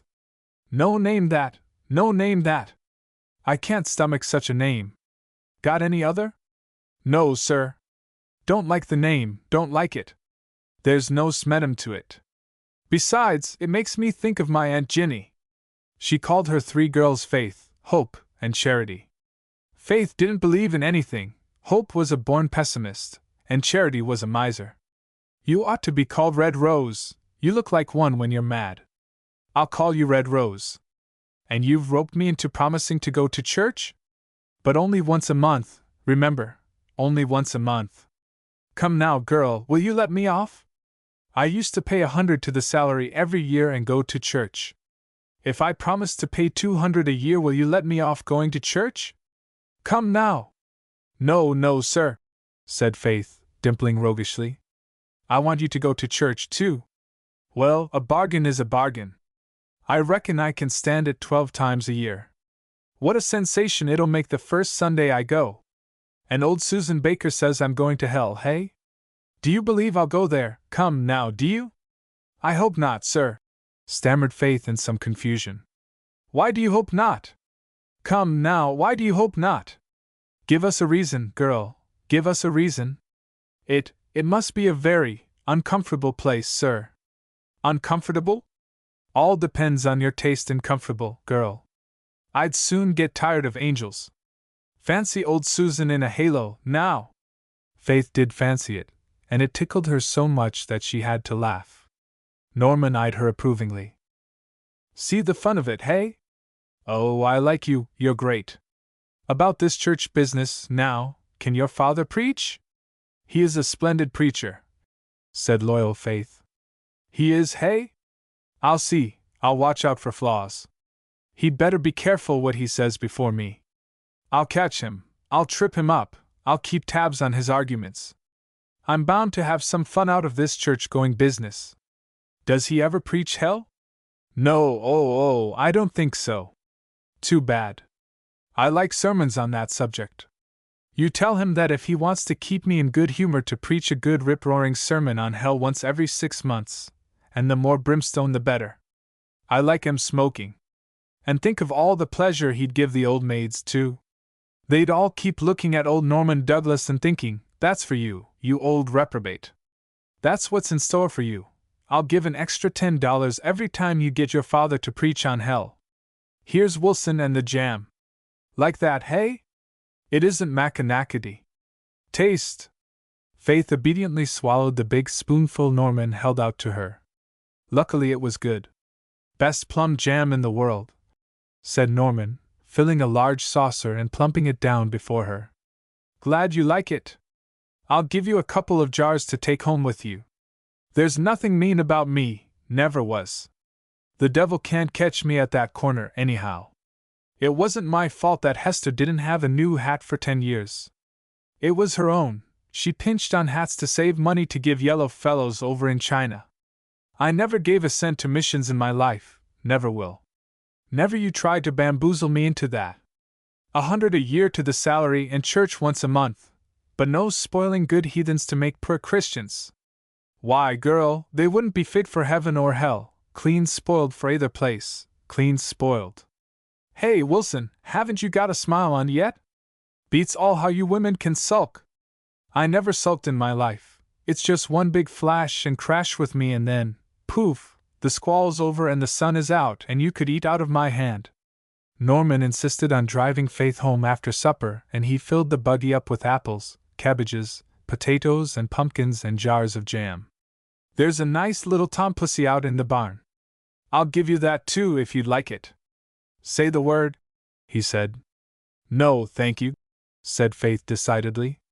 I don't like cats, and besides I have a rooster. Listen to her. You can't cuddle a rooster as you can a kitten. Who ever heard of petting a rooster? Better take little Tom. I want to find a good home for him. No, Aunt Martha has a cat and he would kill a strange kitten. Norman yielded the point rather reluctantly. He gave Faith an exciting drive home, behind his wild 2-year-old, and when he had let her out at the kitchen door of the manse, and dumped his cargo on the back veranda, he drove away shouting, It's only once a month, mind! Faith went up to bed, feeling a little dizzy and breathless, as if she had just escaped from the grasp of a genial whirlwind. She was happy and thankful. No fear now that they would have to leave the glen and the graveyard and Rainbow Valley. But she fell asleep troubled by a disagreeable subconsciousness that Dan Reese had called her pig girl and that, having stumbled on such a congenial epithet, he would continue to call her so whenever opportunity offered. Chapter 17. A Double Victory. Norman Douglas came to church the first Sunday in November, and made all the sensation he desired. Mr. Meredith shook hands with him absently on the church steps and hoped dreamily that Mrs. Douglas was well. She wasn't very well just before I buried her 10 years ago, but I reckon she has better health now, boomed Norman, to the horror and amusement of every one except Mr. Meredith, who was absorbed in wondering if he had made the last head of his sermon as clear as he might have, and hadn't the least idea what Norman had said to him, or he to Norman. Norman intercepted Faith at the gate. Kept my word, you see, kept my word, Red Rose. I'm free now till the first Sunday in December. Fine sermon, girl, fine sermon. Your father has more in his head than he carries on his face. But he contradicted himself once. Tell him he contradicted himself. And tell him I want that brimstone sermon in December. Great way to wind up the old year, with a taste of hell, you know. And what's the matter with a nice tasty discourse on heaven for New Year's? Though it wouldn't be half as interesting as hell, girl, not half. Only I'd like to know what your father thinks about heaven. He can think, rarest thing in the world, a person who can think. But he did contradict himself. Ha ha! Here's a question you might ask him sometime when he's awake, girl. Can God make a stone so big he couldn't lift it himself? Don't forget now. I want to hear his opinion on it. I've stumped many a minister with that, girl. Faith was glad to escape him and run home. Dan Reese, standing among the crowd of boys at the gate, looked at her and shaped his mouth into pig girl, but dared not utter it aloud just there. Next day in school was a different matter. At noon recess Faith encountered Dan in the little spruce plantation behind the school, and Dan shouted once more, Pig girl! Pig girl! Rooster girl! Walter Blythe suddenly rose from a mossy cushion behind a little clump of firs where he had been reading. He was very pale, but his eyes blazed. You hold your tongue, Dan Reese, he said. Oh, hello, Miss Walter, retorted Dan, not at all abashed. He vaulted airily to the top of the rail fence and chanted insultingly. You are a coincidence, said Walter scornfully, turning still whiter. He had only a very hazy idea what a coincidence was, but Dan had none at all and thought it must be something peculiarly opprobrious. "Yah! Cowardy!" he yelled again. "Your mother writes lies, lies, lies! And Faith Meredith is a pig girl, a pig girl, a pig girl! And she's a rooster girl, a rooster girl, a rooster girl! Yah! Cowardy, cowardy, cuss!" Dan got no further.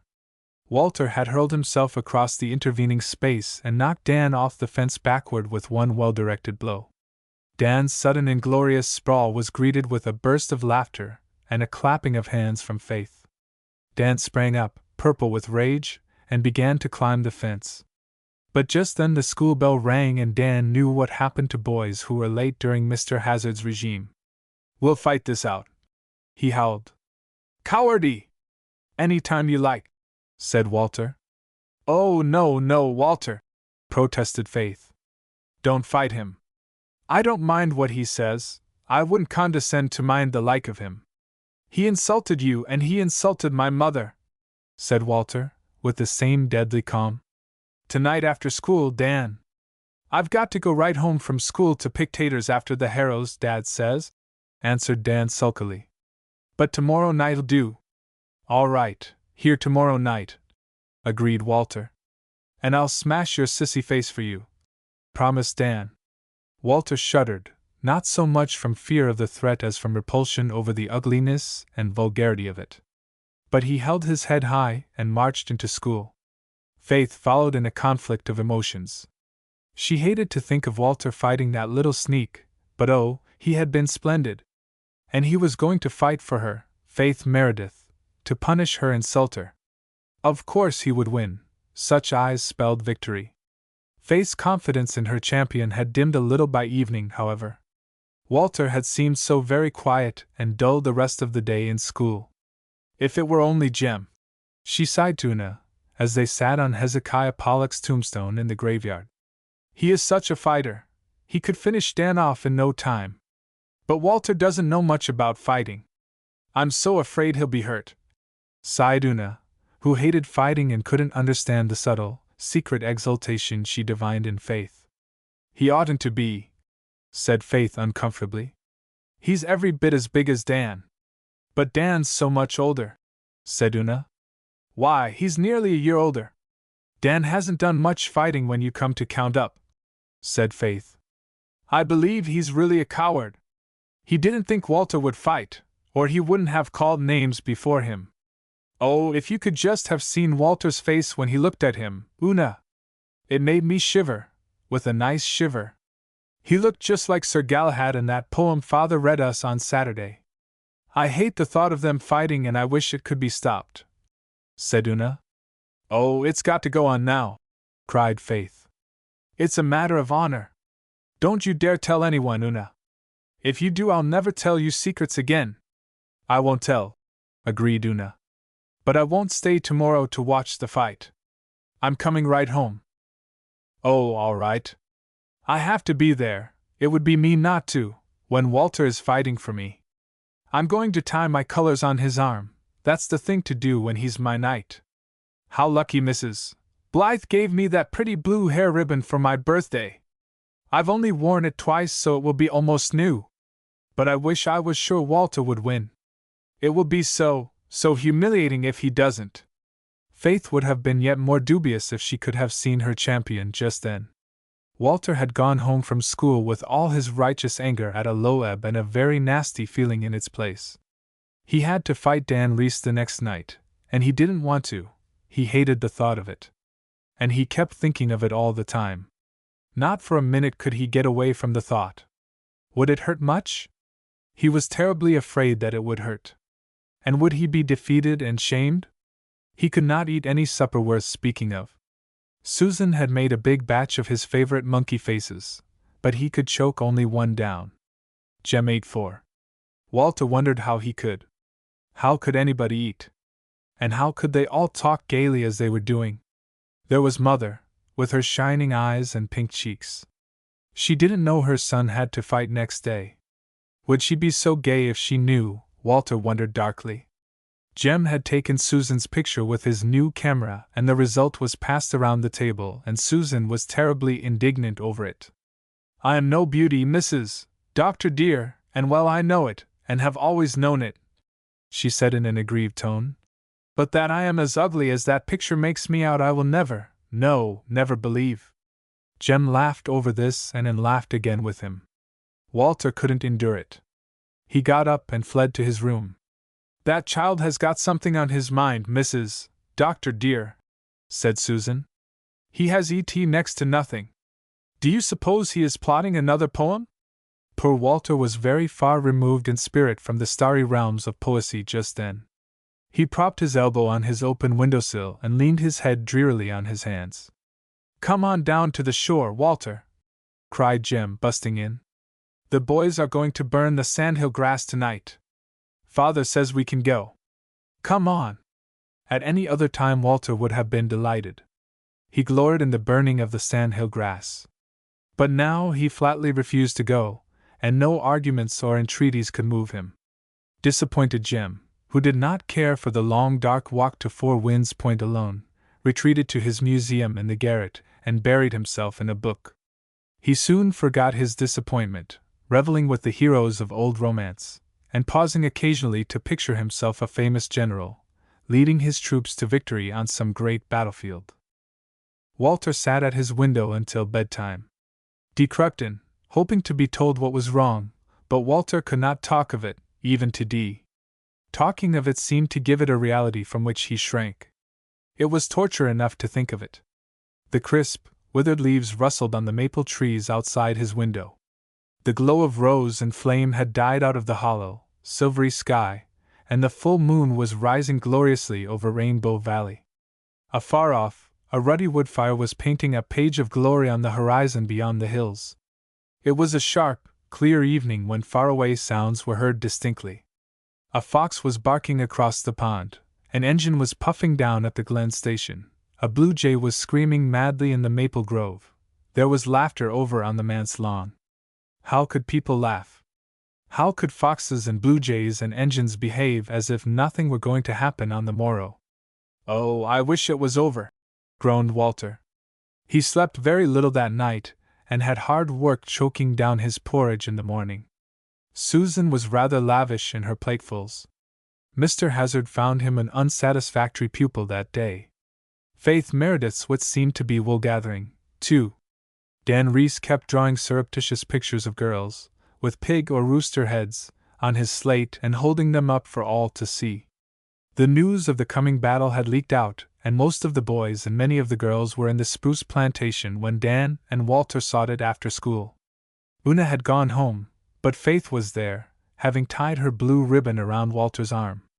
Walter was thankful that neither Jem nor Dee nor Nan were among the crowd of spectators.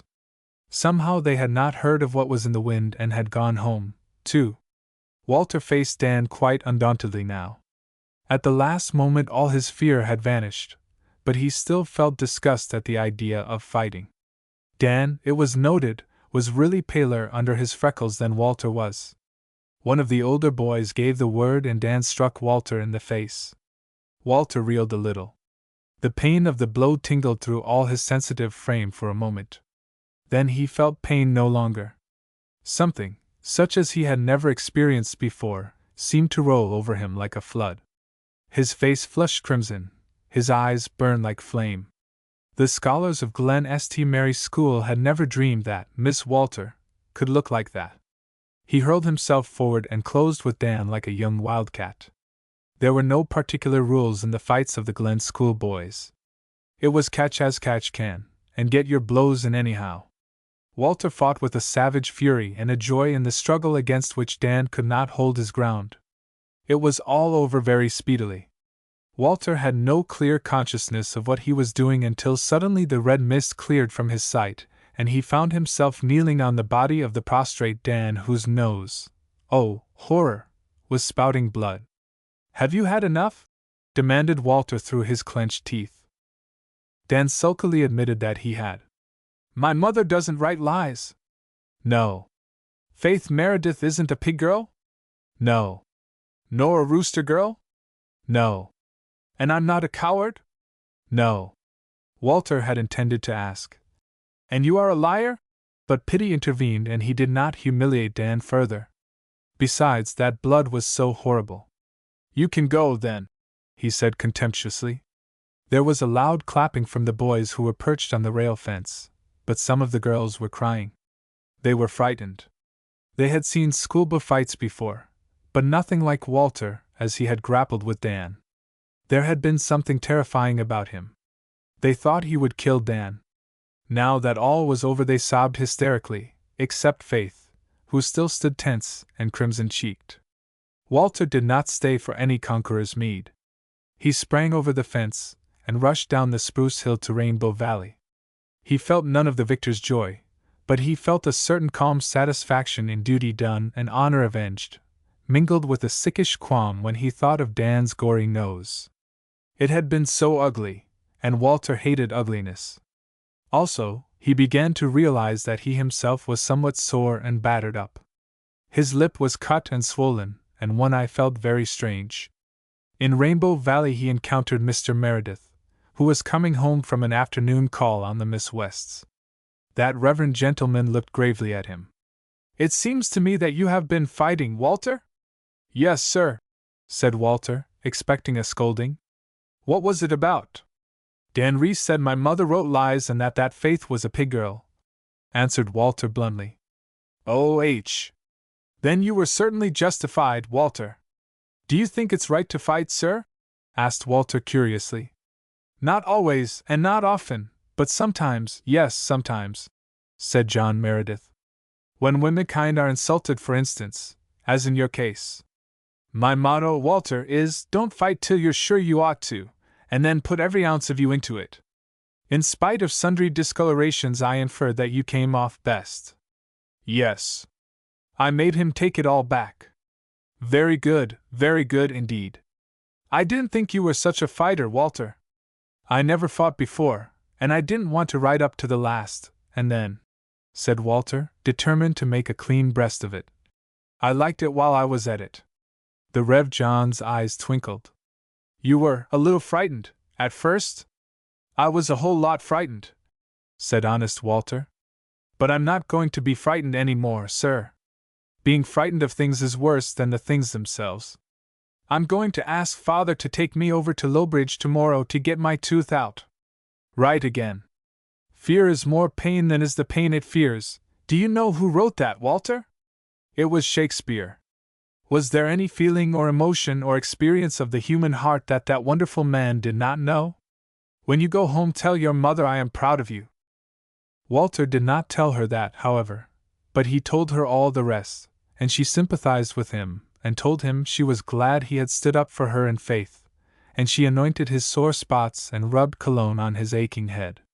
Are all mothers as nice as you? Asked Walter, hugging her. You're worth standing up for. Miss Cornelia and Susan were in the living room when it came downstairs, and listened to the story with much enjoyment. Susan in particular was highly gratified. I am real glad to hear he has had a good fight, Mrs. Doctor dear. Perhaps it may knock that poetry nonsense out of him. And I never could bear that little viper of a Dan Reese. Will you not sit nearer to the fire, Mrs. Marshall Elliott? These November evenings are very chilly. Thank you, Susan, I'm not cold. I called at the manse before I came here and got quite warm, though I had to go to the kitchen to do it, for there was no fire anywhere else. The kitchen looked as if it had been stirred up with a stick, believe me. Mr. Meredith wasn't home. I couldn't find out where he was, but I have an idea that he was up at the Wests. Do you know, and dearie, they say he has been going there frequently all the fall, and people are beginning to think he is going to see Rosemary. He would get a very charming wife if he married Rosemary, said Anne, piling driftwood on the fire. She is one of the most delightful girls I've ever known, truly one of the race of Joseph. Yes, only she is an Episcopalian, said Miss Cornelia doubtfully. Of course, that is better than if she was a Methodist, but I do think Mr. Meredith could find a good enough wife in his own denomination. However, very likely there is nothing in it. It's only a month ago that I said to him, you ought to marry again, Mr. Meredith. He looked as shocked as if I had suggested something improper. "My wife is in her grave, Mrs. Elliot," he said in that gentle, saintly way of his. "I suppose so," I said, "or I wouldn't be advising you to marry again." Then he looked more shocked than ever. "So I doubt if there is much in this Rosemary story. If a single minister calls twice at a house where there is a single woman, all the gossips have it he is courting her. It seems to me, if I may presume to say so, that Mr. Meredith is too shy to go courting a second wife," said Susan solemnly. "He isn't shy, believe me," retorted Miss Cornelia. "Absent-minded, yes, but shy, no. And for all he is so abstracted and dreamy, he has a very good opinion of himself, manlike, and when he is really awake he wouldn't think it much of a chore to ask any woman to have him. No, the trouble is, he's deluding himself into believing that his heart is buried, while all the time it's beating away inside of him just like anybody else's. He may have a notion of Rosemary West, and he may not. If he has, we must make the best of it. She is a sweet girl and a fine housekeeper, and would make a good mother for those poor, neglected children. And," concluded Miss Cornelia resignedly, "my own grandmother was an Episcopalian." Chapter 18. Mary brings evil tidings. Mary Vance, whom Mrs. Elliot had sent up to the manse on an errand, came tripping down Rainbow Valley on her way to Ingleside, where she was to spend the afternoon with Nan and Dee as a Saturday treat. Nan and Dee had been picking spruce gum with Faith and Una in the manse woods, and the four of them were now sitting on a fallen pine by the brook, all, it must be admitted, chewing rather vigorously. The Ingleside twins were not allowed to chew spruce gum anywhere but in the seclusion of Rainbow Valley, but Faith and Una were unrestricted by such rules of etiquette, and cheerfully chewed it everywhere, at home and abroad, to the very proper horror of the Glen. Faith had been chewing it in church one day, but Jerry had realized the enormity of that, and had given her such an older brotherly scolding that she never did it again. "I was so hungry I just felt as if I had to chew something," she protested. "You know well enough what breakfast was like, Jerry Meredith. I couldn't eat scorched porridge and my stomach just felt so queer and empty. The gum helped a lot, and I didn't chew very hard. I didn't make any noise and I never cracked the gum once." "You mustn't chew gum in church, anyhow," insisted Jerry. "Don't let me catch you at it again." "You chewed yourself in prayer meeting last week," cried Faith. "That's different," said Jerry loftily.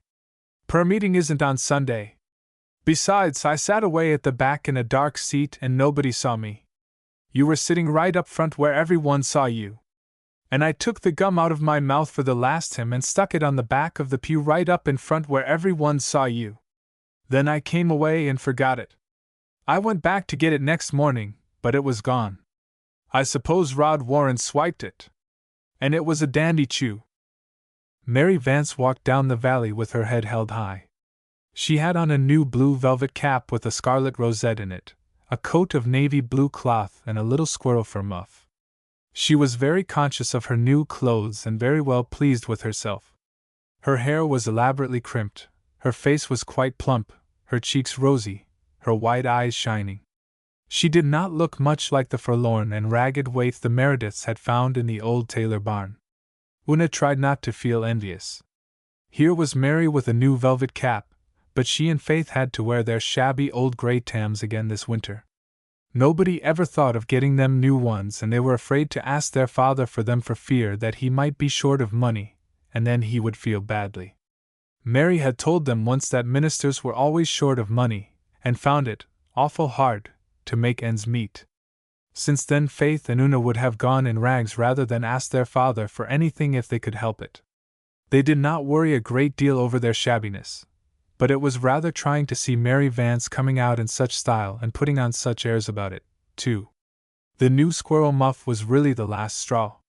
Neither Faith nor Una had ever had a muff, counting themselves lucky if they could compass mittens without holes in them. Aunt Martha could not see to darn holes, and though Una tried to, she made sad cobbling. Somehow, they could not make their greeting of Mary very cordial. But Mary did not mind or notice that. She was not overly sensitive. She vaulted lightly to a seat on the pine tree, and laid the offending muff on a bough.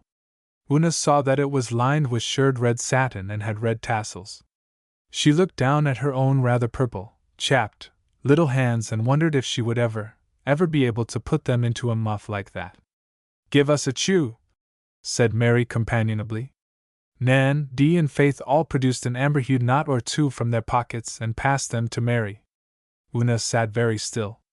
She had 4 lovely big knots in the pocket of her tight, threadbare little jacket, but she wasn't going to give one of them to Mary Vance, not one let Mary pick her own gum. People with squirrel muffs needn't expect to get everything in the world. "Great day, isn't it?"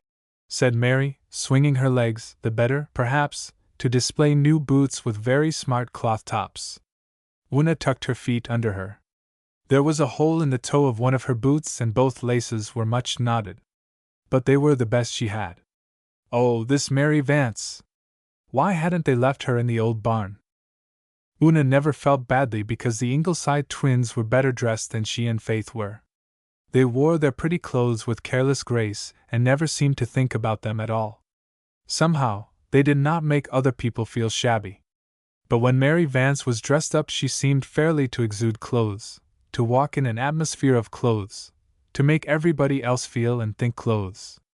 Una, as she sat there in the honey-tinted sunshine of the gracious December afternoon, was acutely and miserably conscious of everything she had on: the faded tam, which was yet her best, the skimpy jacket she had worn for 3 winters, the holes in her skirt and her boots, the shivering insufficiency of her poor little undergarments.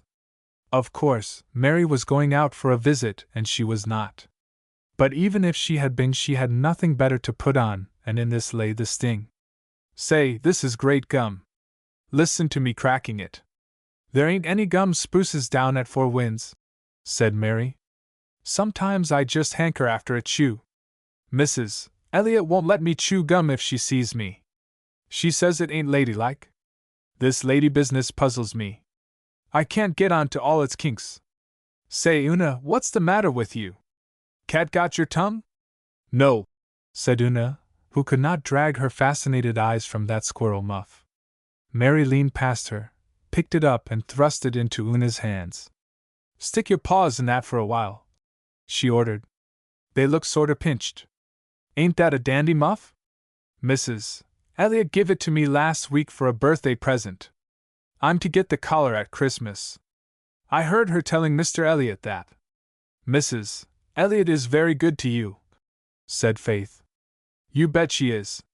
And I'm good to her, too," retorted Mary. "I work like a nigger to make it easy for her, and have everything just as she likes it. We was made for each other. 'Tisn't every one could get along with her as well as I do. She's pisen neat, but so am I, and so we agree fine. I told you she would never whip you. So you did. She's never tried to lay a finger on me, and I ain't never told a lie to her, not one, true's you live.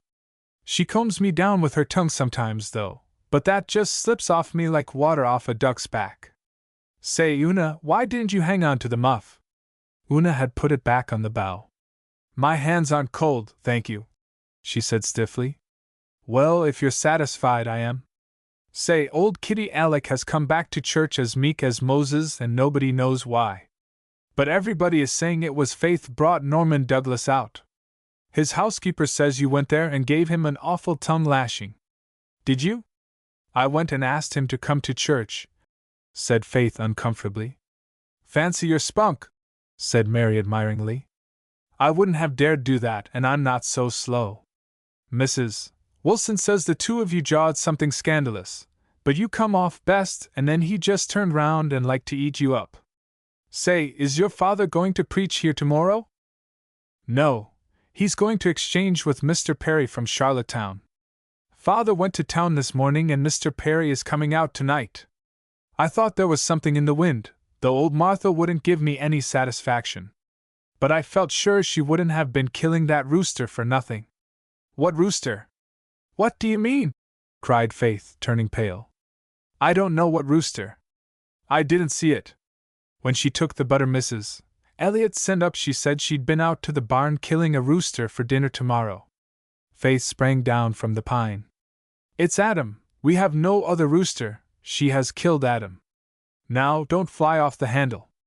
Martha said the butcher at the Glen had no meat this week and she had to have something and the hens were all laying and too poor.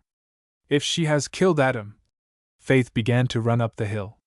Mary shrugged her shoulders. She'll go crazy now. She was so fond of that Adam. He ought to have been in the pot long ago. He'll be as tough as sole leather. But I wouldn't like to be in Martha's shoes. Faith's just white with rage. Una, you'd better go after her and try to pacify her. Mary had gone a few steps with the Blythe girls when Una suddenly turned and ran after her. Here's some gum for you, Mary, she said, with a little repentant catch in her voice, thrusting all her 4 knots into Mary's hands. And I'm glad you have such a pretty muff. Why, thanks, said Mary, rather taken by surprise. To the Blythe girls, after Una had gone, she said, Ain't she a queer little mite? But I've always said she had a good heart. Chapter 19. Poor Adam. When Una got home, Faith was lying face downwards on her bed, utterly refusing to be comforted. Aunt Martha had killed Adam. He was reposing on a platter in the pantry, that very minute, trussed and dressed, encircled by his liver and heart and gizzard. Aunt Martha heeded Faith's passion of grief and anger not a whit. We had to have something for the strange minister's dinner, she said. You're too big a girl to make such a fuss over an old rooster. You knew he'd have to be killed sometime. I'll tell father when he comes home what you've done, sobbed Faith. Don't you go bothering your poor father. He has troubles enough. And I'm housekeeper here. Adam was mine, Mrs. Johnson gave him to me. You had no business to touch him, stormed Faith. Don't you get sassy now. The rooster's killed and there's an end of it. I ain't going to set no strange minister down to a dinner of cold biled mutton. I was brought up to know better than that, if I have come down in the world. Faith would not go down to supper that night, and she would not go to church the next morning. But at dinner time she went to the table, her eyes swollen with crying, her face sullen. The Rev. James Perry was a sleek, rubicund man, with a bristling white mustache, bushy white eyebrows, and a shining bald head. He was certainly not handsome, and he was a very tiresome, pompous sort of person. But if he had looked like the Archangel Michael and talked with the tongues of men and angels, Faith would still have utterly detested him. He carved Adam up dexterously, showing off his plump white hands and very handsome diamond ring. Also, he made jovial remarks all through the performance. Jerry and Carl giggled, and even Una smiled wanly, because she thought politeness demanded it. But Faith only scowled darkly. The Rev. James thought her manners shockingly bad. Once, when he was delivering himself of an unctuous remark to Jerry, Faith broke in rudely with a flat contradiction. The Rev. James drew his bushy eyebrows together at her. Little girls should not interrupt, he said, and they should not contradict people who know far more than they do. This put Faith in a worse temper than ever. To be called little girl, as if she were no bigger than chubby Rilla Blythe over at Ingleside. It was insufferable. And how that abominable Mr. Perry did eat! He even picked poor Adam's bones. Neither Faith nor Una would touch a mouthful, and looked upon the boys as little better than cannibals. Faith felt that if that awful repast did not soon come to an end, she would wind it up by throwing something at Mr. Perry's gleaming head. Fortunately, Mr. Perry found Aunt Martha's leathery apple pie too much even for his powers of mastication, and the meal came to an end, after a long grace in which Mr. Perry offered up devout thanks for the food which a kind and beneficent Providence had provided for sustenance and temperate pleasure. God hadn't a single thing to do with providing Adam for you, muttered Faith rebelliously under her breath. The boys gladly made their escape to outdoors. Una went to help Aunt Martha with the dishes, though that rather grumpy old dame never welcomed her timid assistance, and Faith betook herself to the study where a cheerful wood fire was burning in the grate. She thought she would thereby escape from the hated Mr. Perry, who had announced his intention of taking a nap in his room during the afternoon.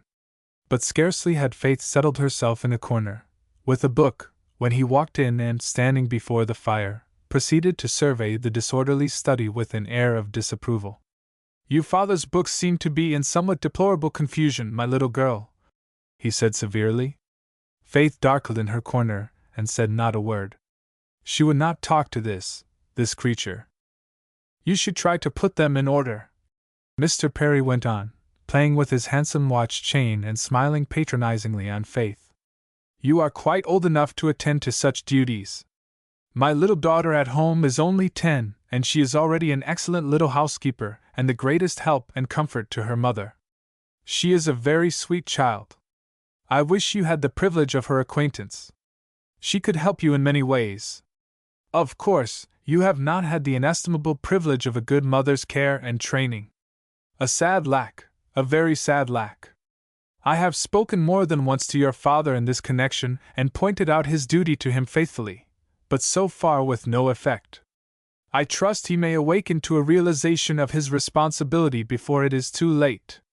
In the meantime, it is your duty and privilege to endeavor to take your sainted mother's place. You might exercise a great influence over your brothers and your little sister. You might be a true mother to them. I fear that you do not think of these things as you should. My dear child, allow me to open your eyes in regard to them." Mr. Perry's oily, complacent voice trickled on. He was in his element. Nothing suited him better than to lay down the law, patronize, and exhort. He had no idea of stopping, and he did not stop. He stood before the fire, his feet planted firmly on the rug, and poured out a flood of pompous platitudes. Faith heard not a word. She was really not listening to him at all. But she was watching his long black coat-tails with impish delight growing in her brown eyes. Mr. Perry was standing very near the fire. His coat-tails began to scorch, his coat-tails began to smoke. He still prosed on, wrapped up in his own eloquence. The coat-tails smoked worse. A tiny spark flew up from the burning wood and alighted in the middle of one. It clung and caught and spread into a smoldering flame. Faith could restrain herself no longer and broke into a stifled giggle. Mr. Perry stopped short, angered over this impertinence. Suddenly he became conscious that a reek of burning cloth filled the room. He whirled round and saw nothing. Then he clapped his hands to his coat-tails and brought them around in front of him. There was already quite a hole in one of them, and this was his new suit. Faith shook with helpless laughter over his pose and expression. "Did you see my coat-tails burning?" he demanded angrily. "Yes, sir," said Faith demurely. "Why didn't you tell me?" he demanded, glaring at her. "You said it wasn't good manners to interrupt, sir," said Faith, more demurely still. If I was your father, I would give you a spanking that you would remember all your life, miss," said a very angry reverend gentleman, as he stalked out of the study. The coat of Mr. Meredith's second-best suit would not fit Mr. Perry, so he had to go to the evening service with his singed coat-tail. But he did not walk up the aisle with his usual consciousness of the honor he was conferring on the building. He never would agree to an exchange of pulpits with Mr. Meredith again, and he was barely civil to the latter when they met for a few minutes at the station the next morning. But Faith felt a certain gloomy satisfaction. Adam was partially avenged. Chapter 20.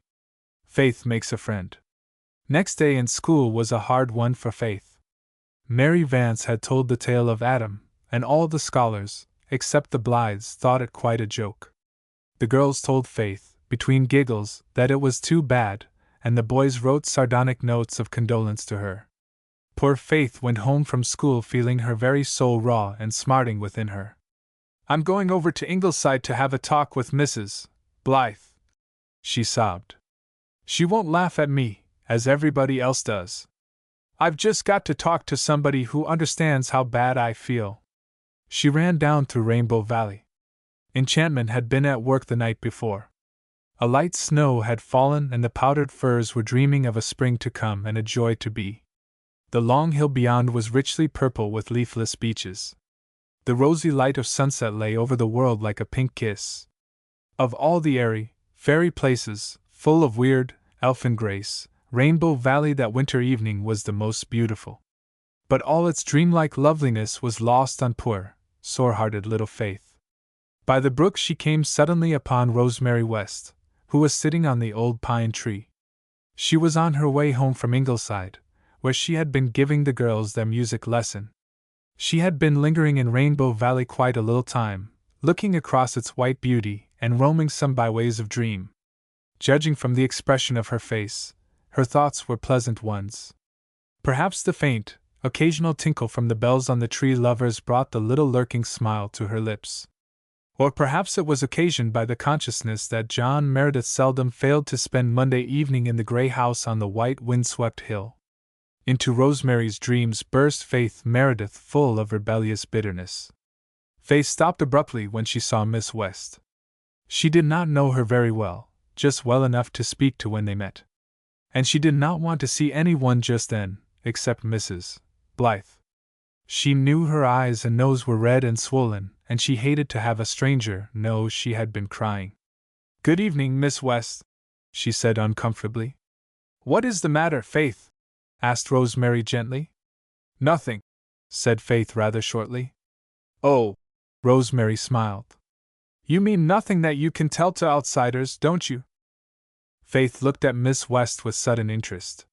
Here was a person who understood things. And how pretty she was!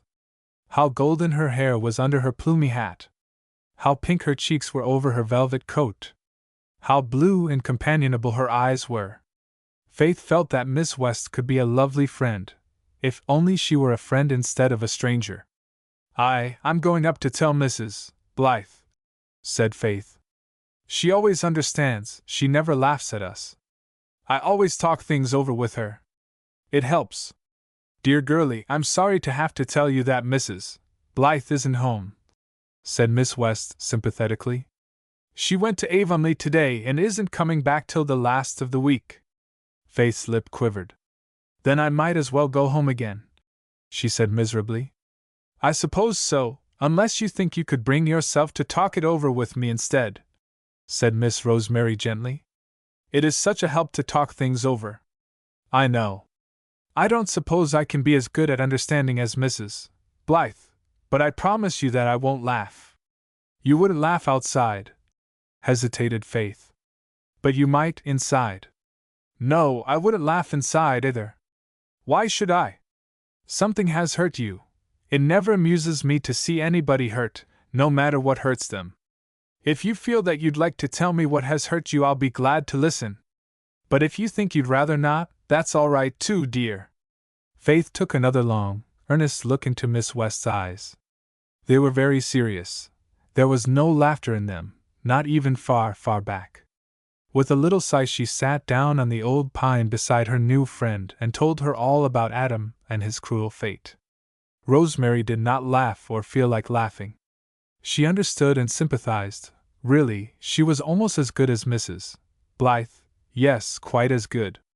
"Mr. Perry is a minister, but he should have been a butcher," said Faith bitterly. "He is so fond of carving things up. He enjoyed cutting poor Adam to pieces. He just sliced into him as if he were any common rooster. Between you and me, Faith, I don't like Mr. Perry very well myself," said Rosemary, laughing a little, but at Mr. Perry, not at Adam, as Faith clearly understood. "I never did like him.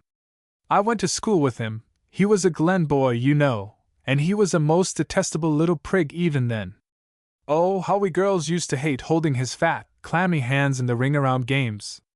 But we must remember, dear, that he didn't know that Adam had been a pet of yours. He thought he was just a common rooster. We must be just, even when we are terribly hurt." "I suppose so," admitted Faith. "But why does everybody seem to think it funny that I should have loved Adam so much, Miss West? If it had been a horrid old cat, nobody would have thought it queer. When Lottie Warren's kitten had its legs cut off by the binder, everybody was sorry for her. She cried 2 days in school and nobody laughed at her, not even Dan Reese. And all her chums went to the kitten's funeral and helped her bury it, only they couldn't bury its poor little paws with it, because they couldn't find them. It was a horrid thing to have happen, of course, but I don't think it was as dreadful as seeing your pet eaten up. Yet everybody laughs at me. I think it is because the name Rooster seems rather a funny one," said Rosemary gravely. "There is something in it that is comical. Now, chicken is different. It doesn't sound so funny to talk of loving a chicken. Adam was the dearest little chicken, Miss West. He was just a little golden ball. He would run up to me and peck out of my hand. And he was handsome when he grew up, too, white as snow, with such a beautiful curving white tail, though Mary Vance said it was too short. He knew his name and always came when I called him. He was a very intelligent rooster. And Aunt Martha had no right to kill him. He was mine. It wasn't fair, was it, Miss West? No, it wasn't, said Rosemary decidedly. Not a bit fair. I remember I had a pet hen when I was a little girl. She was such a pretty little thing, all golden brown and speckly. I loved her as much as I ever loved any pet. She was never killed, she died of old age. Mother wouldn't have her killed because she was my pet. If my mother had been living, she wouldn't have let Adam be killed, said Faith. For that matter, Father wouldn't have either, if he'd been home and known of it. I'm sure he wouldn't, Miss West. I'm sure, too, said Rosemary. There was a little added flush on her face. She looked rather conscious, but Faith noticed nothing. Was it very wicked of me not to tell Mr. Perry his coat-tails were scorching? She asked anxiously. Oh, terribly wicked, answered Rosemary, with dancing eyes. But I would have been just as naughty, Faith. I wouldn't have told him they were scorching, and I don't believe I would ever have been a bit sorry for my wickedness either. Una thought I should have told him because he was a minister. Dearest, if a minister doesn't behave as a gentleman, we are not bound to respect his coat-tails. I know I would just have loved to see Jimmy Perry's coat-tails burning up. It must have been fun. Both laughed, but Faith ended with a bitter little sigh.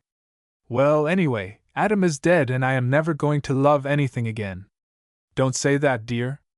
We miss so much out of life if we don't love. The more we love, the richer life is, even if it is only some little furry or feathery pet. Would you like a canary, Faith? A little golden bit of a canary? If you would, I'll give you one. We have two up home. Oh, I would like that, cried Faith. I love birds. Only, would Aunt Martha's cat eat it? It's so tragic to have your pets eaten. I don't think I could endure it a second time. If you hang the cage far enough from the wall, I don't think the cat could harm it. I'll tell you just how to take care of it, and I'll bring it to Ingleside for you the next time I come down. To herself, Rosemary was thinking. It will give every gossip in the glen something to talk of, but I will not care. I want to comfort this poor little heart. Faith was comforted. Sympathy and understanding were very sweet. She and Miss Rosemary sat on the old pine until the twilight crept softly down over the white valley and the evening star shone over the gray maple grove. Faith told Rosemary all her small history and hopes, her likes and dislikes, the ins and outs of life at the manse, the ups and downs of school society. Finally they parted firm friends. Mr. Meredith was, as usual, lost in dreams when supper began that evening, but presently a name pierced his abstraction and brought him back to reality. Faith was telling Una of her meeting with Rosemary. She is just lovely, I think, said Faith. Just as nice as Mrs. Blythe, but different. I felt as if I wanted to hug her. She did hug me, such a nice, velvety hug. And she called me dearest. It thrilled me. I could tell her anything. So you liked Miss West, Faith? Mr. Meredith asked, with a rather odd intonation. I love her, cried Faith. Ah, said Mr. Meredith. Ah. Chapter 21. The Impossible Word. John Meredith walked meditatively through the clear crispness of a winter night in Rainbow Valley. The hills beyond glistened with the chill, splendid luster of moonlight on snow. Every little fir tree in the long valley sang its own wild song to the harp of wind and frost. His children and the Blythe lads and lasses were coasting down the eastern slope and whizzing over the glassy pond. They were having a glorious time, and their gay voices and gayer laughter echoed up and down the valley, dying away in elfin cadences among the trees. On the right the lights of Ingleside gleamed through the maple grove with the genial lure and invitation which seems always to glow in the beacons of a home where we know there is love and good cheer and a welcome for all kin, whether of flesh or spirit. Mr. Meredith liked very well on occasion to spend an evening arguing with the doctor by the driftwood fire, where the famous china dogs of Ingleside kept ceaseless watch and ward, as became deities of the hearth, but tonight he did not look that way. Far on the western hill gleamed a paler but more alluring star. Mr. Meredith was on his way to see Rosemary West, and he meant to tell her something which had been slowly blossoming in his heart since their first meeting and had sprung into full flower on the evening when Faith had so warmly voiced her admiration for Rosemary. He had come to realize that he had learned to care for Rosemary. Not as he had cared for Cecilia, of course. That was entirely different. That love of romance and dream and glamour could never, he thought, return. But Rosemary was beautiful and sweet and dear, very dear. She was the best of companions. He was happier in her company than he had ever expected to be again. She would be an ideal mistress for his home, a good mother to his children. During the years of his widowhood, Mr. Meredith had received innumerable hints from brother members of Presbytery and from many parishioners who could not be suspected of any ulterior motive, as well as from some who could, that he ought to marry again, but these hints never made any impression on him. It was commonly thought he was never aware of them. But he was quite acutely aware of them. And in his own occasional visitations of common sense he knew that the common sensible thing for him to do was to marry. But common sense was not the strong point of John Meredith, and to choose out, deliberately and cold-bloodedly, some suitable woman, as one might choose a housekeeper or a business partner, was something he was quite incapable of doing. How he hated that word. Suitable. It reminded him so strongly of James Perry. A suitable woman of suitable age, that unctuous brother of the cloth had said, in his far from subtle hint. For the moment John Meredith had had a perfectly unbelievable desire to rush madly away and propose marriage to the youngest, most unsuitable woman it was possible to discover. Mrs. Marshall Elliott was his good friend and he liked her. But when she had bluntly told him he should marry again, he felt as if she had torn away the veil that hung before some sacred shrine of his innermost life, and he had been more or less afraid of her ever since. He knew there were women in his congregation, of suitable age, who would marry him quite readily. That fact had seeped through all his abstraction very early in his ministry in Glen St. Mary. They were good, substantial, uninteresting women, one or two fairly comely, the others not exactly so, and John Meredith would as soon have thought of marrying any one of them as of hanging himself. He had some ideals to which no seeming necessity could make him false. He could ask no woman to fill Cecilia's place in his home unless he could offer her at least some of the affection and homage he had given to his girlish bride. And where, in his limited feminine acquaintance, was such a woman to be found? Rosemary West had come into his life on that autumn evening, bringing with her an atmosphere in which his spirit recognized native air. Across the gulf of strangerhood they clasped hands of friendship. He knew her better in that 10 minutes by the hidden spring than he knew Emmeline Drew or Elizabeth Kirk or Amy Annetta Douglas in a year, or could know them in a century. He had fled to her for comfort when Mrs. Alec Davis had outraged his mind and soul and had found it. Since then he had gone often to the house on the hill, slipping through the shadowy paths of night in Rainbow Valley so astutely that Glen gossip could never be absolutely certain that he did go to see Rosemary West. Once or twice he had been caught in the West living room by other visitors. That was all the Ladies' Aid had to go by.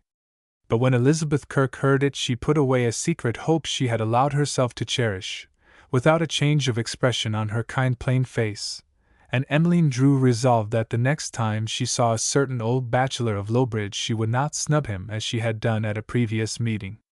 Of course, if Rosemary West was out to catch the minister she would catch him. She looked younger than she was and men thought her pretty. Besides, the West girls had money. It is to be hoped that he won't be so absent-minded as to propose to Ellen by mistake, was the only malicious thing she allowed herself to say to a sympathetic Sister Drew. Emmeline bore no further grudge towards Rosemary. When all was said and done, an unencumbered bachelor was far better than a widower with 4 children. It had been only the glamour of the manse that had temporarily blinded Emmeline's eyes to the better part. A sled with 3 shrieking occupants sped past Mr. Meredith to the pond. Faith's long curls streamed in the wind and her laughter rang above that of the others. John Meredith looked after them kindly and longingly. He was glad that his children had such chums as the Blythes, glad that they had so wise and gay and tender a friend as Mrs. Blythe. But they needed something more, and that something would be supplied when he brought Rosemary West as a bride to the old manse. There was in her a quality essentially maternal. It was Saturday night, and he did not often go calling on Saturday night, which was supposed to be dedicated to a thoughtful revision of Sunday's sermon.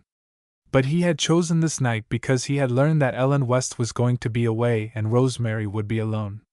Often as he had spent pleasant evenings in the house on the hill, he had never, since that first meeting at the spring, seen Rosemary alone. Ellen had always been there. He did not precisely object to Ellen being there. He liked Ellen West very much, and they were the best of friends. Ellen had an almost masculine understanding and a sense of humor which his own shy, hidden appreciation of fun found very agreeable. He liked her interest in politics and world events. There was no man in the glen, not even excepting Dr. Blythe, who had a better grasp of such things. "I think it is just as well to be interested in things as long as you live," she had said. "If you're not, it doesn't seem to me that there's much difference between the quick and the dead." He liked her pleasant, deep, rumbly voice. He liked the hearty laugh with which she always ended up some jolly and well-told story. She never gave him digs about his children as other Glen women did. She never bored him with local gossip. She had no malice and no pettiness. She was always splendidly sincere. Mr. Meredith, who had picked up Miss Cornelia's way of classifying people, considered that Ellen belonged to the race of Joseph. Altogether, an admirable woman for a sister-in-law. Nevertheless, a man did not want even the most admirable of women around when he was proposing to another woman. And Ellen was always around. She did not insist on talking to Mr. Meredith herself all the time. She let Rosemary have a fair share of him. Many evenings, indeed, Ellen effaced herself almost totally, sitting back in the corner with St. George in her lap, and letting Mr. Meredith and Rosemary talk and sing and read books together. Sometimes they quite forgot her presence. But if their conversation or choice of duets ever betrayed the least tendency to what Ellen considered philandering, Ellen promptly nipped that tendency in the bud and blotted Rosemary out for the rest of the evening. But not even the grimmest of amiable dragons can altogether prevent a certain subtle language of eye and smile and eloquent silence, and so the minister's courtship progressed after a fashion. But if it was ever to reach a climax, that climax must come when Ellen was away. And Ellen was so seldom away, especially in winter. She found her own fireside the pleasantest place in the world, she vowed. Gaddying had no attraction for her. She was fond of company, but she wanted it at home. Mr. Meredith had almost been driven to the conclusion that he must write to Rosemary what he wanted to say, when Ellen casually announced one evening that she was going to a silver wedding next Saturday night. She had been bridesmaid when the principals were married. Only old guests were invited, so Rosemary was not included. Mr. Meredith pricked up his ears a trifle and a gleam flashed into his dreamy dark eyes. Both Ellen and Rosemary saw it, and both Ellen and Rosemary felt, with a tingling shock, that Mr. Meredith would certainly come up the hill next Saturday night. "Might as well have it over with, St. George," Ellen sternly told the black cat, after Mr. Meredith had gone home and Rosemary had silently gone upstairs. "He means to ask her, St. George, I'm perfectly sure of that. So he might as well have his chance to do it and find out he can't get her, George. She'd rather like to take him, Saint. I know that, but she promised, and she's got to keep her promise. I'm rather sorry in some ways, St. George. I don't know of a man I'd sooner have for a brother-in-law if a brother-in-law was convenient. I haven't a thing against him, Saint, not a thing except that he won't see and can't be made to see that the Kaiser is a menace to the peace of Europe. That's his blind spot. But he's good company and I like him. A woman can say anything she likes to a man with a mouth like John Meredith's and be sure of not being misunderstood. Such a man is more precious than rubies, Saint, and much rarer, George. But he can have Rosemary, and I suppose when he finds out he can have her he'll drop us both. And we'll miss him, Saint, we'll miss him something scandalous, George. But she promised, and I'll see that she keeps her promise." Ellen's face looked almost ugly in its lowering resolution. Upstairs Rosemary was crying into her pillow. So Mr. Meredith found his lady alone and looking very beautiful. Rosemary had not made any special toilet for the occasion. She wanted to, but she thought it would be absurd to dress up for a man you meant to refuse. So she wore her plain dark afternoon dress and looked like a queen in it. Her suppressed excitement colored her face to brilliancy. Her great blue eyes were pools of light less placid than usual. She wished the interview were over.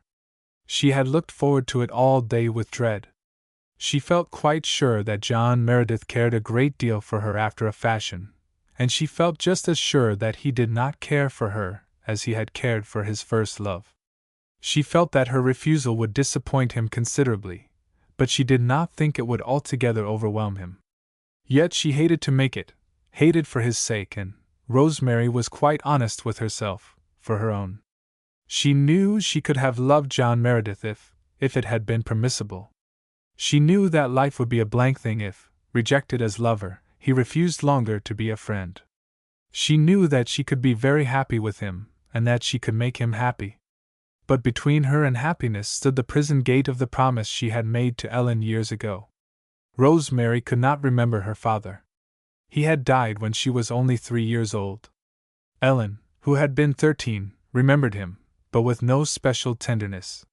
He had been a stern, reserved man many years older than his fair, pretty wife. 5 years later their brother of 12 died also. Since his death the two girls had always lived alone with their mother. They had never mingled very freely in the social life of the Glen or Lowbridge, though where they went the wit and spirit of Ellen and the sweetness and beauty of Rosemary made them welcome guests. Both had what was called a disappointment in their girlhood.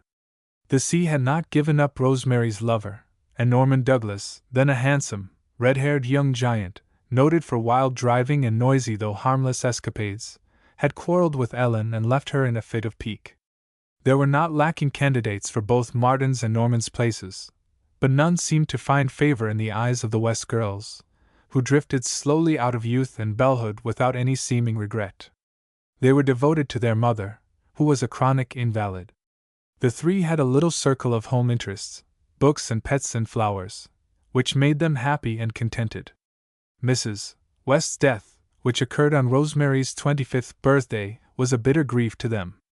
At first they were intolerably lonely. Ellen, especially, continued to grieve and brood, her long, moody musings broken only by fits of stormy, passionate weeping. The old Lowbridge doctor told Rosemary that he feared permanent melancholy or worse. Once, when Ellen had sat all day, refusing either to speak or eat, Rosemary had flung herself on her knees by her sister's side. "Oh, Ellen, you have me yet," she said imploringly. "Am I nothing to you? We have always loved each other so."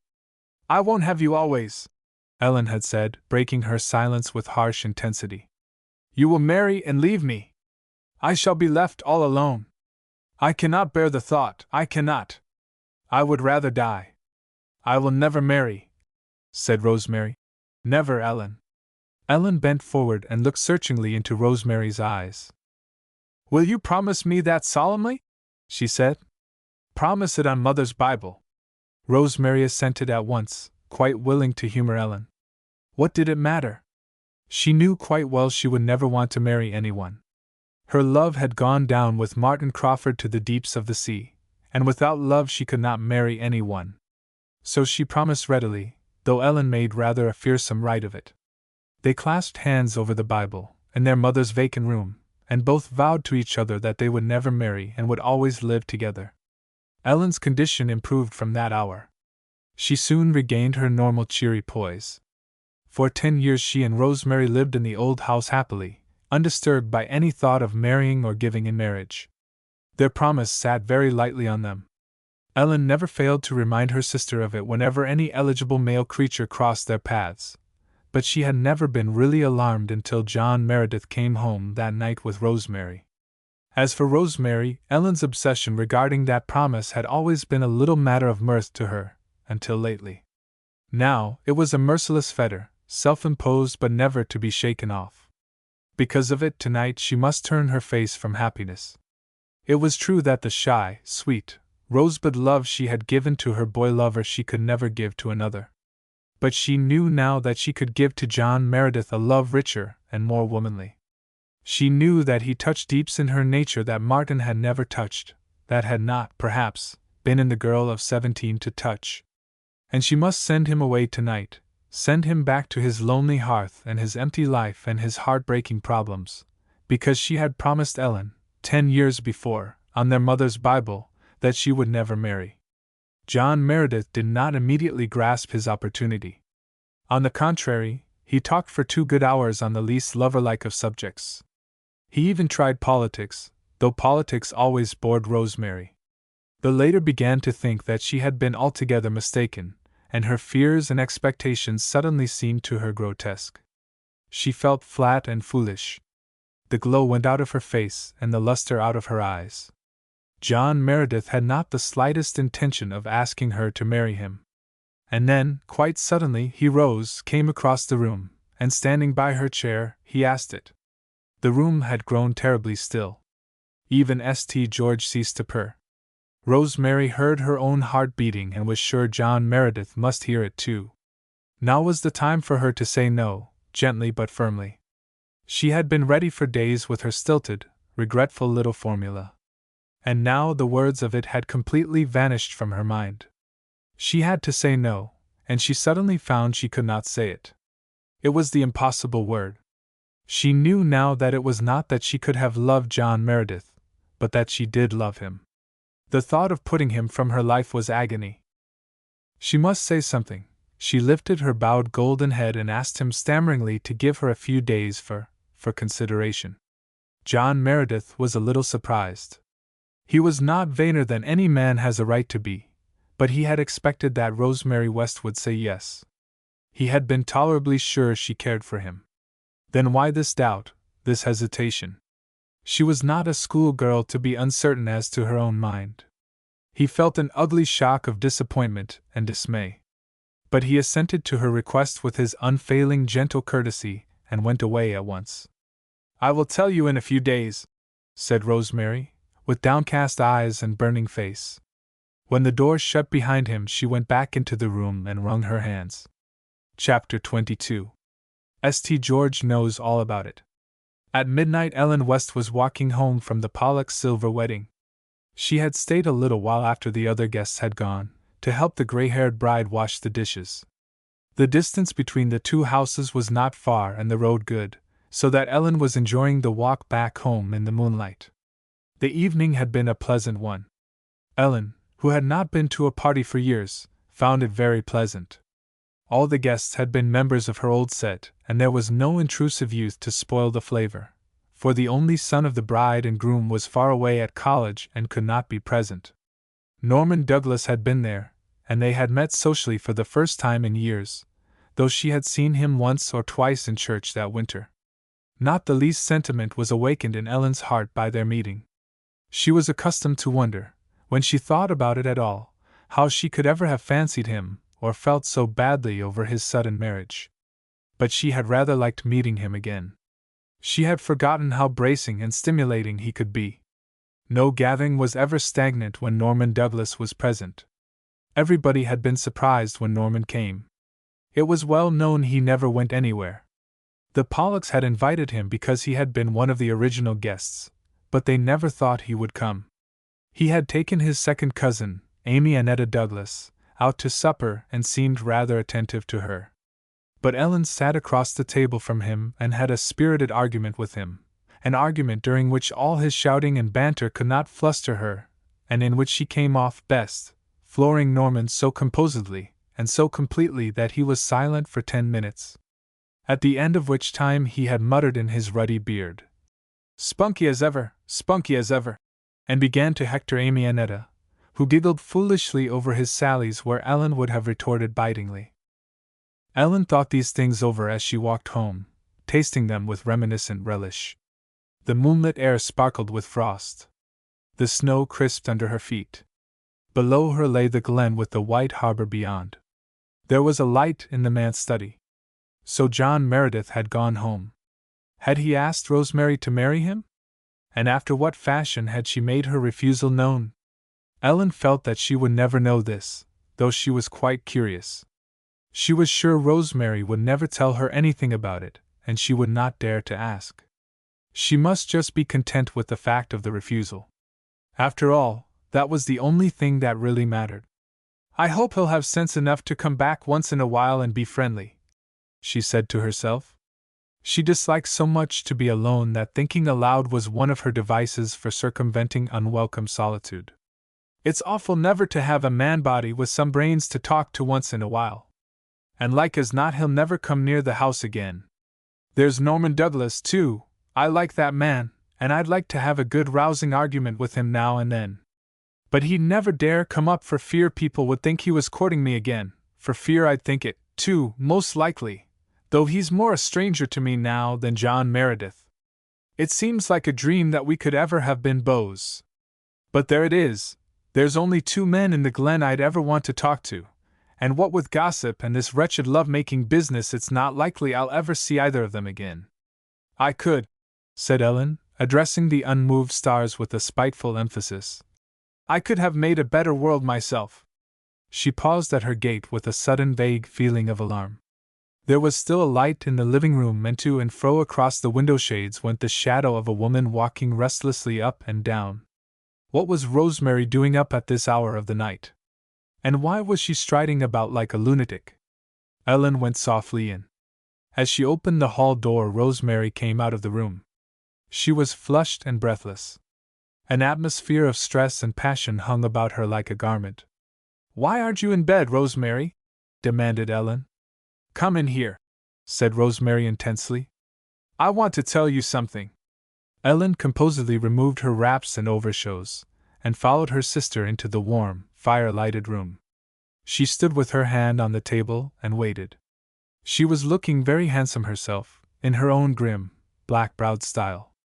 The new black velvet dress, with its train and v-neck, which she had made purposely for the party, became her stately, massive figure. She wore coiled around her neck the rich, heavy necklace of amber beads which was a family heirloom. Her walk in the frosty air had stung her cheeks into a glowing scarlet. But her steel-blue eyes were as icy and unyielding as the sky of the winter night. She stood waiting in a silence which Rosemary could break only by a convulsive effort. "Ellen, Mr. Meredith was here this evening." "Yes? And he asked me to marry him." "So I expected." "Of course, you refused him?" "No." "Rosemary." Ellen clenched her hands and took an involuntary step forward. "Do you mean to tell me that you accepted him?" "No, no." Ellen recovered her self-command. "What did you do then?" I asked him to give me a few days to think it over." "I hardly see why that was necessary," said Ellen, coldly contemptuous, "when there is only the one answer you can make him." Rosemary held out her hands beseechingly. "Ellen," she said desperately, "I love John Meredith. I want to be his wife. Will you set me free from that promise?" "No," said Ellen, merciless, because she was sick from fear. Ellen.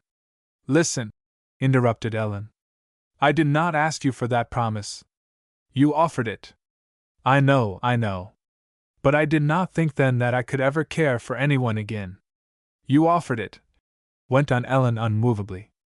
"You promised it over our mother's Bible. It was more than a promise, it was an oath. Now you want to break it. I only asked you to set me free from it, Ellen. I will not do it. A promise is a promise in my eyes. I will not do it. Break your promise, be forsworn if you will, but it shall not be with any assent of mine. You are very hard on me, Ellen. Hard on you. And what of me? Have you ever given a thought to what my loneliness would be here if you left me? I could not bear it, I would go crazy. I cannot live alone. Haven't I been a good sister to you? Have I ever opposed any wish of yours? Haven't I indulged you in everything? Yes. Then why do you want to leave me for this man whom you hadn't seen a year ago? I love him, Ellen. Love! You talk like a schoolmiss instead of a middle-aged woman. He doesn't love you. He wants a housekeeper and a governess. You don't love him. You want to be Mrs. You are one of those weak-minded women who think it's a disgrace to be ranked as an old maid. That's all there is to it. Rosemary quivered. Ellen could not, or would not, understand. There was no use arguing with her. So you won't release me, Ellen? No, I won't. And I won't talk of it again. You promised and you've got to keep your word. That's all. Go to bed. Look at the time. You're all romantic and worked up. Tomorrow you'll be more sensible. At any rate, don't let me hear any more of this nonsense. Go. Rosemary went without another word, pale and spiritless. Ellen walked stonily about the room for a few minutes, then paused before the chair where St. George had been calmly sleeping through the whole evening. A reluctant smile overspread her dark face. There had been only one time in her life, the time of her mother's death, when Ellen had not been able to temper tragedy with comedy. Even in that long-ago bitterness, when Norman Douglas had, after a fashion, jilted her, she had laughed at herself quite as often as she had cried. I expect there'll be some sulking, St. George. Yes, Saint, I expect we are in for a few unpleasant foggy days. Well, we'll weather them through, George. We've dealt with foolish children before, Saint. Rosemary'll sulk a while, and then she'll get over it, and all will be as before, George. She promised, and she's got to keep her promise. And that's the last word on the subject I'll say to you or her or anyone, Saint. But Ellen lay savagely awake till morning. There was no sulking, however. Rosemary was pale and quiet the next day, but beyond that Ellen could detect no difference in her. Certainly, she seemed to bear Ellen no grudge. It was stormy, so no mention was made of going to church. In the afternoon Rosemary shut herself in her room and wrote a note to John Meredith. She could not trust herself to say no in person. She felt quite sure that if he suspected she was saying no, reluctantly he would not take it for an answer, and she could not face pleading or entreaty. She must make him think she cared nothing at all for him, and she could do that only by letter. She wrote him the stiffest, coolest little refusal imaginable. It was barely courteous. It certainly left no loophole of hope for the boldest lover, and John Meredith was anything but that.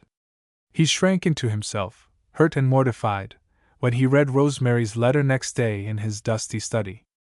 But under his mortification a dreadful realization presently made itself felt. He had thought he did not love Rosemary as deeply as he had loved Cecilia. Now, when he had lost her, he knew that he did. She was everything to him, everything. And he must put her out of his life completely. Even friendship was impossible now. Life stretched before him in intolerable dreariness. He must go on. There was his work, his children, but the heart had gone out of him. He sat alone all that evening in his dark, cold, comfortless study with his head bowed on his hands. Up on the hill Rosemary had a headache and went early to bed, while Ellen remarked to St. George, purring his disdain of foolish humankind, who did not know that a soft cushion was the only thing that really mattered. What would women do if headaches had never been invented, St. George? But never mind, Saint. We'll just wink the other eye for a few weeks. I admit I don't feel comfortable myself, George. I feel as if I had drowned a kitten. But she promised, Saint, and she was the one to offer it, George. Bismillah! Chapter 23. The Good Conduct Club. A light rain had been falling all day, a little, delicate, beautiful spring rain, that somehow seemed to hint and whisper of mayflowers and wakening violets.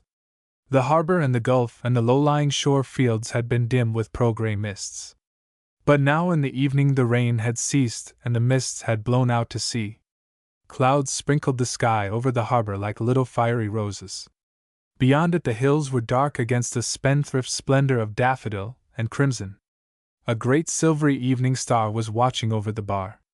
A brisk, dancing, new-sprung wind was blowing up from Rainbow Valley, resinous with the odors of fir and damp mosses. It crooned in the old spruces around the graveyard and ruffled Faith's splendid curls as she sat on Hezekiah Pollock's tombstone with her arms round Mary Vance and Una. Carl and Jerry were sitting opposite them on another tombstone, and all were rather full of mischief after being cooped up all day. The air just shines tonight, doesn't it? It's been washed so clean, you see, said Faith happily. Mary Vance eyed her gloomily. Knowing what she knew, or fancied she knew, Mary considered that Faith was far too light-hearted. Mary had something on her mind to say, and she meant to say it before she went home. Mrs. Elliot had sent her up to the manse with some new-laid eggs, and had told her not to stay longer than half an hour. The half hour was nearly up, so Mary uncurled her cramped legs from under her and said abruptly, "Never mind about the air. Just you listen to me. You manse young ones have just got to behave yourselves better than you've been doing this spring. That's all there is to it. I just come up tonight a purpose to tell you so. The way people are talking about you is awful." "What have we been doing now?"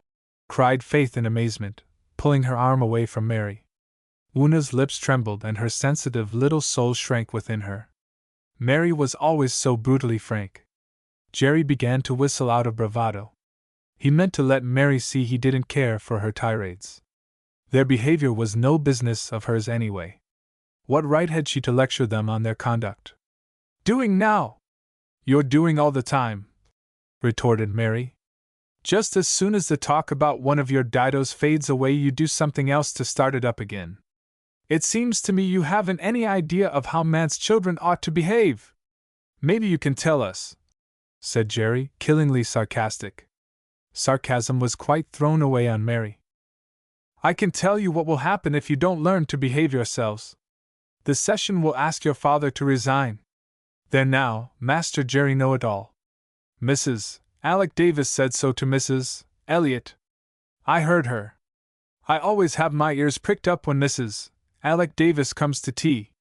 She said you were all going from bad to worse, and that though it was only what was to be expected when you had nobody to bring you up, still the congregation couldn't be expected to put up with it much longer, and something would have to be done. The Methodists just laugh and laugh at you, and that hurts the Presbyterian feelings. She says you all need a good dose of birch tonic. Lor, if that would make folks good, I oughter be a young saint. I'm not telling you this because I want to hurt your feelings. I'm sorry for you." Mary was past mistress of the gentle art of condescension. "I understand that you haven't much chance, the way things are. But other people don't make as much allowance as I do. Miss Drew says Carl had a frog in his pocket in Sunday school last Sunday, and it hopped out while she was hearing the lesson. She says she's going to give up the class. Why don't you keep your insects home?" "I popped it right back in again," said Carl. "It didn't hurt anybody, a poor little frog. And I wish old Jane Drew would give up our class. I hate her. Her own nephew had a dirty plug of tobacco in his pocket, and offered us fellows a chew when Elder Clow was praying. I guess that's worse than a frog. No, 'cause frogs are more unexpected like. They make more of a sensation. 'Sides, he wasn't caught at it. And then that praying competition you had last week has made a fearful scandal. Everybody is talking about it. Why, the Blythes were in that as well as us," cried Faith, indignantly. "It was Nan Blythe who suggested it in the first place. And Walter took the prize. Well, you get the credit of it anyway. It wouldn't have been so bad if you hadn't had it in the graveyard."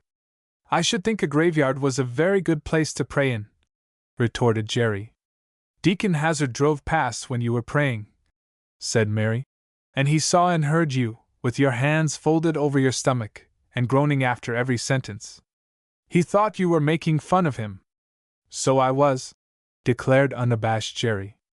"Only I didn't know he was going by, of course. That was just a mean accident. I wasn't praying in real earnest. I knew I had no chance of winning the prize. So I was just getting what fun I could out of it. Walter Blythe can pray bully. Why, he can pray as well as Dad. Una is the only one of us who really likes praying," said Faith pensively. "Well, if praying scandalizes people so much, we mustn't do it any more," sighed Una. "Shucks, you can pray all you want to, only not in the graveyard, and don't make a game of it. That was what made it so bad, that, and having a tea party on the tombstones. We hadn't." "Well, a soap bubble party then. You had something. The Overharbor people swear you had a tea party, but I'm willing to take your word. And you used this tombstone as a table. Well, Martha wouldn't let us blow bubbles in the house. She was awful cross that day," explained Jerry.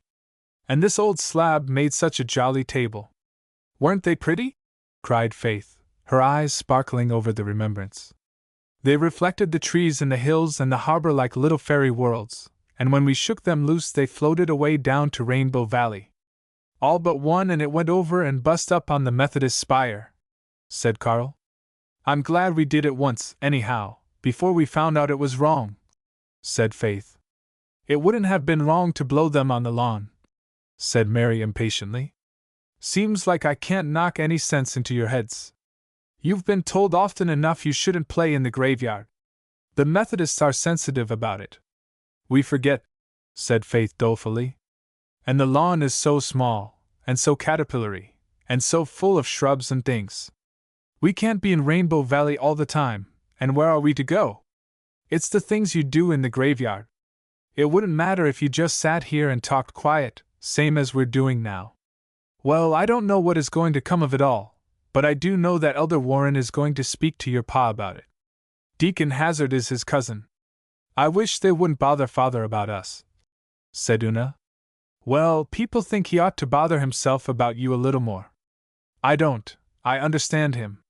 He's a child in some ways himself, that's what he is, and needs someone to look after him as bad as you do. Well, perhaps he'll have someone before long, if all tales is true." "What do you mean?" asked Faith. "Haven't you got any idea, honest?" demanded Mary. No, what do you mean?" "Well, you are a lot of innocents, upon my word. Why, everybody is talking of it. Your pa goes to see Rosemary West. She is going to be your stepma." "I don't believe it," cried Una, flushing crimson. "Well, I dunno. I just go by what folks say. I don't give it for a fact. But it would be a good thing. Rosemary West'd make you toe the mark if she came here, I'll bet a cent, for all she's so sweet and smiley on the face of her. They're always that way till they've caught them. But you need someone to bring you up. You're disgracing your pa, and I feel for him. I've always thought an awful lot of your pa ever since that night he talked to me so nice. I've never said a single swear word since, or told a lie. And I'd like to see him happy and comfortable, with his buttons on and his meals decent, and you young ones licked into shape, and that old cat of a Martha put in her proper place. The way she looked at the eggs I brought her tonight. 'I hope they're fresh,' says she. I just wish they was rotten. But you just mind that she gives you all one for breakfast, including your pa make a fuss if she doesn't. That was what they was sent up for, but I don't trust old Martha. She's quite capable of feeding 'em to her cat." Mary's tongue being temporarily tired, a brief silence fell over the graveyard. The manse children did not feel like talking. They were digesting the new and not altogether palatable ideas Mary had suggested to them. Jerry and Carl were somewhat startled. But, after all, what did it matter? And it wasn't likely there was a word of truth in it. Faith, on the whole, was pleased. Only Una was seriously upset. She felt that she would like to get away and cry. "Will there be any stars in my crown?" sang the Methodist choir, beginning to practice in the Methodist church. "I want just 3, said Mary, whose theological knowledge had increased notably since her residence with Mrs. Elliot. "Just 3, setting up on my head, like a coronet, a big one in the middle and a small one each side." "Are there different sizes in souls?" asked Carl. "Of course. Why, little babies must have smaller ones than big men. Well, it's getting dark and I must scoot home. Mrs. Elliot doesn't like me to be out after dark. Laws, when I lived with Mrs. Wiley the dark was just the same as the daylight to me. I didn't mind it no more'n a gray cat. Them days seem 100 years ago. Now you mind what I've said and try to behave yourselves for you pa's sake. I'll always back you up and defend you, you can be dead sure of that. Mrs. Elliot says she never saw the like of me for sticking up for my friends. I was real sassy to Mrs. Alec Davis about you, and Mrs. Elliot combed me down for it afterwards. The fair Cornelia has a tongue of her own and no mistake. But she was pleased underneath for all, 'cause she hates old Kitty Alec and she's real fond of you.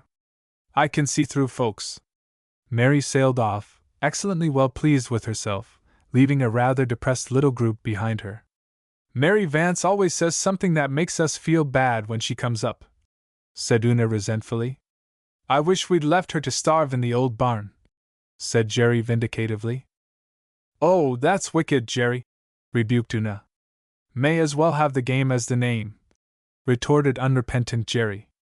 "If people say we're so bad, let's be bad."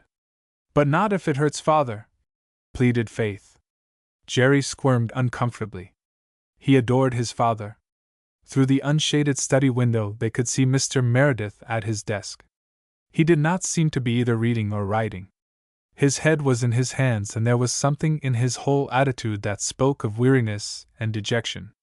The children suddenly felt it. "I dare say somebody's been worrying him about us today," said Faith. "I wish we could get along without making people talk." "Oh, Jem Blythe! How you scared me!" Jem Blythe had slipped into the graveyard and sat down beside the girls. He had been prowling about Rainbow Valley and had succeeded in finding the first little star-white cluster of arbutus for his mother. The manse children were rather silent after his coming. Jem was beginning to grow away from them somewhat this spring.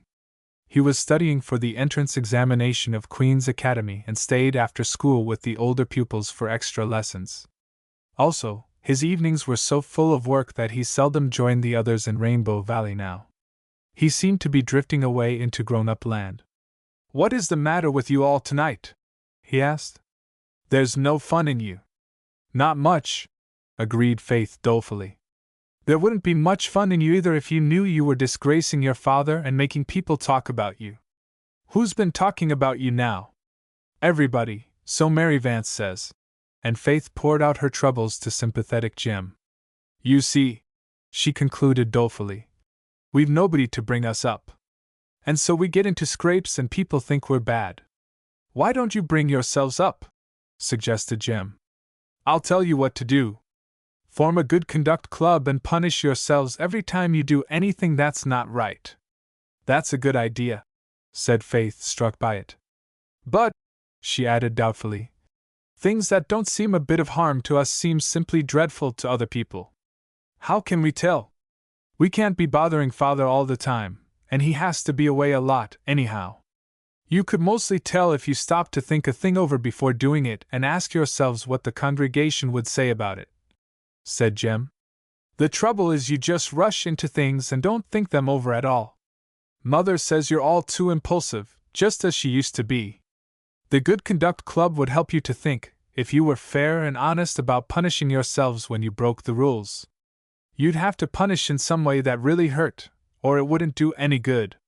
Whip each other? Not exactly. You'd have to think up different ways of punishment to suit the person. You wouldn't punish each other, you'd punish yourselves. I read all about such a club in a storybook. You try it and see how it works." "Let's," said Faith, and when Jem was gone they agreed they would.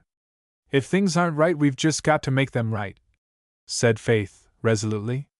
"We've got to be fair and square, as Jem says," said Jerry. "This is a club to bring ourselves up, seeing there's nobody else to do it. There's no use in having many rules.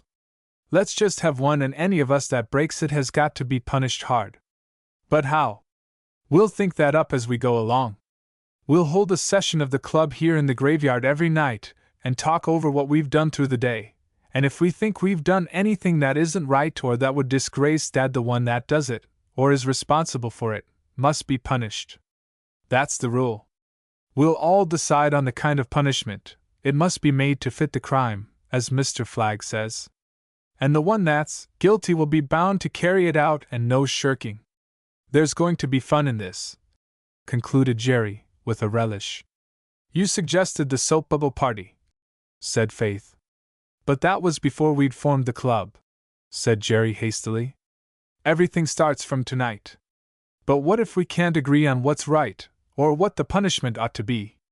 Suppose two of us thought of one thing and two another. There ought to be 5 in a club like this. We can ask Jem Blythe to be umpire. He is the squarest boy in Glen St. Mary. But I guess we can settle our own affairs mostly. We want to keep this as much of a secret as we can. Don't breathe a word to Mary Vance. She'd want to join and do the bringing up. I think," said Faith, "that there's no use in spoiling every day by dragging punishments in.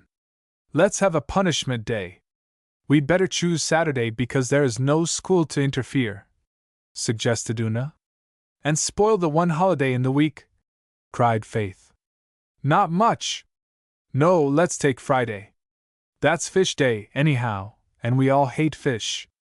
We may as well have all the disagreeable things in one day. Then other days we can go ahead and have a good time. Nonsense, said Jerry authoritatively. Such a scheme wouldn't work at all. We'll just punish ourselves as we go along and keep a clear slate. Now we all understand, don't we? This is a good conduct club, for the purpose of bringing ourselves up. We agreed to punish ourselves for bad conduct, and always to stop before we do anything, no matter what, and ask ourselves if it is likely to hurt Dad in any way, and anyone who shirks is to be cast out of the club and never allowed to play with the rest of us in Rainbow Valley again. Jem Blythe to be umpire in case of disputes. No more taking bugs to Sunday school, Carl, and no more chewing gum in public, if you please, Miss Faith. No more making fun of elders praying or going to the Methodist prayer meeting, retorted Faith. Why, it isn't any harm to go to the Methodist prayer meeting, protested Jerry in amazement. Mrs. Elliot says it is. She says man's children have no business to go anywhere but to Presbyterian things. Darn it, I won't give up going to the Methodist prayer meeting, cried Jerry. It's 10 times more fun than ours is. You said a naughty word, cried Faith. Now you've got to punish yourself. Not till it's all down in black and white. We're only talking the club over. It isn't really formed until we've written it out and signed it. There's got to be a constitution and bylaws. And you know there's nothing wrong in going to a prayer meeting. But it's not only the wrong things we're to punish ourselves for, but anything that might hurt Father. It won't hurt anybody. You know Mrs. Elliot is cracked on the subject of Methodists. Nobody else makes any fuss about my going. I always behave myself. You ask Jem or Mrs. Blythe and see what they say. I'll abide by their opinion. I'm going for the paper now, and I'll bring out the lantern and we'll all sign. 15 minutes later the document was solemnly signed on Hezekiah Pollock's tombstone, on the center of which stood the smoky manse lantern, while the children knelt around it. Mrs. Elder Clow was going past at the moment, and next day all the Glen heard that the manse children had been having another praying competition, and had wound it up by chasing each other all over the graves with a lantern. This piece of embroidery was probably suggested by the fact that, after the signing and sealing was completed, Carl had taken the lantern and had walked circumspectly to the little hollow to examine his anthill. The others had gone quietly into the manse and to bed. Do you think it is true that Father is going to marry Miss West? Una had tremulously asked of Faith, after their prayers had been said. I don't know, but I'd like it, said Faith. Oh, I wouldn't, said Una, chokingly. She is nice the way she is. But Mary Vance says it changes people altogether to be made stepmothers. They get horrid cross and mean and hateful then, and turn your father against you. She says they're sure to do that. She never knew it to fail in a single case. I don't believe Miss West would ever try to do that, cried Faith. Mary says anybody would. She knows all about stepmothers, Faith. She says she's seen hundreds of them, and you've never seen one. Oh, Mary has told me blood-curdling things about them. She says she knew of one who whipped her husband's little girls on their bare shoulders till they bled, and then shut them up in a cold, dark coal cellar all night. She says they're all aching to do things like that. I don't believe Miss West would. You don't know her as well as I do, Una. Just think of that sweet little bird she sent me. I love it far more even than Adam. It's just being a stepmother changes them. Mary says they can't help it. I wouldn't mind the whipping so much as having Father hate us. You know nothing could make Father hate us. Don't be silly, Una. I dare say there's nothing to worry over. Likely if we run our club right and bring ourselves up properly, Father won't think of marrying anyone. And if he does, I know Miss West will be lovely to us. But Una had no such conviction, and she cried herself to sleep. Chapter 24. A charitable impulse. For a fortnight things ran smoothly in the Good Conduct Club. It seemed to work admirably. Not once was Jem Blythe called in as umpire. Not once did any of the manse children set the Glen gossips by the ears. As for their minor peccadilloes at home, They kept sharp tabs on each other and gamely underwent their self-imposed punishment, generally a voluntary absence from some gay Friday night frolic in Rainbow Valley, or a sojourn in bed on some spring evening when all young bones ached to be out and away. Faith, for whispering in Sunday school, condemned herself to pass a whole day without speaking a single word, unless it was absolutely necessary, and accomplished it. It was rather unfortunate that Mr. Baker from Over Harbor should have chosen that evening for calling at the manse, and that Faith should have happened to go to the door. Not one word did she reply to his genial greeting, but went silently away to call her father briefly. Mr. Baker was slightly offended and told his wife when he went home that the biggest Meredith girl seemed a very shy, sulky little thing, without manners enough to speak when she was spoken to. But nothing worse came of it, and generally their penances did no harm to themselves or anybody else. All of them were beginning to feel quite cocksure that after all, it was a very easy matter to bring yourself up. "I guess people will soon see that we can behave ourselves properly as well as anybody," said Faith jubilantly. "It isn't hard when we put our minds to it." She and Una were sitting on the Pollock tombstone. It had been a cold, raw, wet day of spring storm, and Rainbow Valley was out of the question for girls, though the manse and the Ingleside boys were down there fishing. The rain had held up, but the east wind blew mercilessly in from the sea, cutting to bone and marrow. Spring was late in spite of its early promise, and there was even yet a hard drift of old snow and ice in the northern corner of the graveyard. Lida Marsh, who had come up to bring the manse a mess of herring, slipped in through the gate shivering. She belonged to the fishing village at the harbor mouth, and her father had, for 30 years, made a practice of sending a mess from his first spring catch to the manse. He never darkened a church door. He was a hard drinker and a reckless man, but as long as he sent those herring up to the manse every spring, as his father had done before him, he felt comfortably sure that his account with the powers that govern was squared for the year. He would not have expected a good mackerel catch if he had not so sent the first fruits of the season. Lida was a mite of 10 and looked younger, because she was such a small, wizened little creature. Tonight, as she sidled boldly enough up to the manse girls, she looked as if she had never been warm since she was born.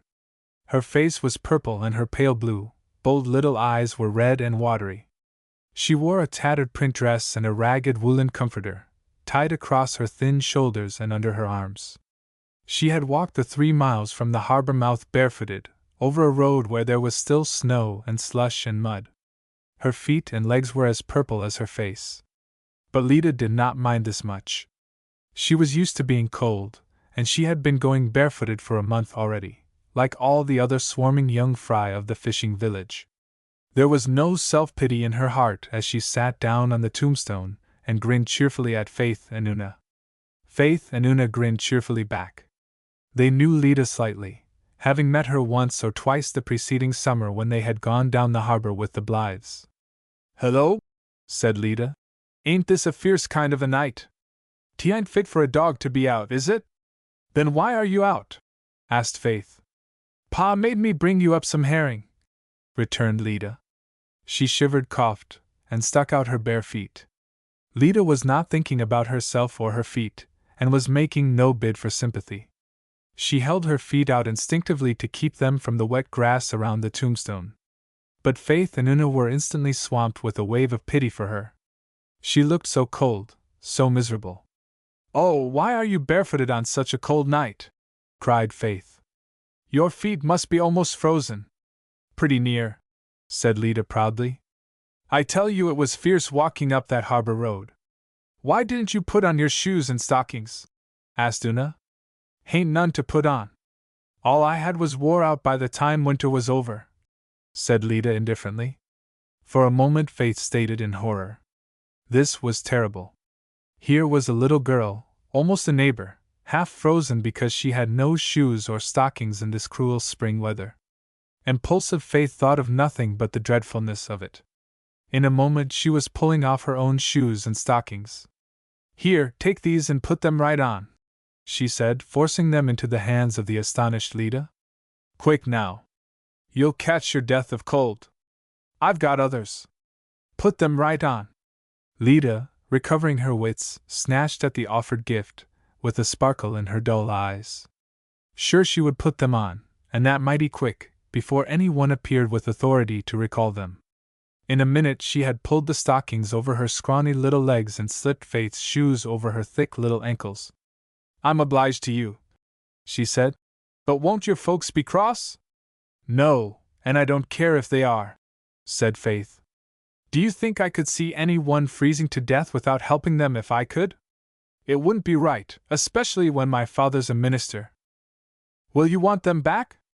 "It's awful cold down at the harbor mouth, long after it's warm up here," said Lida slyly. "No, you're to keep them, of course. That is what I meant when I gave them. I have another pair of shoes and plenty of stockings." Lida had meant to stay a while and talk to the girls about many things. But now she thought she had better get away before somebody came and made her yield up her booty. So she shuffled off through the bitter twilight, in the noiseless, shadowy way she had slipped in. As soon as she was out of sight of the man, she sat down, took off the shoes and stockings, and put them in her herring basket. She had no intention of keeping them on down that dirty harbor road. They were to be kept good for gala occasions.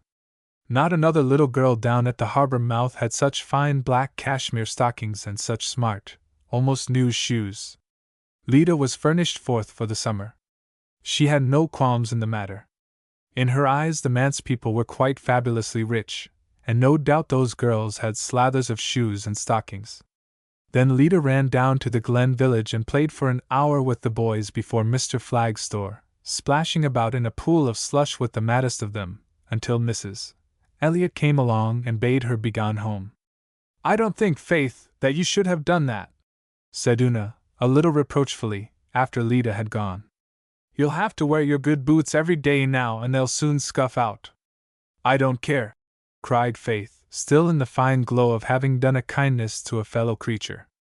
"It isn't fair that I should have 2 pairs of shoes and poor little Lida Marsh not have any. Now we both have a pair. You know perfectly well, Una, that Father said in his sermon last Sunday that there was no real happiness in getting or having, only in giving. And it's true. I feel far happier now than I ever did in my whole life before.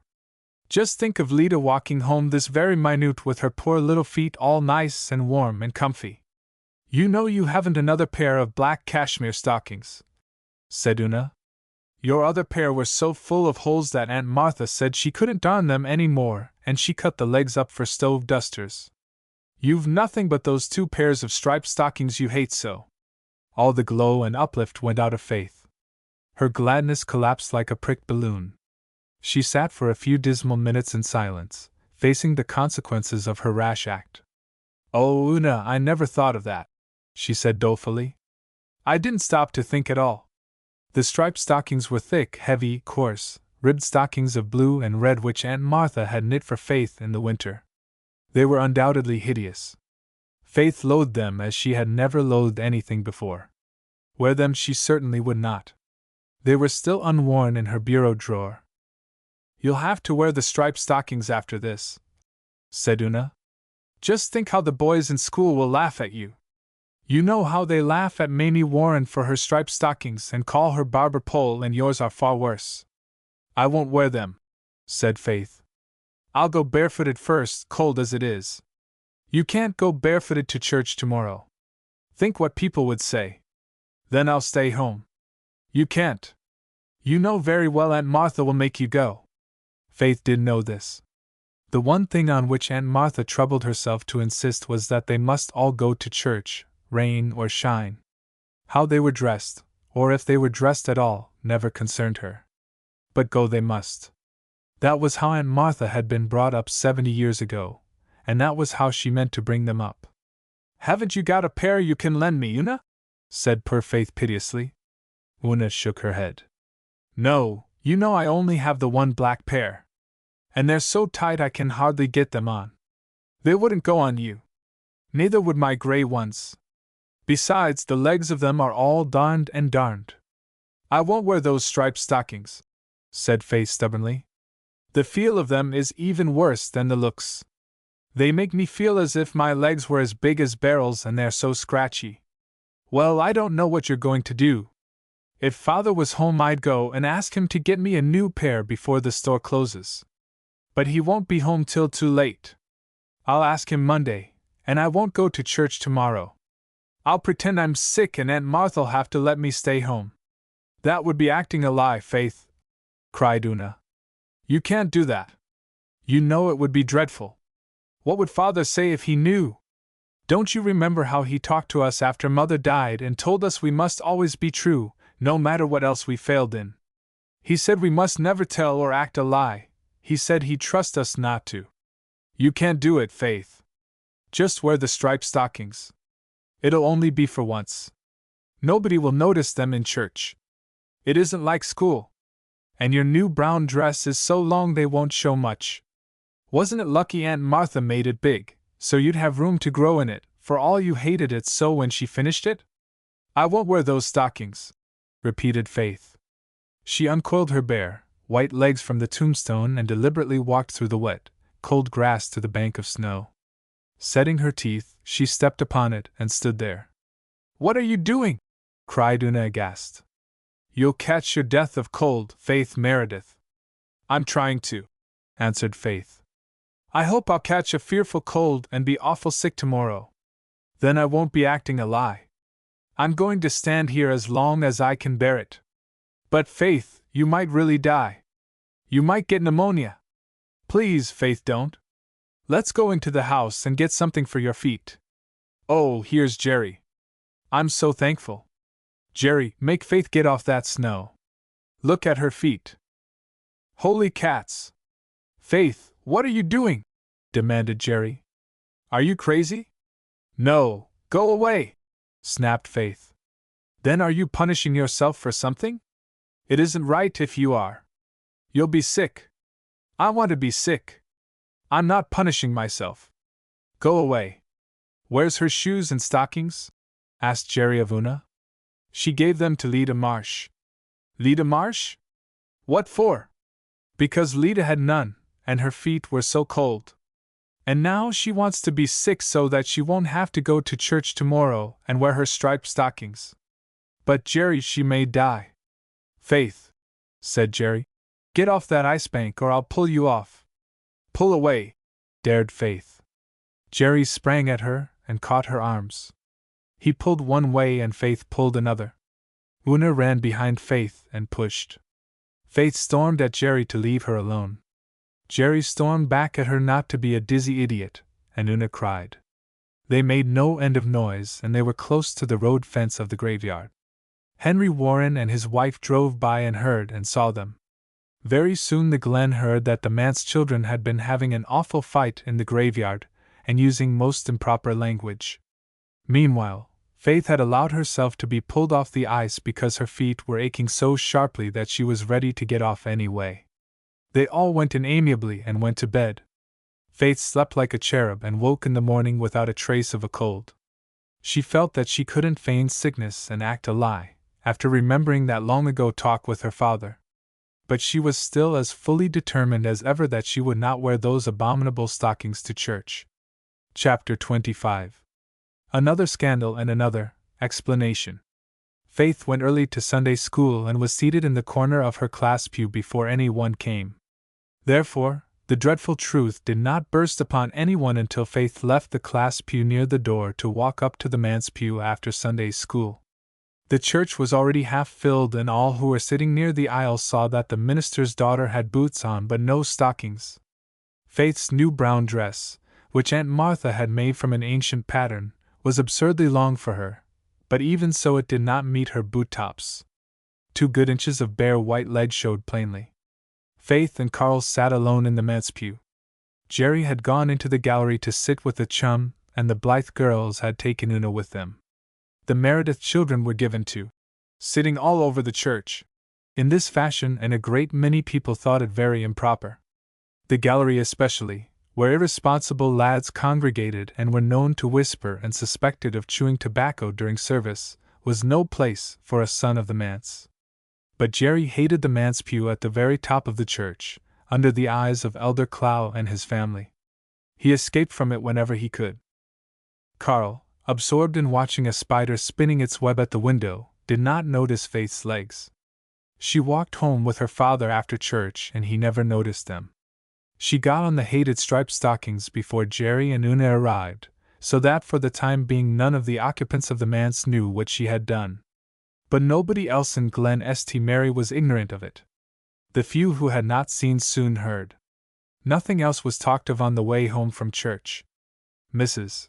Alec Davis said it was only what she expected, and the next thing you would see some of those young ones coming to church with no clothes on at all. The president of the Ladies' Aid decided that she would bring the matter up at the next aid meeting, and suggest that they wait in a body on the minister and protest. Miss Cornelia said that she, for her part, gave up. There was no use worrying over the manse fry any longer. Even Mrs. Dr. Blythe felt a little shocked, though she attributed the occurrence solely to Faith's forgetfulness. Susan could not immediately begin knitting stockings for Faith because it was Sunday, but she had one set up before anyone else was out of bed at Ingleside the next morning. "You need not tell me anything but that it was old Martha's fault, Mrs. Doctor dear," she told Anne. "I suppose that poor little child had no decent stockings to wear. I suppose every stocking she had was in holes, as you know very well they generally are. And I think, Mrs. Doctor dear, that the Ladies' Aid would be better employed in knitting some for them than in fighting over the new carpet for the pulpit platform. I am not a Ladies' Aider, but I shall knit Faith 2 pairs of stockings, out of this nice black yarn, as fast as my fingers can move, and that you may tie to. Never shall I forget my sensations, Mrs. Doctor dear, when I saw a minister's child walking up the aisle of our church with no stockings on. I really did not know what way to look. And the church was just full of Methodists yesterday, too," groaned Miss Cornelia, who had come up to the Glen to do some shopping and run into Ingleside to talk the affair over. "I don't know how it is, but just as sure as those manse children do something especially awful, the church is sure to be crowded with Methodists. I thought Mrs. Deacon Hazard's eyes would drop out of her head. When she came out of church she said, well, that exhibition was no more than decent. I do pity the Presbyterians, and we just had to take it. There was nothing one could say. There was something I could have said, Mrs. Doctor dear, if I had heard her," said Susan grimly. "I would have said, for one thing, that in my opinion clean bare legs were quite as decent as holes. And I would have said, for another, that the Presbyterians did not feel greatly in need of pity, seeing that they had a minister who could preach and the Methodists had not. I could have squelched Mrs. Deacon Hazard, Mrs. Dr. dear, and that you may tie to. I wish Mr. Meredith didn't preach quite so well and looked after his family a little better," retorted Miss Cornelia. "He could at least glance over his children before they went to church and see that they were quite properly clothed. I'm tired making excuses for him, believe me." Meanwhile, Faith's soul was being harrowed up in Rainbow Valley. Mary Vance was there and, as usual, in a lecturing mood. She gave Faith to understand that she had disgraced herself and her father beyond redemption, and that she, Mary Vance, was done with her. Everybody was talking, and everybody said the same thing. "I simply feel that I can't associate with you any longer," she concluded. "We are going to associate with her then," cried Nan Blythe. Nan secretly thought Faith had done an awful thing, but she wasn't going to let Mary Vance run matters in this high-handed fashion. "And if you are not, you needn't come any more to Rainbow Valley, Miss Vance." Nan and Dee both put their arms around Faith and glared defiance at Mary. The latter suddenly crumpled up, sat down on a stump and began to cry. "It ain't that I don't want to," she wailed. "But if I keep in with Faith, people be saying I put her up to doing things. Some are saying it now, true's you live. I can't afford to have such things said of me, now that I'm in a respectable place and trying to be a lady. And I never went bare-legged in church in my toughest days. I'd never have thought of doing such a thing. But that hateful old Kitty Alex says Faith has never been the same girl since that time I stayed in the manse. She says Cornelia Elliott will live to rue the day she took me in. It hurts my feelings, I tell you. But it's Mr. Meredith I'm really worried over." "I think you needn't worry about him," said Dee scornfully. "It isn't likely necessary. Now, Faith darling, stop crying and tell us why you did it." Faith explained tearfully. The Blythe girls sympathized with her, and even Mary Vance agreed that it was a hard position to be in. But Jerry, on whom the thing came like a thunderbolt, refused to be placated. So this was what some mysterious hints he had got in school that day meant. He marched Faith and Una home without ceremony, and the Good Conduct Club held an immediate session in the graveyard to sit in judgment on Faith's case. "I don't see that it was any harm," said Faith defiantly. "Not much of my legs showed. It wasn't wrong and it didn't hurt anybody. It will hurt Dad. You know it will. You know people blame him whenever we do anything queer." "I didn't think of that," muttered Faith. "That's just the trouble. You didn't think and you should have thought. That's what our club is for, to bring us up and make us think. We promised we'd always stop and think before doing things. You didn't and you've got to be punished, Faith, and real hard, too. You'll wear those striped stockings to school for a week for punishment." "Oh, Jerry, won't a day do, 2 days? Not a whole week?" "Yes, a whole week," said inexorable Jerry.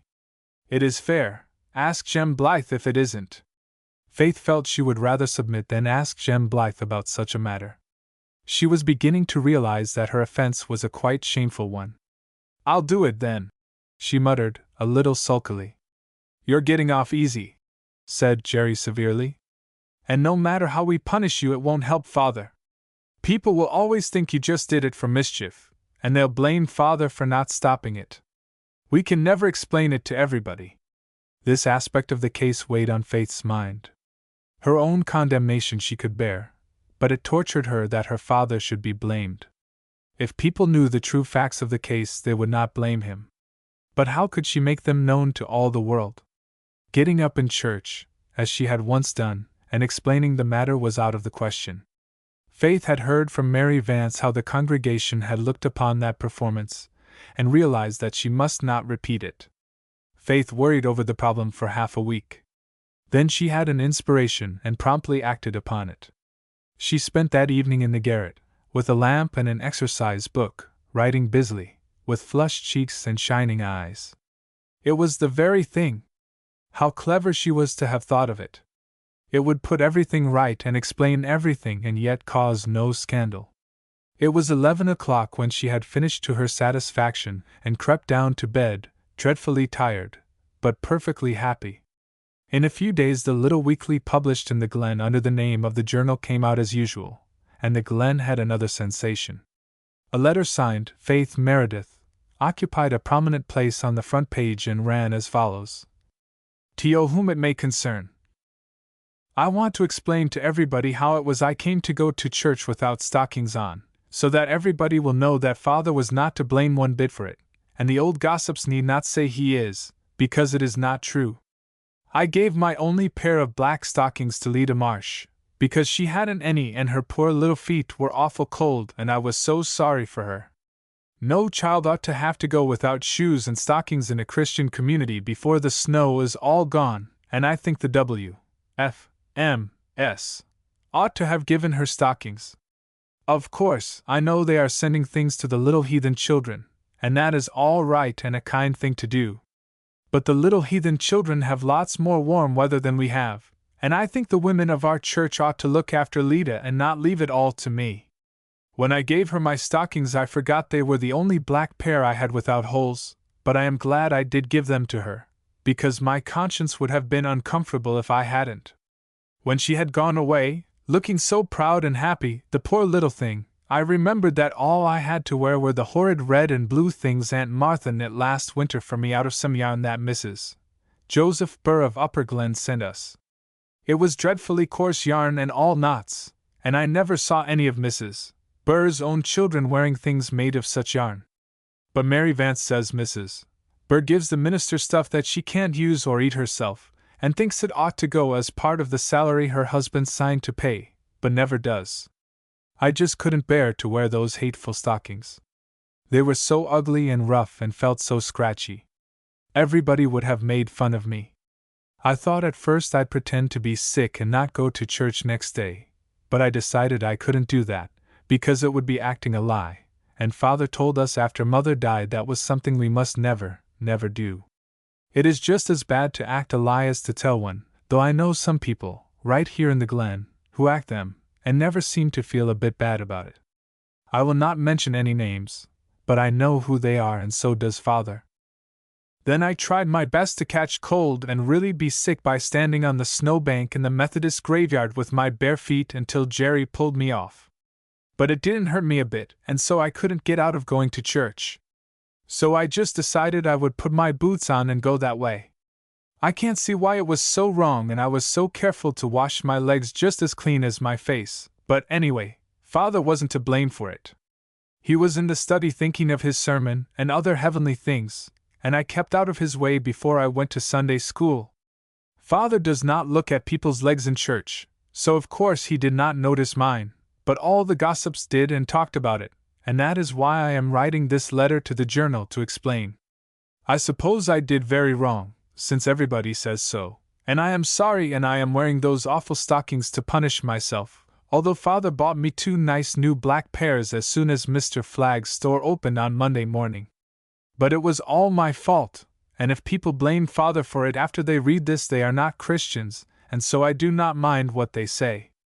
There is another thing I want to explain about before I stop. Mary Vance told me that Mr. Evan Boyd is blaming the Lou Baxters for stealing potatoes out of his field last fall.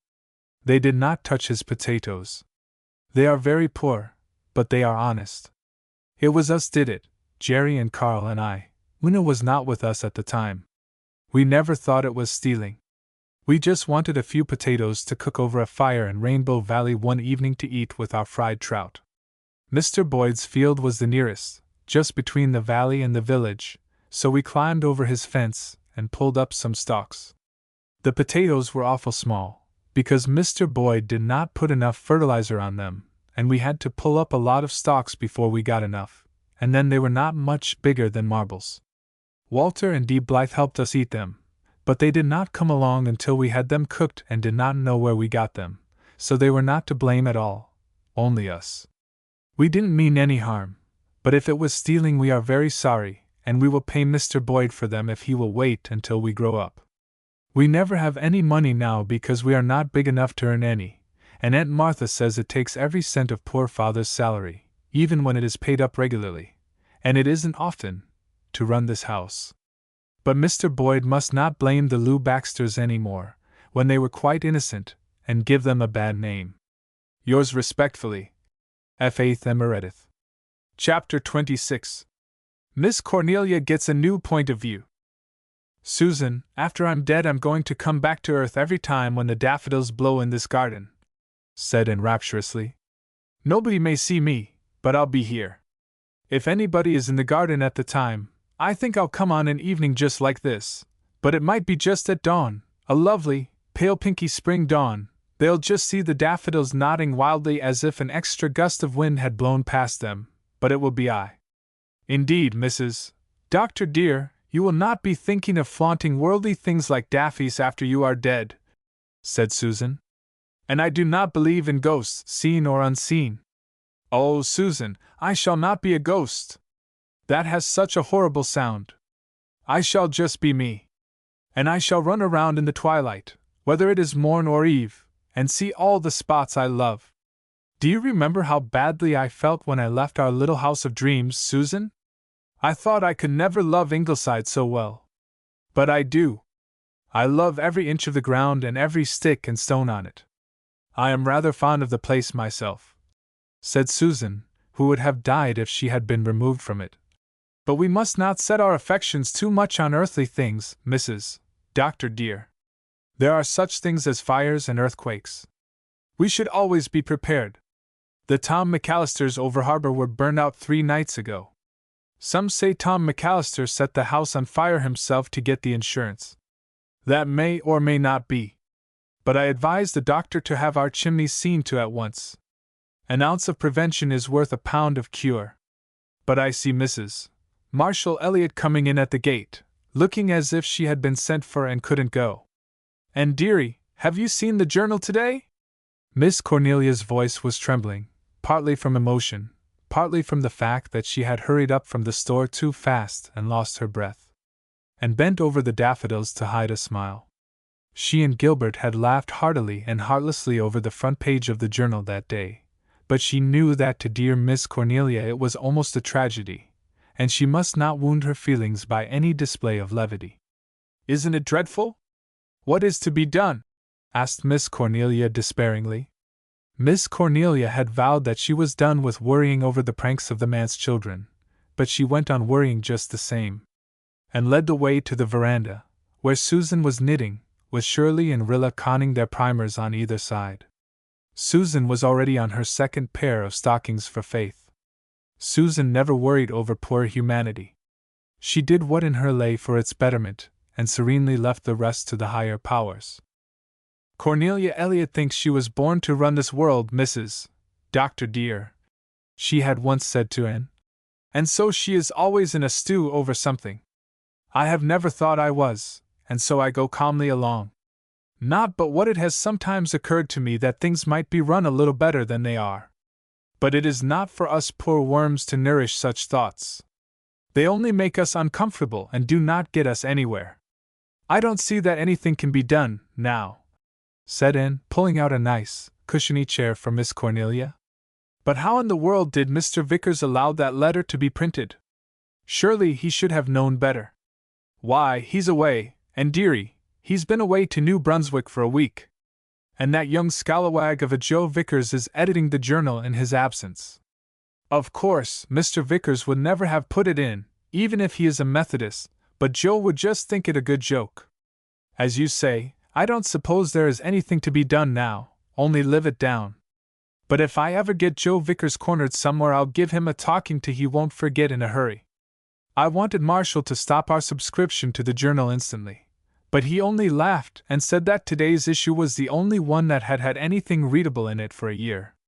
Marshall never will take anything seriously, just like a man. Fortunately, Evan Boyd is like that, too. He takes it as a joke and is laughing all over the place about it. And he's another Methodist. As for Mrs. Burr of Upper Glen, of course she will be furious and they will leave the church. Not that it will be a great loss from any point of view. The Methodists are quite welcome to them. It serves Mrs. Burr right," said Susan, who had an old feud with the lady in question and had been hugely tickled over the reference to her in Faith's letter. "She will find that she will not be able to cheat the Methodist parson out of his salary with bad yarn.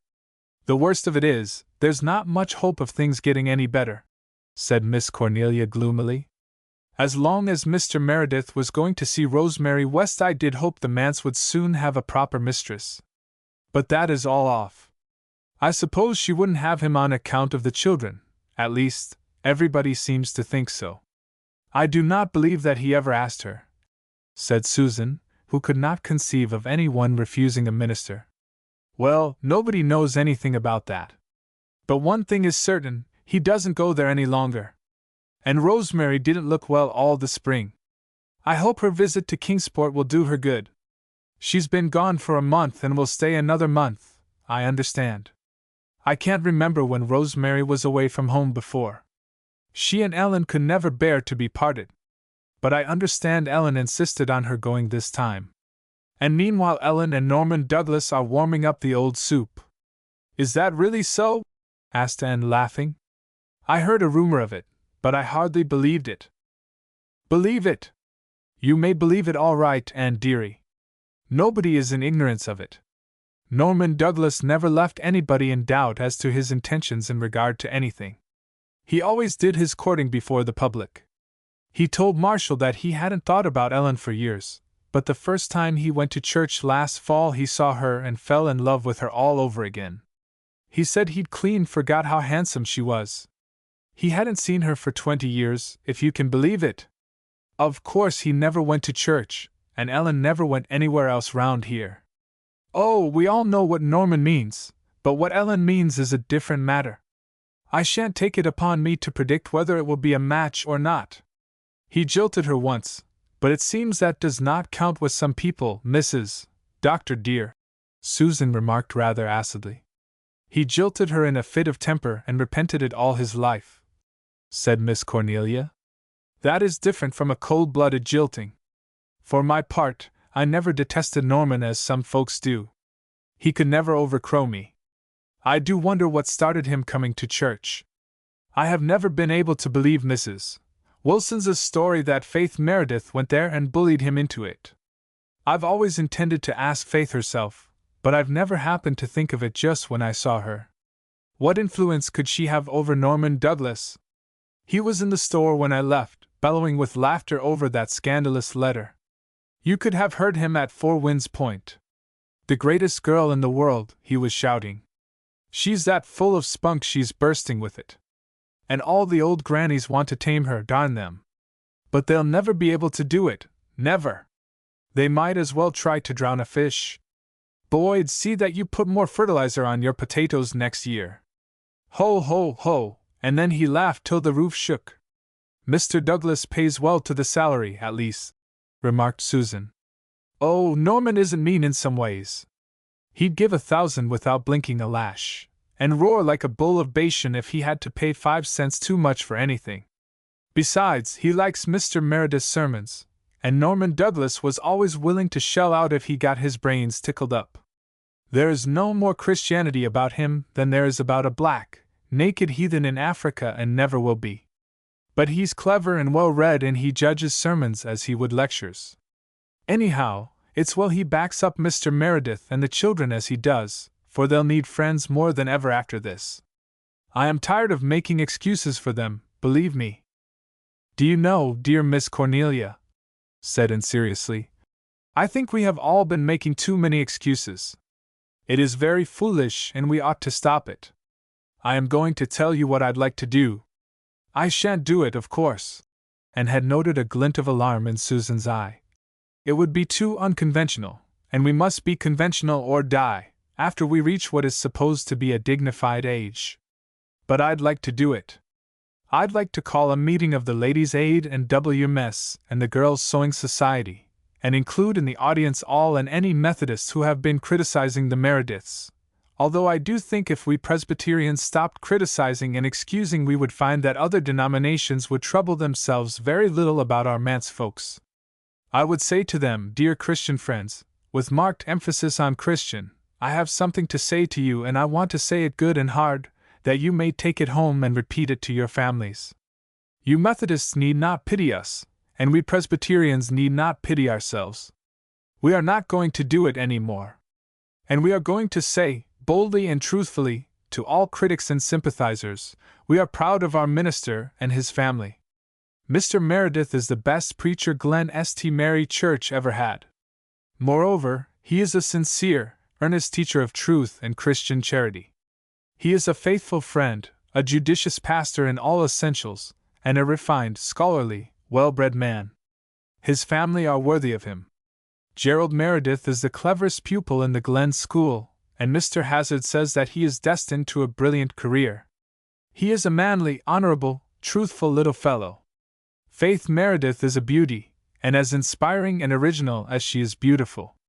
There is nothing commonplace about her. All the other girls in the Glen put together haven't the vim, and wit, and joyousness and spunk she has. She has not an enemy in the world. Every one who knows her loves her. Of how many children or grown-ups can that be said? Una Meredith is sweetness personified. She will make a most lovable woman. Carl Meredith, with his love for ants and frogs and spiders, will some day be a naturalist whom all Canada, nay, all the world, will delight to honor. Do you know of any other family in the Glen, or out of it, of whom all these things can be said? Away with shamefaced excuses and apologies. We rejoice in our minister and his splendid boys and girls.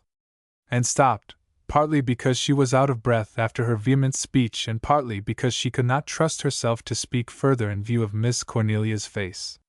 That good lady was staring helplessly at Anne, apparently engulfed in billows of new ideas. But she came up with a gasp and struck out for shore gallantly. And Blythe, I wish you would call that meeting and say just that. You've made me ashamed of myself, for one, and far be it from me to refuse to admit it. Of course, that is how we should have talked, especially to the Methodists.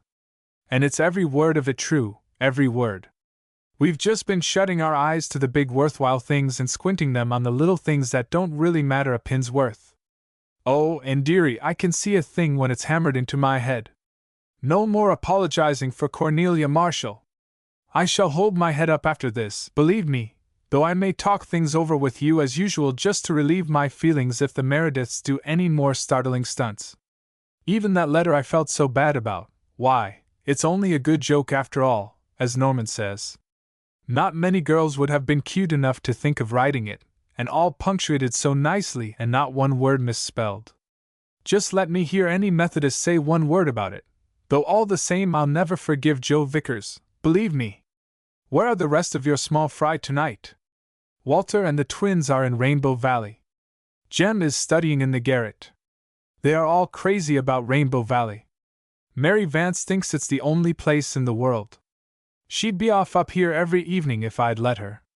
But I don't encourage her in gaddying.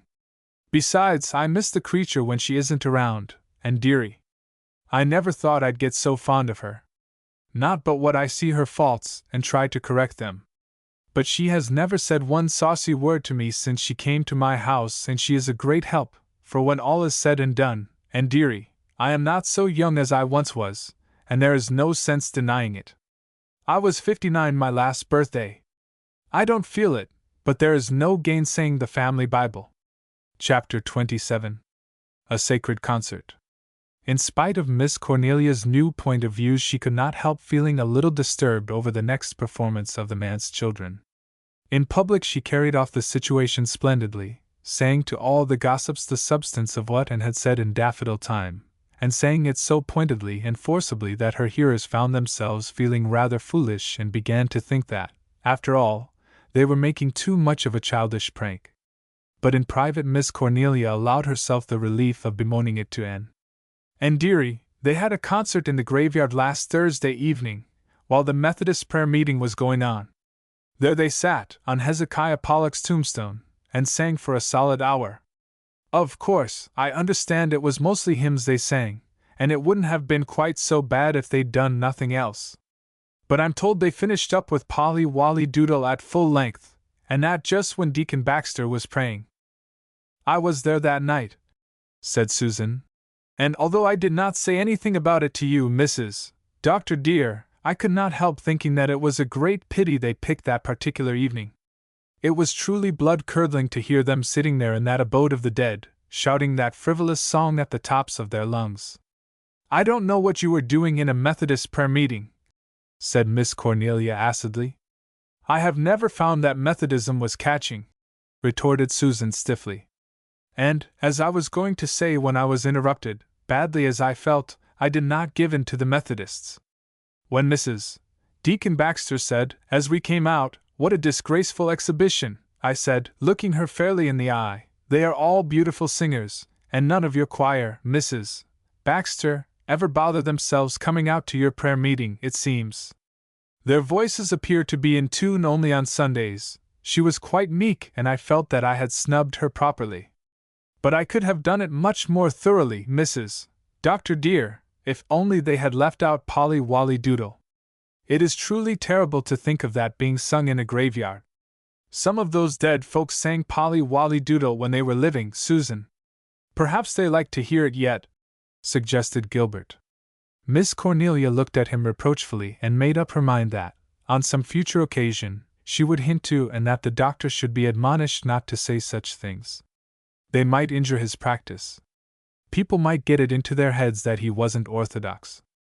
To be sure, Marshall said even worse things habitually, but then he was not a public man. I understand that their father was in his study all the time, with his windows open, but never noticed them at all. Of course, he was lost in a book as usual. But I spoke to him about it yesterday, when he called. How could you dare, Mrs. Marshall Elliott? Asked Susan rebukingly. Dare? It's time somebody dared something. Why, they say he knows nothing about that letter of Faith's to the journal because nobody liked to mention it to him. He never looks at a journal, of course. But I thought he ought to know of this to prevent any such performances in future. He said he would discuss it with them, but of course he'd never think of it again after he got out of our gate. That man has no sense of humor, and believe me, he preached last Sunday on how to bring up children.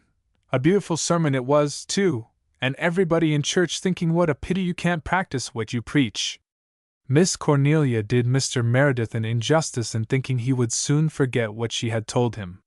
He went home much disturbed, and when the children came from Rainbow Valley that night, at a much later hour than they should have been prowling in it, he called them into his study. They went in, somewhat awed. It was such an unusual thing for their father to do. What could he be going to say to them? They racked their memories for any recent transgression of sufficient importance, but could not recall any. Carl had spilled a saucerful of jam on Mrs. Peter Flagg's silk dress 2 evenings before, when, at Aunt Martha's invitation, she had stayed to supper. But Mr. Meredith had not noticed it, and Mrs. Flagg, who was a kindly soul, had made no fuss. Besides, Carl had been punished by having to wear Una's dress all the rest of the evening. Una suddenly thought that perhaps her father meant to tell them that he was going to marry Miss West. Her heart began to beat violently, and her legs trembled. Then she saw that Mr. Meredith looked very stern and sorrowful. No, it could not be that. "Children," said Mr. Meredith, "I have heard something that has pained me very much. Is it true that you sat out in the graveyard all last Thursday evening and sang ribald songs while a prayer meeting was being held in the Methodist church?"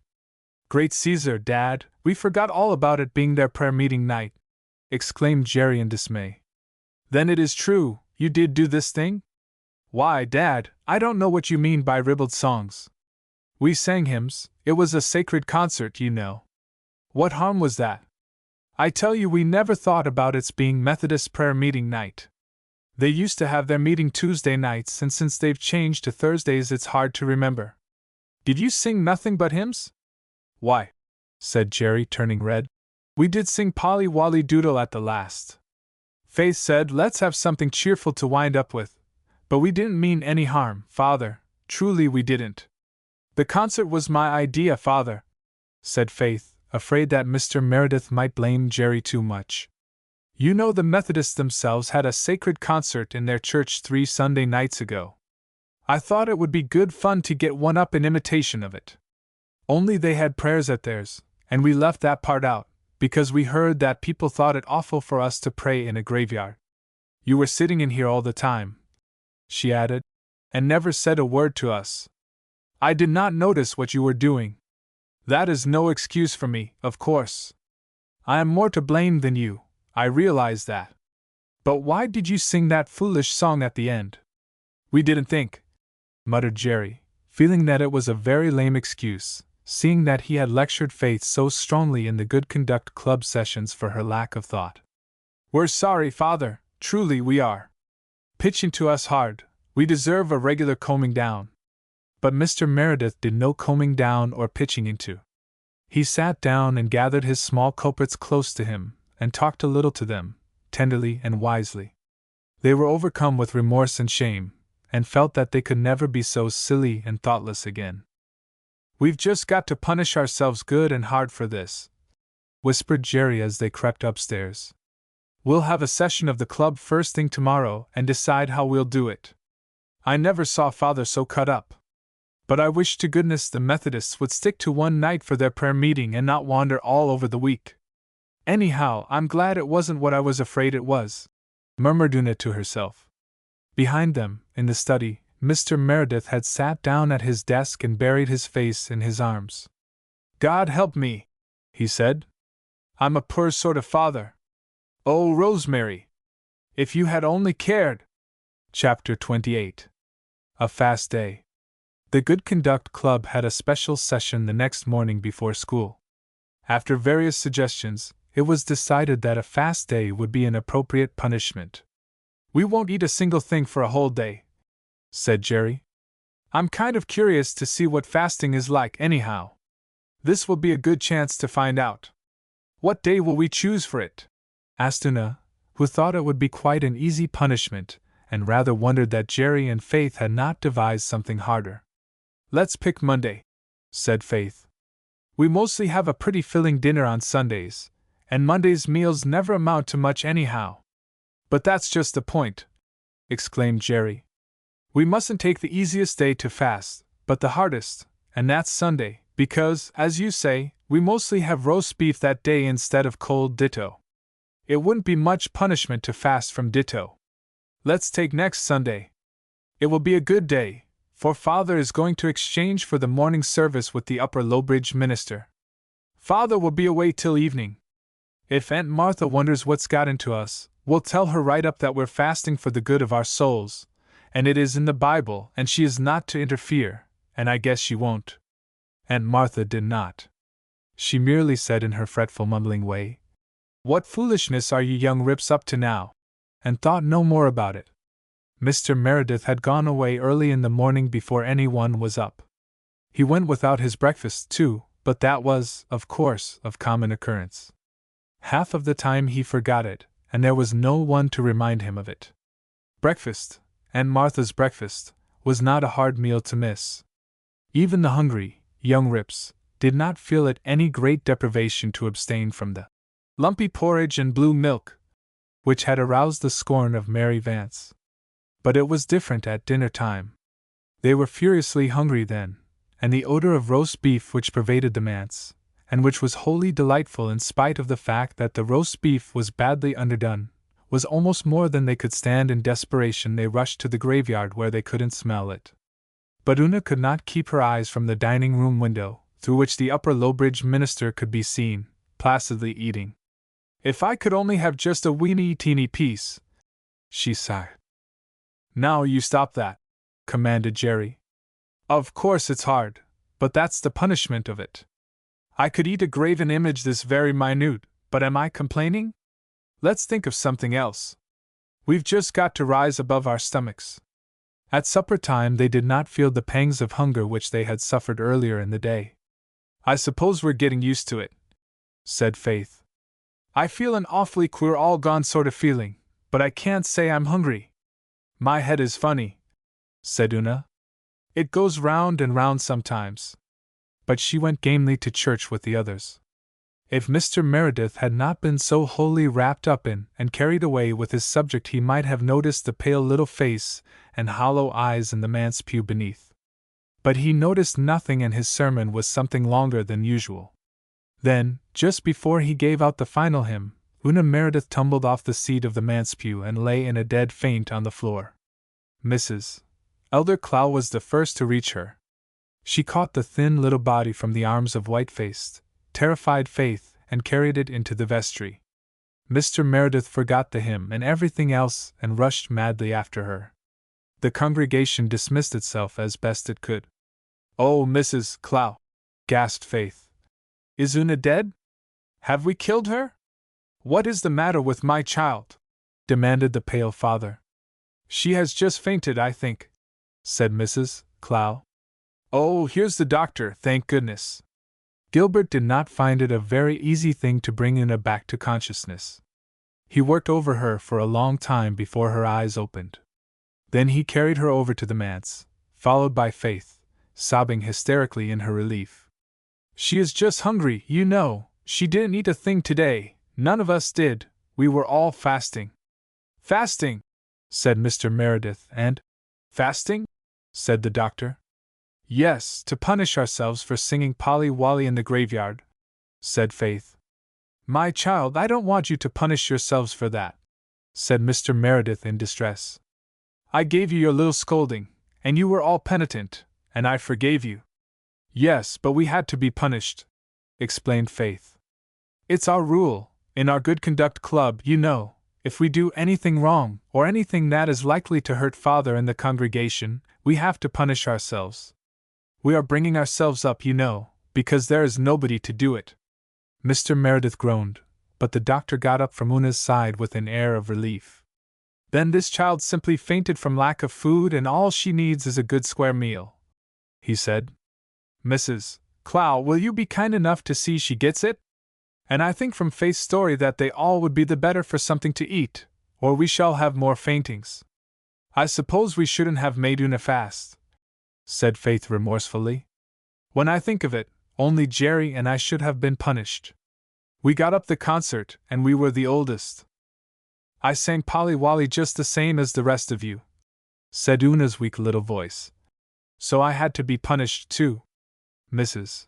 Clow came with a glass of milk. Faith and Jerry and Carl sneaked off to the pantry, and John Meredith went into his study, where he sat in the darkness for a long time, alone with his bitter thoughts. So his children were bringing themselves up because there was nobody to do it, struggling along amid their little perplexities without a hand to guide or a voice to counsel. Faith's innocently uttered phrase rankled in her father's mind like a barbed shaft. There was nobody to look after them, to comfort their little souls and care for their little bodies. How frail Una had looked, lying there on the vestry sofa in that long faint. How thin were her tiny hands, how pallid her little face. She looked as if she might slip away from him in a breath, sweet little Una, of whom Cecilia had begged him to take such special care. Since his wife's death he had not felt such an agony of dread as when he had hung over his little girl in her unconsciousness. He must do something, but what? Should he ask Elizabeth Kirk to marry him? She was a good woman, she would be kind to his children. He might bring himself to do it if it were not for his love for Rosemary West. But until he had crushed that out he could not seek another woman in marriage. And he could not crush it out, he had tried and he could not. Rosemary had been in church that evening, for the first time since her return from Kingsport. He had caught a glimpse of her face in the back of the crowded church, just as he had finished his sermon. His heart had given a fierce throb. He sat while the choir sang the collection piece, with his bent head and tingling pulses. He had not seen her since the evening upon which he had asked her to marry him. When he had risen to give out the hymn his hands were trembling, and his pale face was flushed. Then Una's fainting spell had banished everything from his mind for a time. Now, in the darkness and solitude of the study it rushed back. Rosemary was the only woman in the world for him. It was of no use for him to think of marrying any other. He could not commit such a sacrilege even for his children's sake.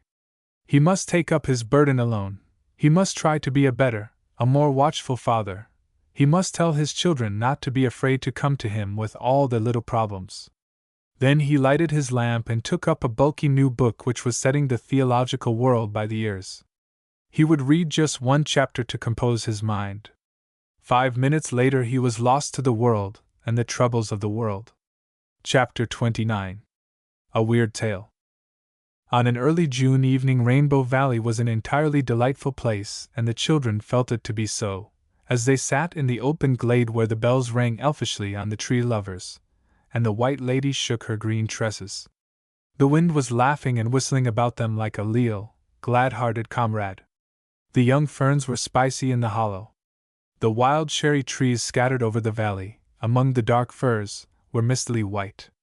The robins were whistling over in the maples behind Ingleside. Beyond, on the slopes of the glen, were blossoming orchards, sweet and mystic and wonderful, veiled in dusk.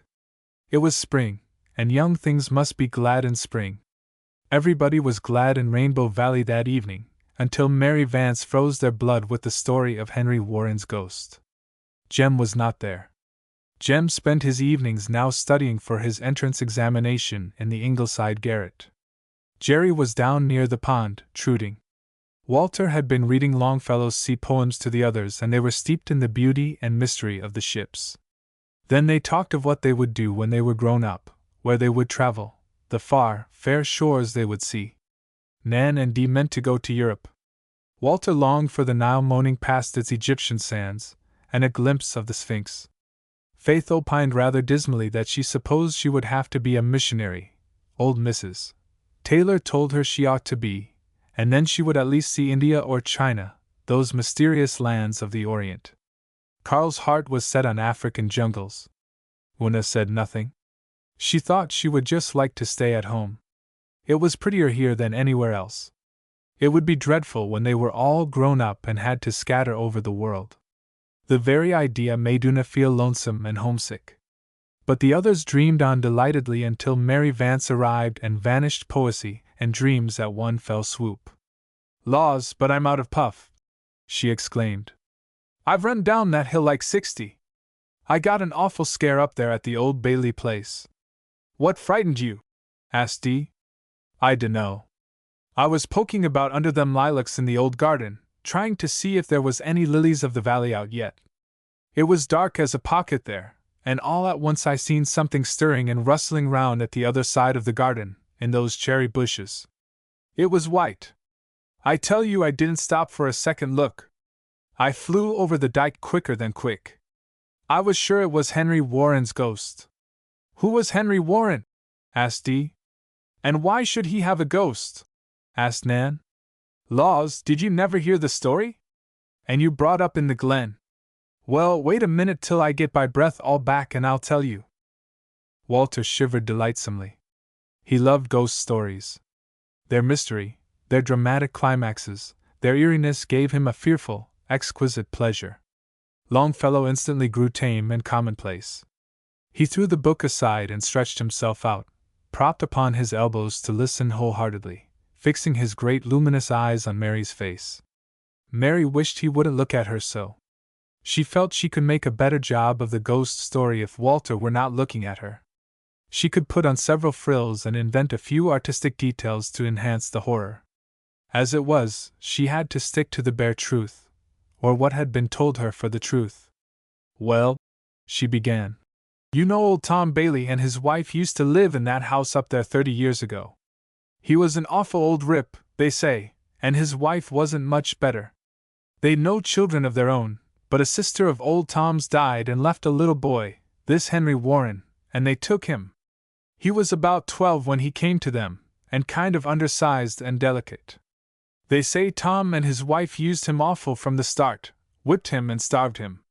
Folks said they wanted him to die so's they could get the little bit of money his mother had left for him. Henry didn't die right off, but he begun having fits, epileps, they call them, and he grew up kind of simple, till he was about 18. His uncle used to thrash him in that garden up there 'cause it was back of the house where no one could see him. But folks could hear, and they say it was awful sometimes hearing poor Henry plead with his uncle not to kill him. But nobody dared interfere 'cause old Tom was such a reprobate he'd have been sure to get square with them some way. He burned the barns of a man at Harbor Head who offended him. At last Henry died and his uncle and aunt give out he died in one of his fits, and that was all anybody ever knowed. But everybody said Tom had just up and killed him for keeps at last. And it wasn't long till it got around that Henry walked. That old garden was haunted. He was heard there at nights, moaning and crying. Old Tom and his wife got out, went out west, and never came back. The place got such a bad name nobody'd buy or rent it. That's why it's all gone to ruin. That was 30 years ago, but Henry Warren's ghost haunts it yet. Do you believe that? Asked Nan scornfully. I don't. Well, good people have seen him, and heard him, retorted Mary. They say he appears and grovels on the ground and holds you by the legs and gibbers and moans like he did when he was alive. I thought of that as soon as I seen that white thing in the bushes and thought if it caught me like that and moaned I'd drop down dead on the spot. So I cut and run. It mightn't have been his ghost, but I wasn't going to take any chances with a hauntee. It was likely old Mrs. Stimson's white calf, laughed Dee. It pastures in that garden, I've seen it. Maybe so. But I'm not going home through the Bailey garden any more. Here's Jerry with a big string of trout, and it's my turn to cook them. Jem and Jerry both say I'm the best cook in the glen. And Cornelia told me I could bring up this batch of cookies. I all but dropped them when I saw Henry's ghost. Jerry hooted when he heard the ghost story, which Mary repeated as she fried the fish, touching it up a trifle or so, since Walter had gone to help Faith to set the table. It made no impression on Jerry, but Faith and Una and Carl had been secretly much frightened, though they would never have given in to it. It was all right as long as the others were with them in the valley, but when the feast was over and the shadows fell they quaked with remembrance. Jerry went up to Ingleside with the Blythes to see Jem about something, and Mary Vance went around that way home. So Faith and Una and Carl had to go back to the manse alone. They walked very close together, and gave the old Bailey garden a wide berth. They did not believe that it was haunted, of course, but they would not go near it for all that. Chapter 30. The Ghost on the Dike. Somehow, Faith and Carl and Una could not shake off the hold which the story of Henry Warren's ghost had taken upon their imaginations. They had never believed in ghosts. Ghost tales they had heard aplenty. Mary Vance had told some far more blood-curdling than this, but those tales were all of places and people and spooks far away and unknown. After the first half-awful, half-pleasant thrill of awe and terror, they thought of them no more. But this story came home to them. The Old Bailey garden was almost at their very door, almost in their beloved Rainbow Valley. They had passed and repassed it constantly. They had hunted for flowers in it. They had made short cuts through it when they wished to go straight from the village to the valley. But never again. After the night when Mary Vance told them its gruesome tale, they would not have gone through or near it on pain of death. Death. What was death compared to the unearthly possibility of falling into the clutches of Henry Warren's groveling ghost? One warm July evening the three of them were sitting under the tree lovers, feeling a little lonely. Nobody else had come near the valley that evening. Jem Blythe was away in Charlottetown, writing on his entrance examinations. Jerry and Walter Blythe were off for a sail on the harbor with old Captain Crawford. Nan and Dee and Rilla and Shirley had gone down the harbor road to visit Kenneth and Persis Ford, who had come with their parents for a flying visit to the little old house of dreams. Nan had asked Faith to go with them, but Faith had declined. She would never have admitted it, but she felt a little secret jealousy of Persis Ford, concerning whose wonderful beauty and city glamour she had heard a great deal. No, she wasn't going to go down there and play second fiddle to anybody. She and Una took their story books to Rainbow Valley and read, while Carl investigated bugs along the banks of the brook, and all three were happy until they suddenly realized that it was twilight and that the Old Bailey garden was uncomfortably nearby. Carl came and sat down close to the girls. They all wished they had gone home a little sooner, but nobody said anything. Great, velvety, purple clouds heaped up in the west and spread over the valley. There was no wind and everything was suddenly, strangely, dreadfully still. The marsh was full of thousands of fireflies. Surely some fairy parliament was being convened that night. Altogether, Rainbow Valley was not a canny place just then. Faith looked fearfully up the valley to the Old Bailey garden. Then, if anybody's blood ever did freeze, Faith Meredith certainly froze at that moment.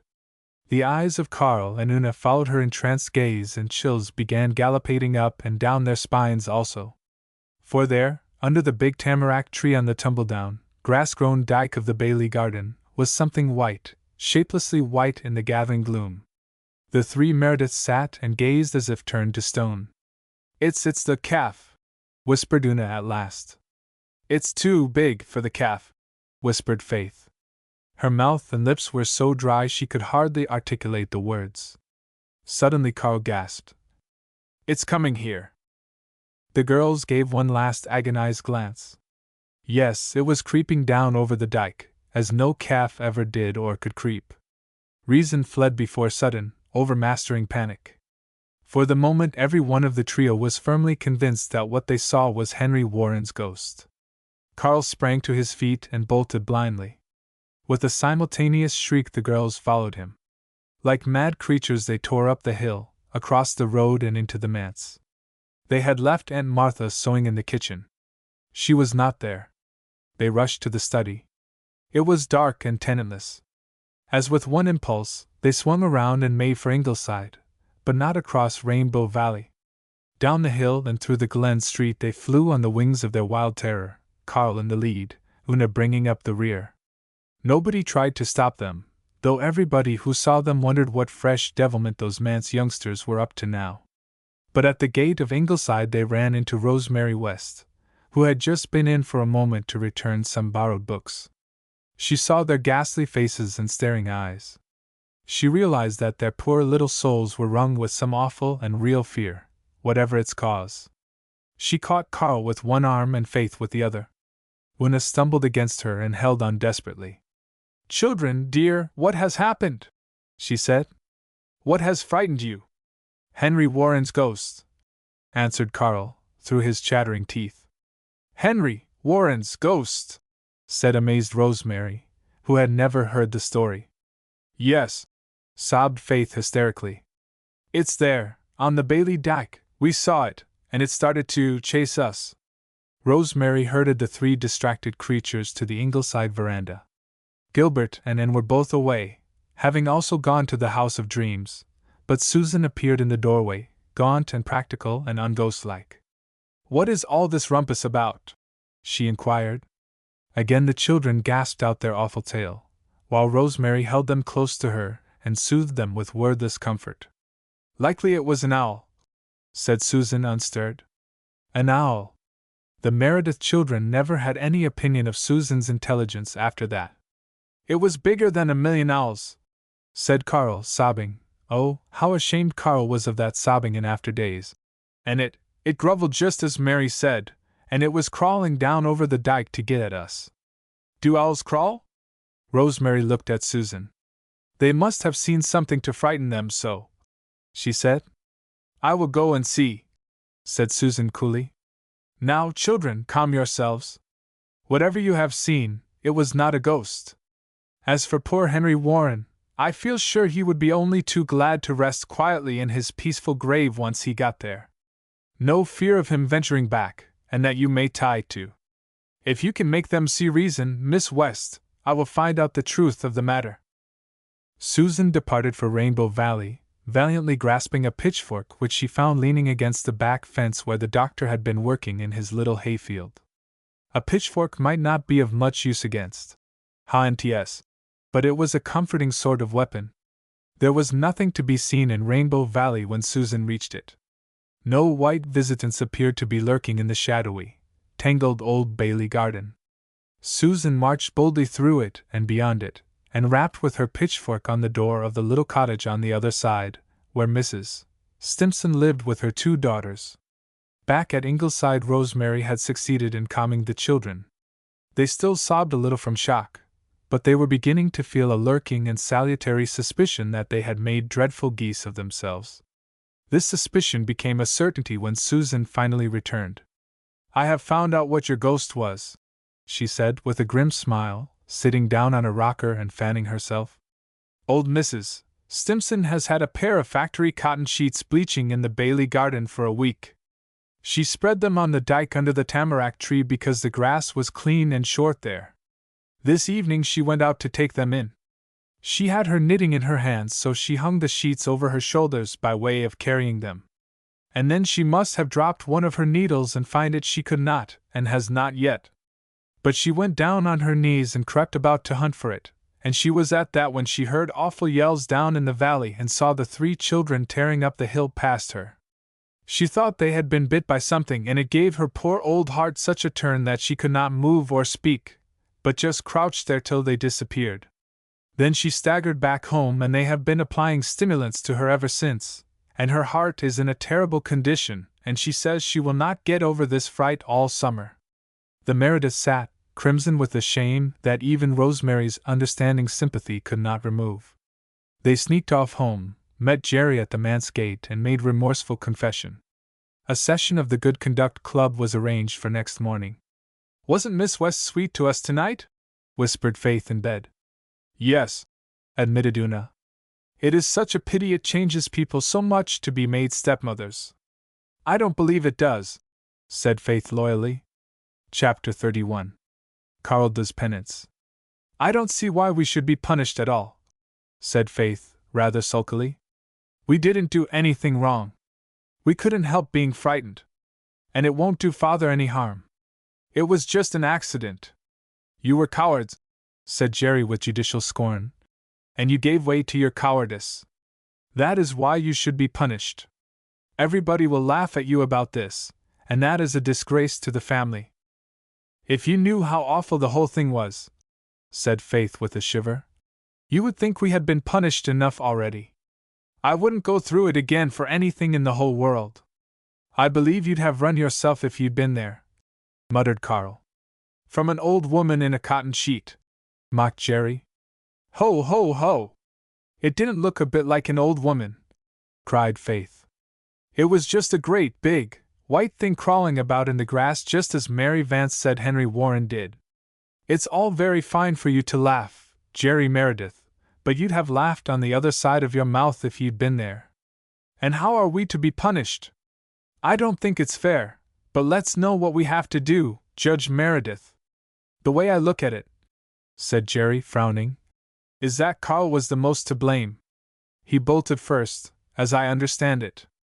Besides, he was a boy, so he should have stood his ground to protect you girls, whatever the danger was. You know that, Carl, don't you? I suppose so, growled Carl shamefacedly. Very well. This is to be your punishment. Tonight you'll sit on Mr. Hezekiah Pollock's tombstone in the graveyard alone, until 12 o'clock. Carl gave a little shudder. The graveyard was not so very far from the Old Bailey garden. It would be a trying ordeal, but Carl was anxious to wipe out his disgrace and prove that he was not a coward after all. All right, he said sturdily. But how'll I know when it is 12? The study windows are open and you'll hear the clock striking. And mind you that you are not to budge out of that graveyard until the last stroke. As for you girls, you've got to go without jam at supper for a week. Faith and Una looked rather blank.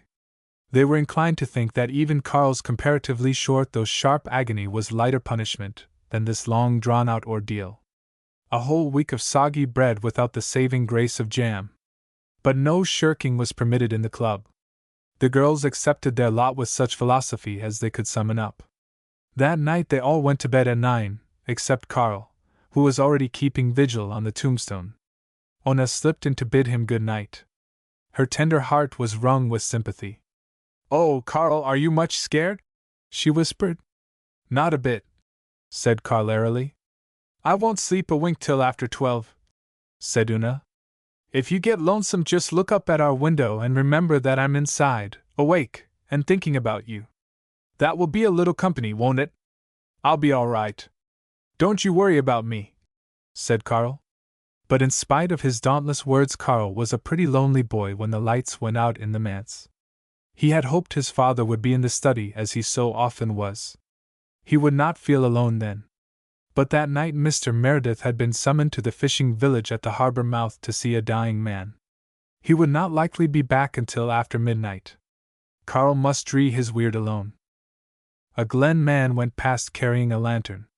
The mysterious shadows caused by the lantern light went hurtling madly over the graveyard like a dance of demons or witches.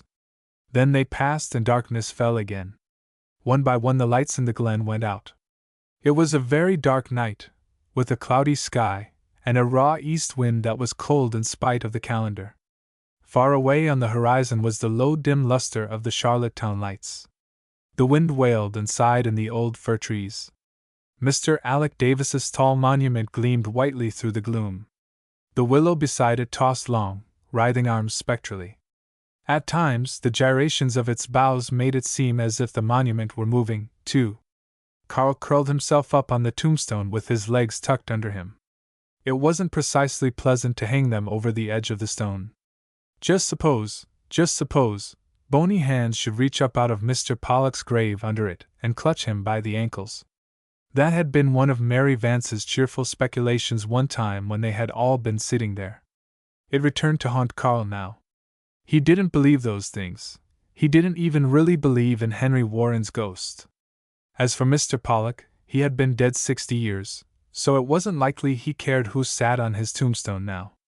But there is something very strange and terrible in being awake when all the rest of the world is asleep. You are alone then with nothing but your own feeble personality to pit against the mighty principalities and powers of darkness. Carl was only 10 and the dead were all around him, and he wished, he wished that the clock would strike 12. Would it never strike 12? Surely Aunt Martha must have forgotten to wind it. And then it struck 11, only 11. He must stay yet another hour in that grim place. If only there were a few friendly stars to be seen. The darkness was so thick it seemed to press against his face. There was a sound as of stealthy passing footsteps all over the graveyard. Carl shivered, partly with prickling terror, partly with real cold.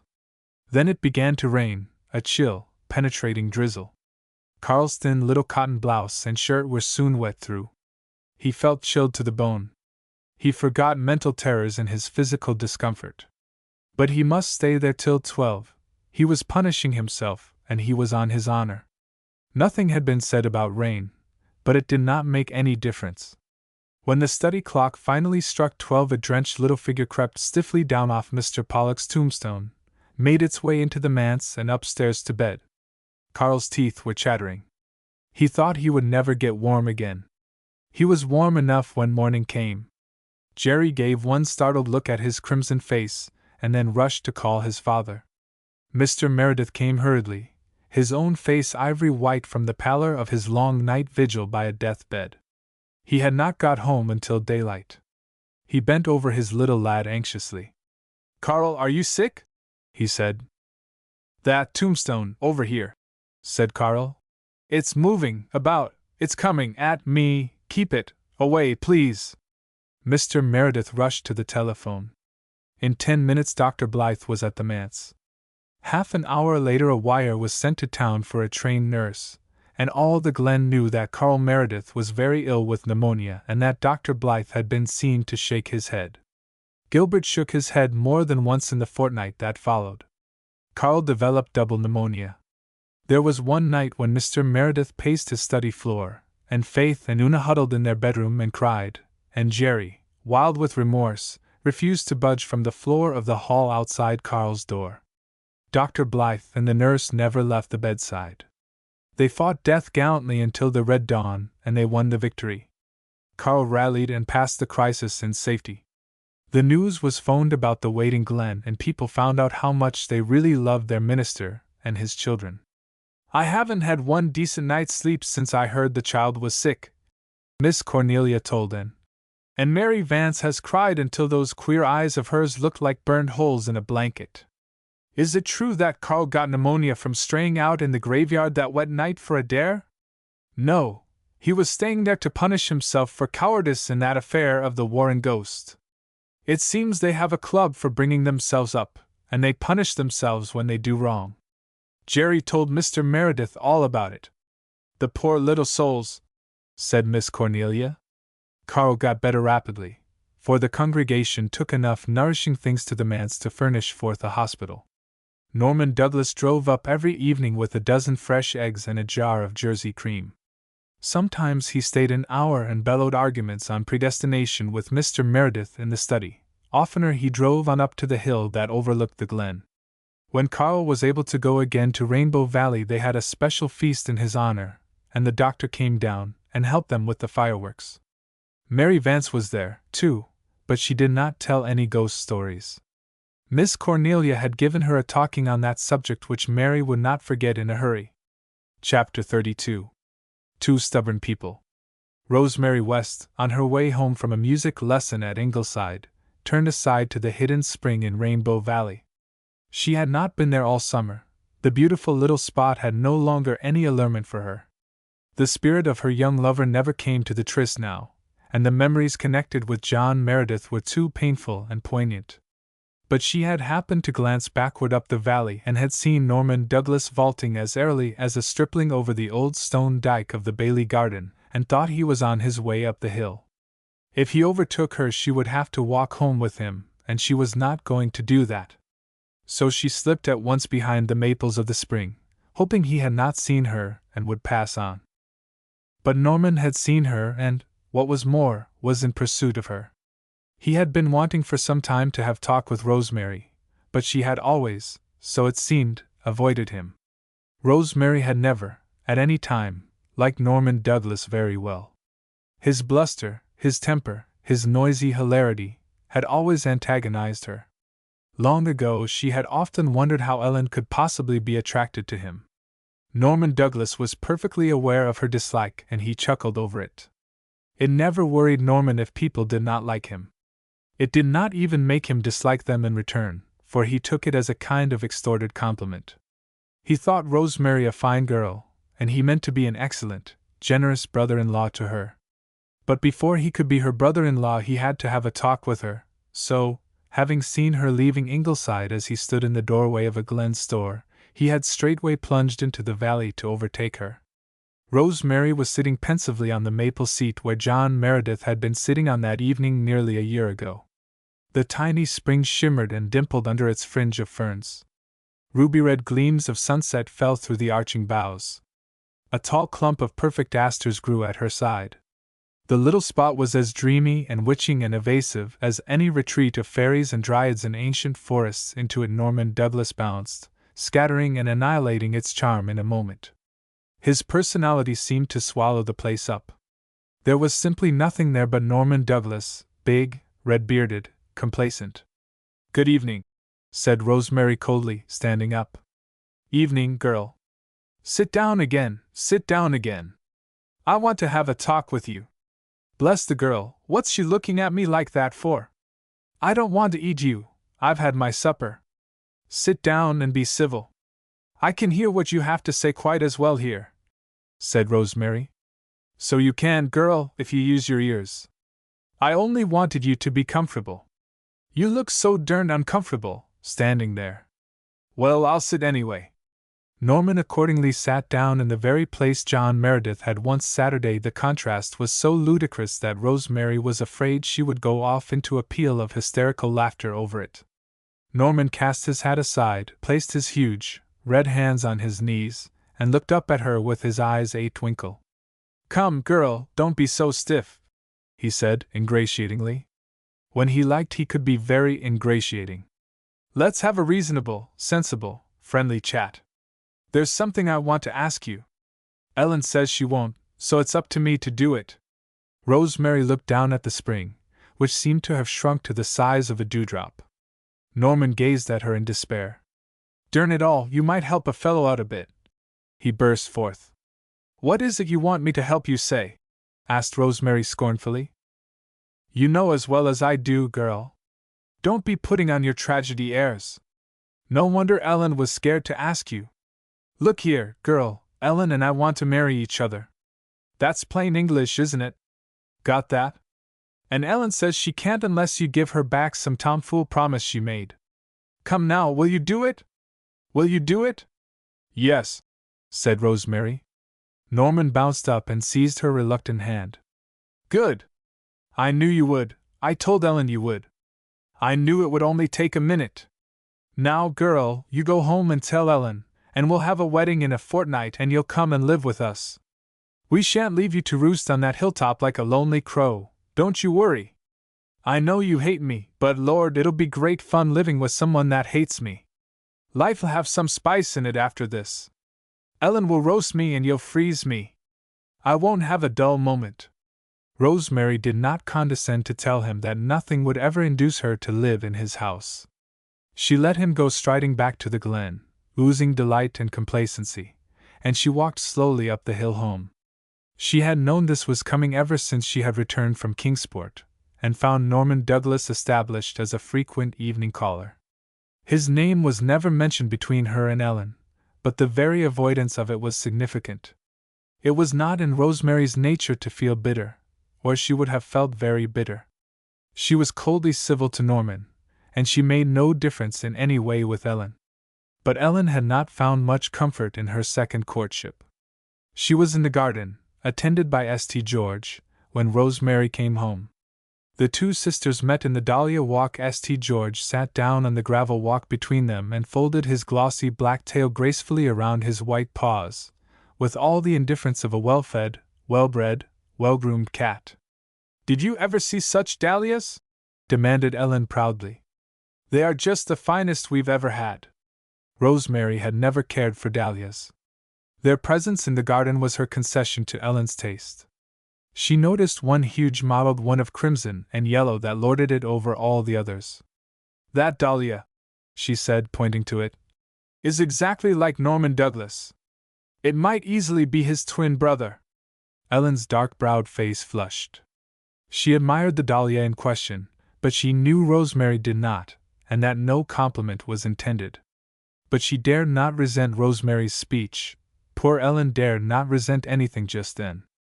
And it was the first time Rosemary had ever mentioned Norman's name to her. She felt that this portended something. "I met Norman Douglas in the valley," said Rosemary, looking straight at her sister, "and he told me you and he wanted to be married, if I would give you permission." "Yes? What did you say?" asked Ellen, trying to speak naturally and offhandedly, and failing completely. She could not meet Rosemary's eyes.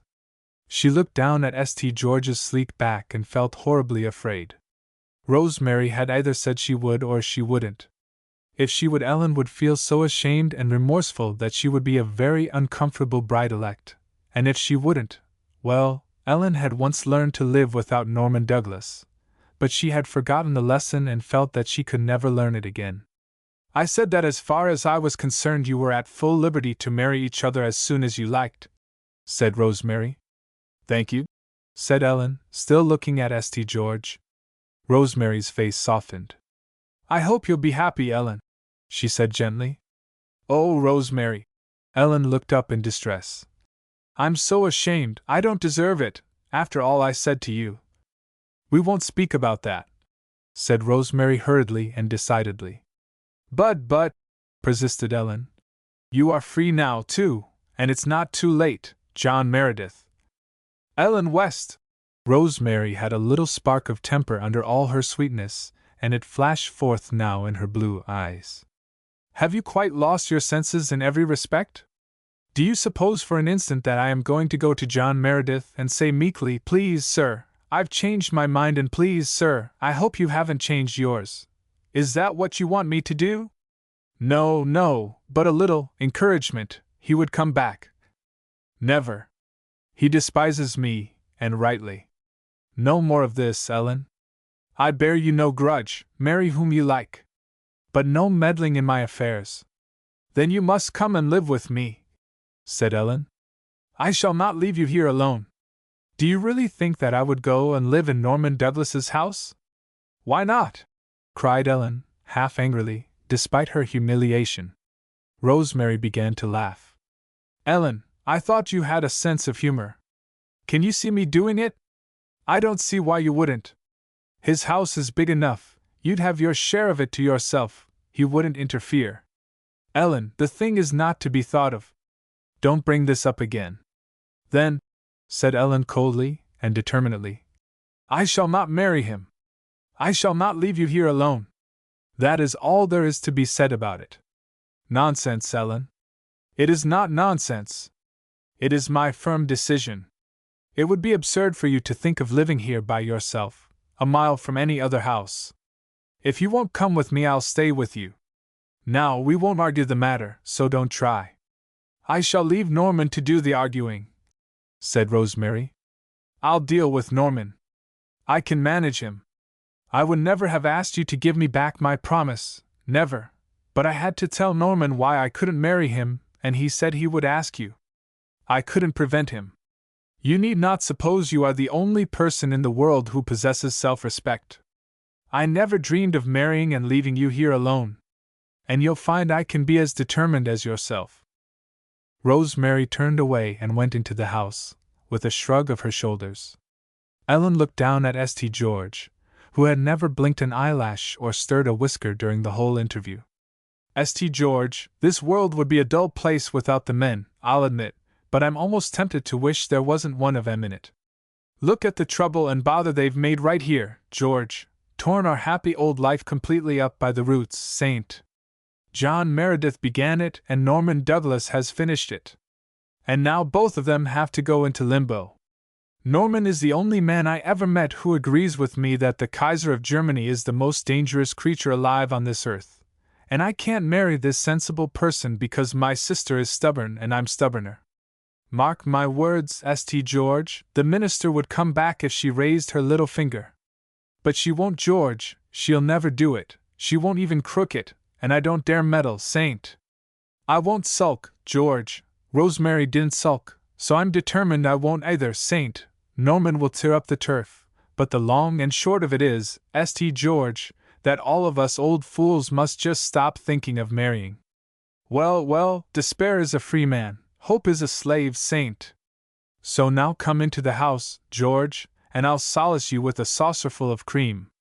Then there will be one happy and contented creature on this hill at least. Chapter 33. Carl is not whipped.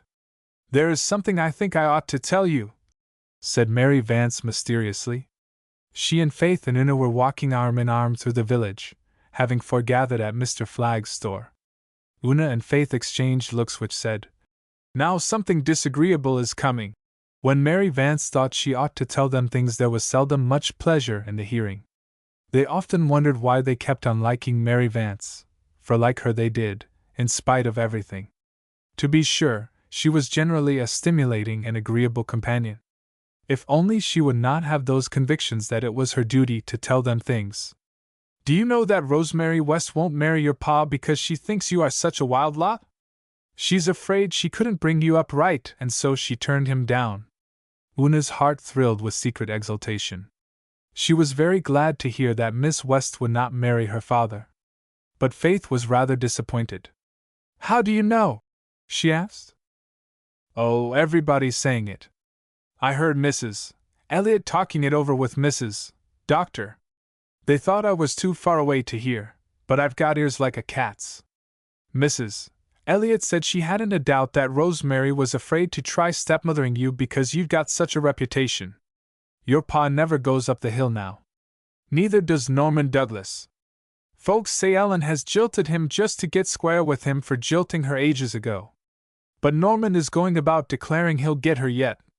And I think you ought to know you've spoiled your pa's match, and I think it's a pity, for he's bound to marry somebody before long, and Rosemary West would have been the best wife I know of for him. You told me all stepmothers were cruel and wicked, said Una. Oh, well, said Mary rather confusedly. They're mostly awful cranky, I know. But Rosemary West couldn't be very mean to anyone. I tell you, if your pa turns round and marries Emmeline Drew, you'll wish you'd behaved yourselves better and not frightened Rosemary out of it. It's awful that you've got such a reputation that no decent woman will marry your pa on account of you. Of course, I know that half the yarns that are told about you ain't true. But give a dog a bad name.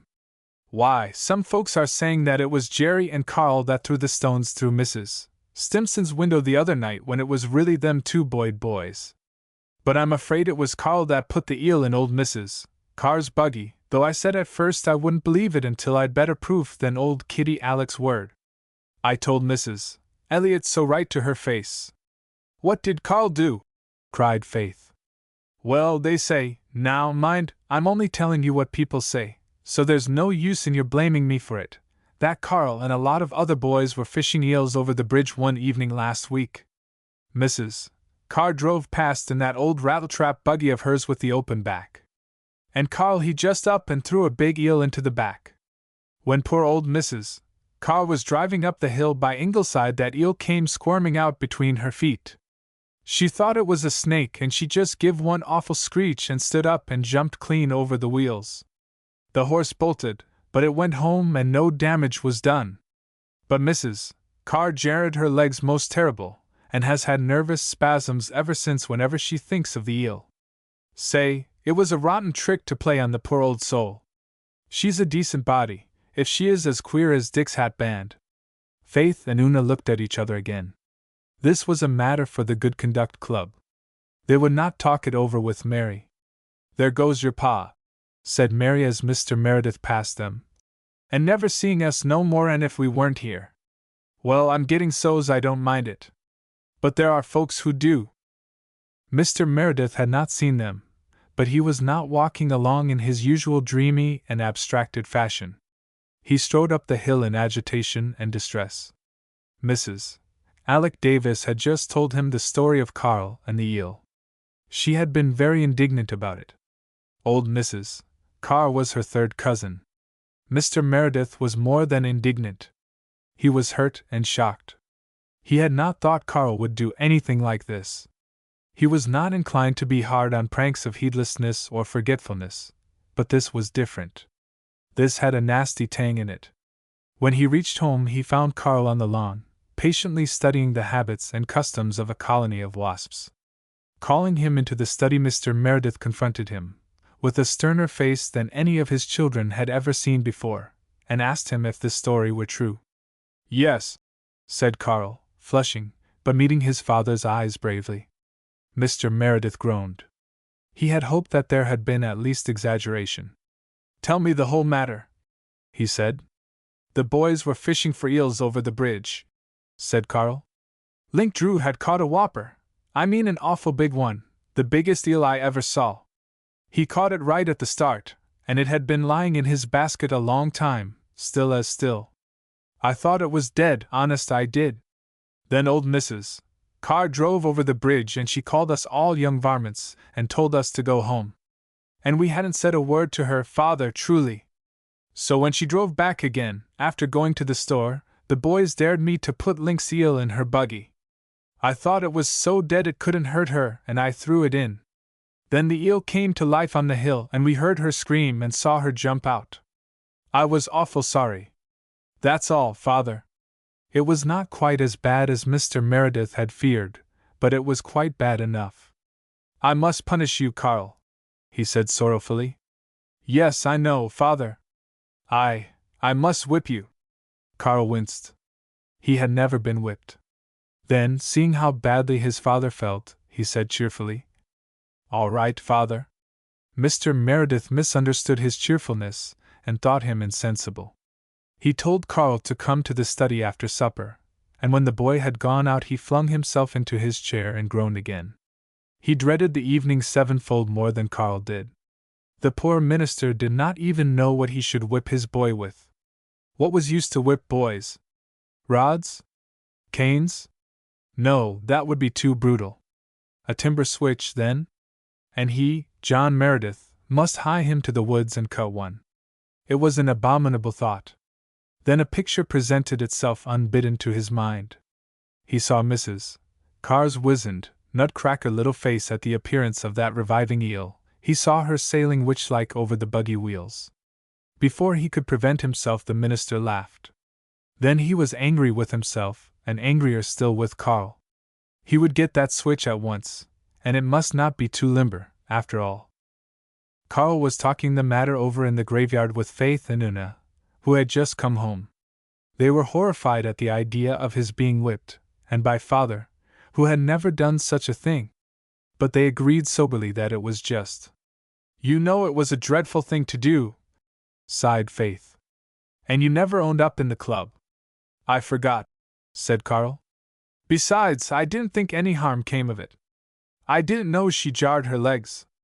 But I'm to be whipped, and that will make things square. Will it hurt very much? Said Una, slipping her hand into Carl's. Oh, not so much, I guess, said Carl gamely. Anyhow, I'm not going to cry, no matter how much it hurts.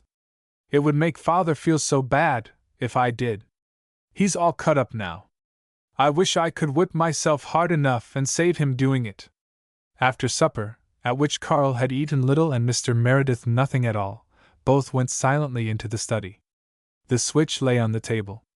Mr. Meredith had had a bad time getting a switch to suit him. He cut one, then felt it was too slender. Carl had done a really indefensible thing. Then he cut another. It was far too thick. After all, Carl had thought the eel was dead. The third one suited him better, but as he picked it up from the table it seemed very thick and heavy, more like a stick than a switch. Hold out your hand, he said to Carl. Carl threw back his head and held out his hand unflinchingly.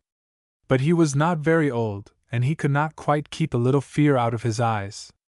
Mr. Meredith looked down into those eyes. Why, they were Cecilia's eyes, her very eyes, and in them was the self-same expression he had once seen in Cecilia's eyes when she had come to him to tell him something she had been a little afraid to tell him. Here were her eyes in Carl's little, white face, and 6 weeks ago he had thought, through one endless, terrible night, that his little lad was dying. John Meredith threw down the switch.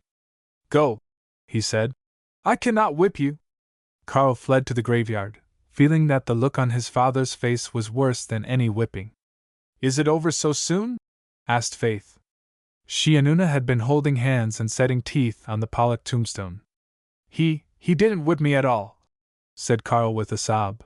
And I wish he had, and he's in there, feeling just awful. Una slipped away. Her heart yearned to comfort her father. As noiselessly as a little gray mouse she opened the study door and crept in. The room was dark with twilight. Her father was sitting at his desk. His back was towards her, his head was in his hands. He was talking to himself, broken, anguished words, but Una heard and understood, with the sudden illumination that comes to sensitive, unmothered children. As silently as she had come in she slipped out and closed the door. John Meredith went on talking out his pain in what he deemed his undisturbed solitude. Chapter 34. Una visits the hill. Una went upstairs. Carl and Faith were already on their way through the early moonlight to Rainbow Valley, having heard there from the elfin lilt of Jerry's Jew's harp and having guessed that the Blythes were there and fun afoot. Una had no wish to go. She sought her own room first, where she sat down on her bed and had a little cry. She did not want anybody to come in her dear mother's place. She did not want a stepmother who would hate her and make her father hate her. But father was so desperately unhappy, and if she could do anything to make him happier, she must do it. There was only one thing she could do, and she had known the moment she had left the study that she must do it. But it was a very hard thing to do. After Una cried her heart out, she wiped her eyes and went to the spare room. It was dark and rather musty, for the blind had not been drawn up nor the window opened for a long time. Aunt Martha was no fresh air fiend. But as nobody ever thought of shutting a door in the manse, this did not matter so much, save when some unfortunate minister came to stay all night and was compelled to breathe the spare room atmosphere. There was a closet in the spare room, and far back in the closet a gray silk dress was hanging. Una went into the closet and shut the door, went down on her knees and pressed her face against the soft silken folds. It had been her mother's wedding dress. It was still full of a sweet, faint, haunting perfume, like lingering love. Una always felt very close to her mother there, as if she were kneeling at her feet with head in her lap. She went there once in a long while when life was too hard. "Mother," she whispered to the gray silk gown, "I will never forget you, Mother, and I'll always love you best.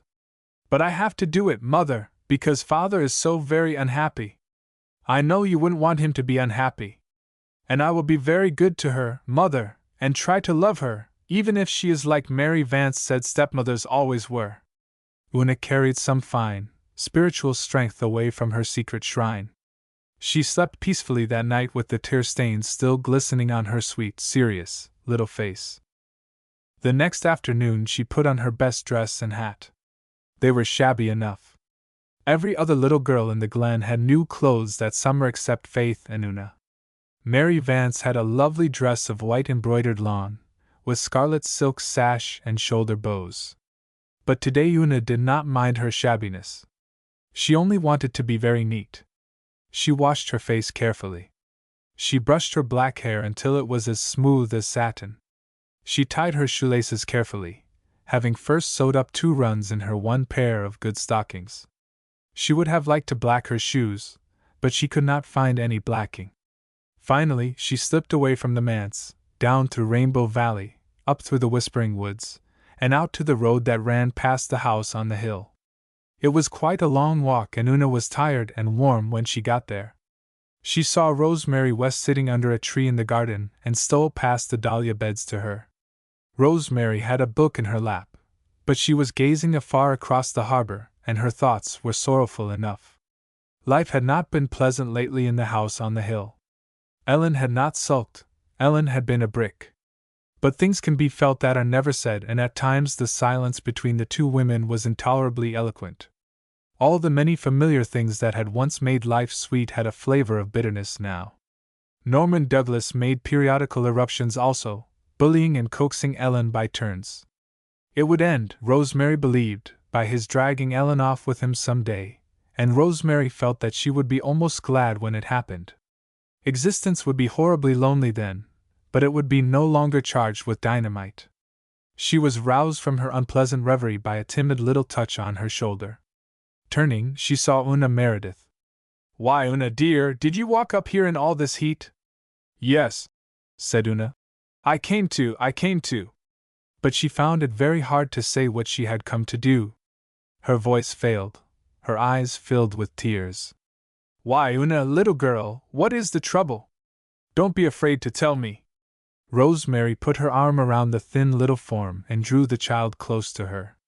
Her eyes were very beautiful, her touch so tender that Una found courage. "I came to ask you to marry Father," she gasped. Rosemary was silent for a moment from sheer dumbfounderment. She stared at Una blankly. "Oh, don't be angry, please, dear Miss West," said Una, pleadingly. "You see, everybody is saying that you wouldn't marry Father because we are so bad. He is very unhappy about it. So I thought I would come and tell you that we are never bad on purpose. And if you will only marry father, we will all try to be good and do just what you tell us. I'm sure you won't have any trouble with us. Please, Miss West. Rosemary had been thinking rapidly. Gossiping surmise, she saw, had put this mistaken idea into Una's mind. She must be perfectly frank and sincere with the child. Una, dear, she said softly, it isn't because of you poor little souls that I cannot be your father's wife. I never thought of such a thing. You are not bad, I never supposed you were. There was another reason altogether, Una. Don't you like father? Asked Una, lifting reproachful eyes. Oh, Miss West, you don't know how nice he is. I'm sure he'd make you a good husband. Even in the midst of her perplexity and distress, Rosemary couldn't help a twisted, little smile. Oh, don't laugh, Miss West, Una cried passionately. Father feels dreadful about it. I think you're mistaken, dear, said Rosemary. I'm not. I'm sure I'm not. Oh, Miss West, father was going to whip Carl yesterday. Carl had been naughty, and father couldn't do it because you see he had no practice in whipping. So when Carl came out and told us father felt so bad, I slipped into the study to see if I could help him. He likes me to comfort him, Miss West, and he didn't hear me come in and I heard what he was saying. I'll tell you, Miss West, if you'll let me whisper it in your ear. Una whispered earnestly. Rosemary's face turned crimson. So John Meredith still cared. He hadn't changed his mind. And he must care intensely if he had said that, care more than she had ever supposed he did. She sat still for a moment, stroking Una's hair. Then she said, Will you take a little letter from me to your father, Una? Oh, are you going to marry him, Miss West? Asked Una eagerly. Perhaps, if he really wants me to, said Rosemary, blushing again. I'm glad, said Una bravely. Then she looked up, with quivering lips. Oh, Miss West, you won't turn father against us, you won't make him hate us, will you? She said beseechingly. Rosemary stared again. Una Meredith! Do you think I would do such a thing? Whatever put such an idea into your head? Mary Vance said stepmothers were all like that, and that they all hated their stepchildren and made their father hate them. She said they just couldn't help it, just being stepmothers made them like that. You poor child! And yet you came up here and asked me to marry your father because you wanted to make him happy? You're a darling, a heroine, as Ellen would say, you're a brick. Now listen to me, very closely, dearest. Mary Vance is a silly little girl who doesn't know very much, and she is dreadfully mistaken about some things. I would never dream of trying to turn your father against you. I would love you all dearly. I don't want to take your own mother's place, she must always have that in your hearts. But neither have I any intention of being a stepmother. I want to be your friend and helper and chum. Don't you think that would be nice, Una, if you and Faith and Carl and Jerry could just think of me as a good jolly chum, a big older sister? Oh, it would be lovely, cried Una, with a transfigured face. She flung her arms impulsively round Rosemary's neck. She was so happy that she felt as if she could fly on wings. Do the others, do Faith and the boys have the same idea you had about stepmothers? No, Faith never believed Mary Vance. I was dreadfully foolish to believe her, either. Faith loves you already, she has loved you ever since poor Adam was eaten. And Jerry and Carl will think it is jolly. Oh, Miss West, when you come to live with us, could you, teach me to cook a little, and sew, and do things? I don't know anything. I won't be much trouble, I'll try to learn fast. Darling, I'll teach you and help you all I can. Now, you won't say a word to anybody about this, will you, not even to Faith, until your father himself tells you may? And you'll stay and have tea with me? Oh, thank you, but I think I'd rather go right back and take the letter to father, faltered Una. You see, he'll be glad that much sooner, Miss West. I see, said Rosemary. She went to the house, wrote a note and gave it to Una. When that small damsel had run off, a palpitating bundle of happiness, Rosemary went to Ellen, who was shelling peas on the back porch. Ellen, she said, Una Meredith has just been here to ask me to marry her father. Ellen looked up and read her sister's face. And you're going to? she said. It's quite likely. Ellen went on shelling peas for a few minutes. Then she suddenly put her hands up to her own face. There were tears in her black-browed eyes. I hope we'll all be happy, she said between a sob and a laugh. Down at the manse Una Meredith, warm, rosy, triumphant, marched boldly into her father's study and laid a letter on the desk before him. His pale face flushed as he saw the clear, fine handwriting he knew so well. He opened the letter. It was very short, but he shed 20 years as he read it. Rosemary asked him if he could meet her that evening at sunset by the spring in Rainbow Valley. Chapter 35. Let the piper come. And so, said Miss Cornelia, the double wedding is to be sometime about the middle of this month. There was a faint chill in the air of the early September evening, so Anne had lighted her ever-ready fire of driftwood in the big living room, and she and Miss Cornelia basked in its fairy flicker. It is so delightful, especially in regard to Mr. Meredith and Rosemary, said Anne. I'm as happy in the thought of it as I was when I was getting married myself. I felt exactly like a bride again last evening when I was up on the hill seeing Rosemary's trousseau. They tell me her things are fine enough for a princess, said Susan from a shadowy corner where she was cuddling her brown boy. I have been invited up to see them also, and I intend to go some evening. I understand that Rosemary is to wear white silk and a veil, but Ellen is to be married in navy blue. I have no doubt, Mrs. Dr. dear, that is very sensible of her, but for my own part one have always felt that if I were ever married I would prefer the white and the veil, as being more bride-like.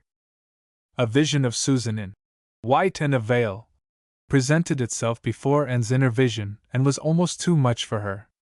As for Mr. Meredith, said Miss Cornelia, even his engagement has made a different man of him. He isn't half so dreamy and absent-minded, believe me. I was so relieved when I heard that he had decided to close the manse and let the children visit round while he was away on his honeymoon. If he had left them and old Aunt Martha there alone for a month I should have expected to wake every morning and see the place burned down. Aunt Martha and Jerry are coming here, said Anne. Carl is going to Elder Clow's. I haven't heard where the girls are going. Oh, I'm going to take them, said Miss Cornelia. Of course, I was glad to, but Mary would have given me no peace till I asked them anyway. The ladies' aid is going to clean the manse from top to bottom before the bride and groom come back, and Norman Douglas has arranged to fill the cellar with vegetables. Nobody ever saw or heard anything quite like Norman Douglas these days, believe me. He's so tickled that he's going to marry Ellen West after wanting her all his life. If I was Ellen, but then I'm not, and if she is satisfied I can very well be. I heard her say years ago when she was a schoolgirl that she didn't want a tame puppy for a husband. There's nothing tame about Norman, believe me. The sun was setting over Rainbow Valley. The pond was wearing a wonderful tissue of purple and gold and green and crimson. A faint blue haze rested on the eastern hill, over which a great, pale, round moon was just floating up like a silver bubble. They were all there, squatted in the little open glade, Faith and Una, Jerry and Carl, Jem and Walter, Nan and Dee, and Mary Vance. They had been having a special celebration, for it would be Jem's last evening in Rainbow Valley. On the morrow he would leave for Charlottetown to attend Queen's Academy. Their charmed circle would be broken, and in spite of the jollity of their little festival, there was a hint of sorrow in every gay young heart. See, there is a great golden palace over there in the sunset, said Walter, pointing. Look at the shining tower, and the crimson banners streaming from them. Perhaps a conqueror is riding home from battle, and they are hanging them out to do honor to him. Oh, I wish we had the old days back again, exclaimed Jem. I'd love to be a soldier, a great, triumphant general. I'd give everything to see a big battle. Well, Jem was to be a soldier and see a greater battle than had ever been fought in the world, but that was as yet far in the future, and the mother, whose firstborn son he was wont to look on her boys and thank God that the brave days of old, which Jem longed for, were gone forever, and that never would it be necessary for the sons of Canada to ride forth to battle for the ashes of their fathers and the temples of their gods. The shadow of the great conflict had not yet made felt any forerunner of its chill. The lads who were to fight, and perhaps fall, on the fields of France and Flanders, Gallipoli and Palestine, were still roguish schoolboys with a fair life in prospect before them. The girls whose hearts were to be wrung were yet fair little maidens a-star with hopes and dreams. Slowly the banners of the sunset city gave up their crimson and gold. Slowly the conqueror's pageant faded out. Twilight crept over the valley and the little group grew silent. Walter had been reading again that day in his beloved book of myths, and he remembered how he had once fancied the Pied Piper coming down the valley on an evening just like this. He began to speak dreamily, partly because he wanted to thrill his companions a little, partly because something apart from him seemed to be speaking through his lips. "The Piper is coming nearer," he said. "He is nearer than he was that evening I saw him before. His long, shadowy cloak is blowing around him. He pipes, and we must follow, Jem and Carl and Jerry and I, round and round the world. Listen, listen, can't you hear his wild music?" The girls shivered. "You know you're only pretending," protested Mary Vance. "And I wish you wouldn't. You make it too real. I hate that old piper of yours." But Jem sprang up with a gay laugh. He stood up on a little hillock, tall and splendid, with his open brow and his fearless eyes. There were thousands like him all over the land of the maple. "Let the piper come and welcome," he cried, waving his hand. "I'll follow him gladly round and round the world."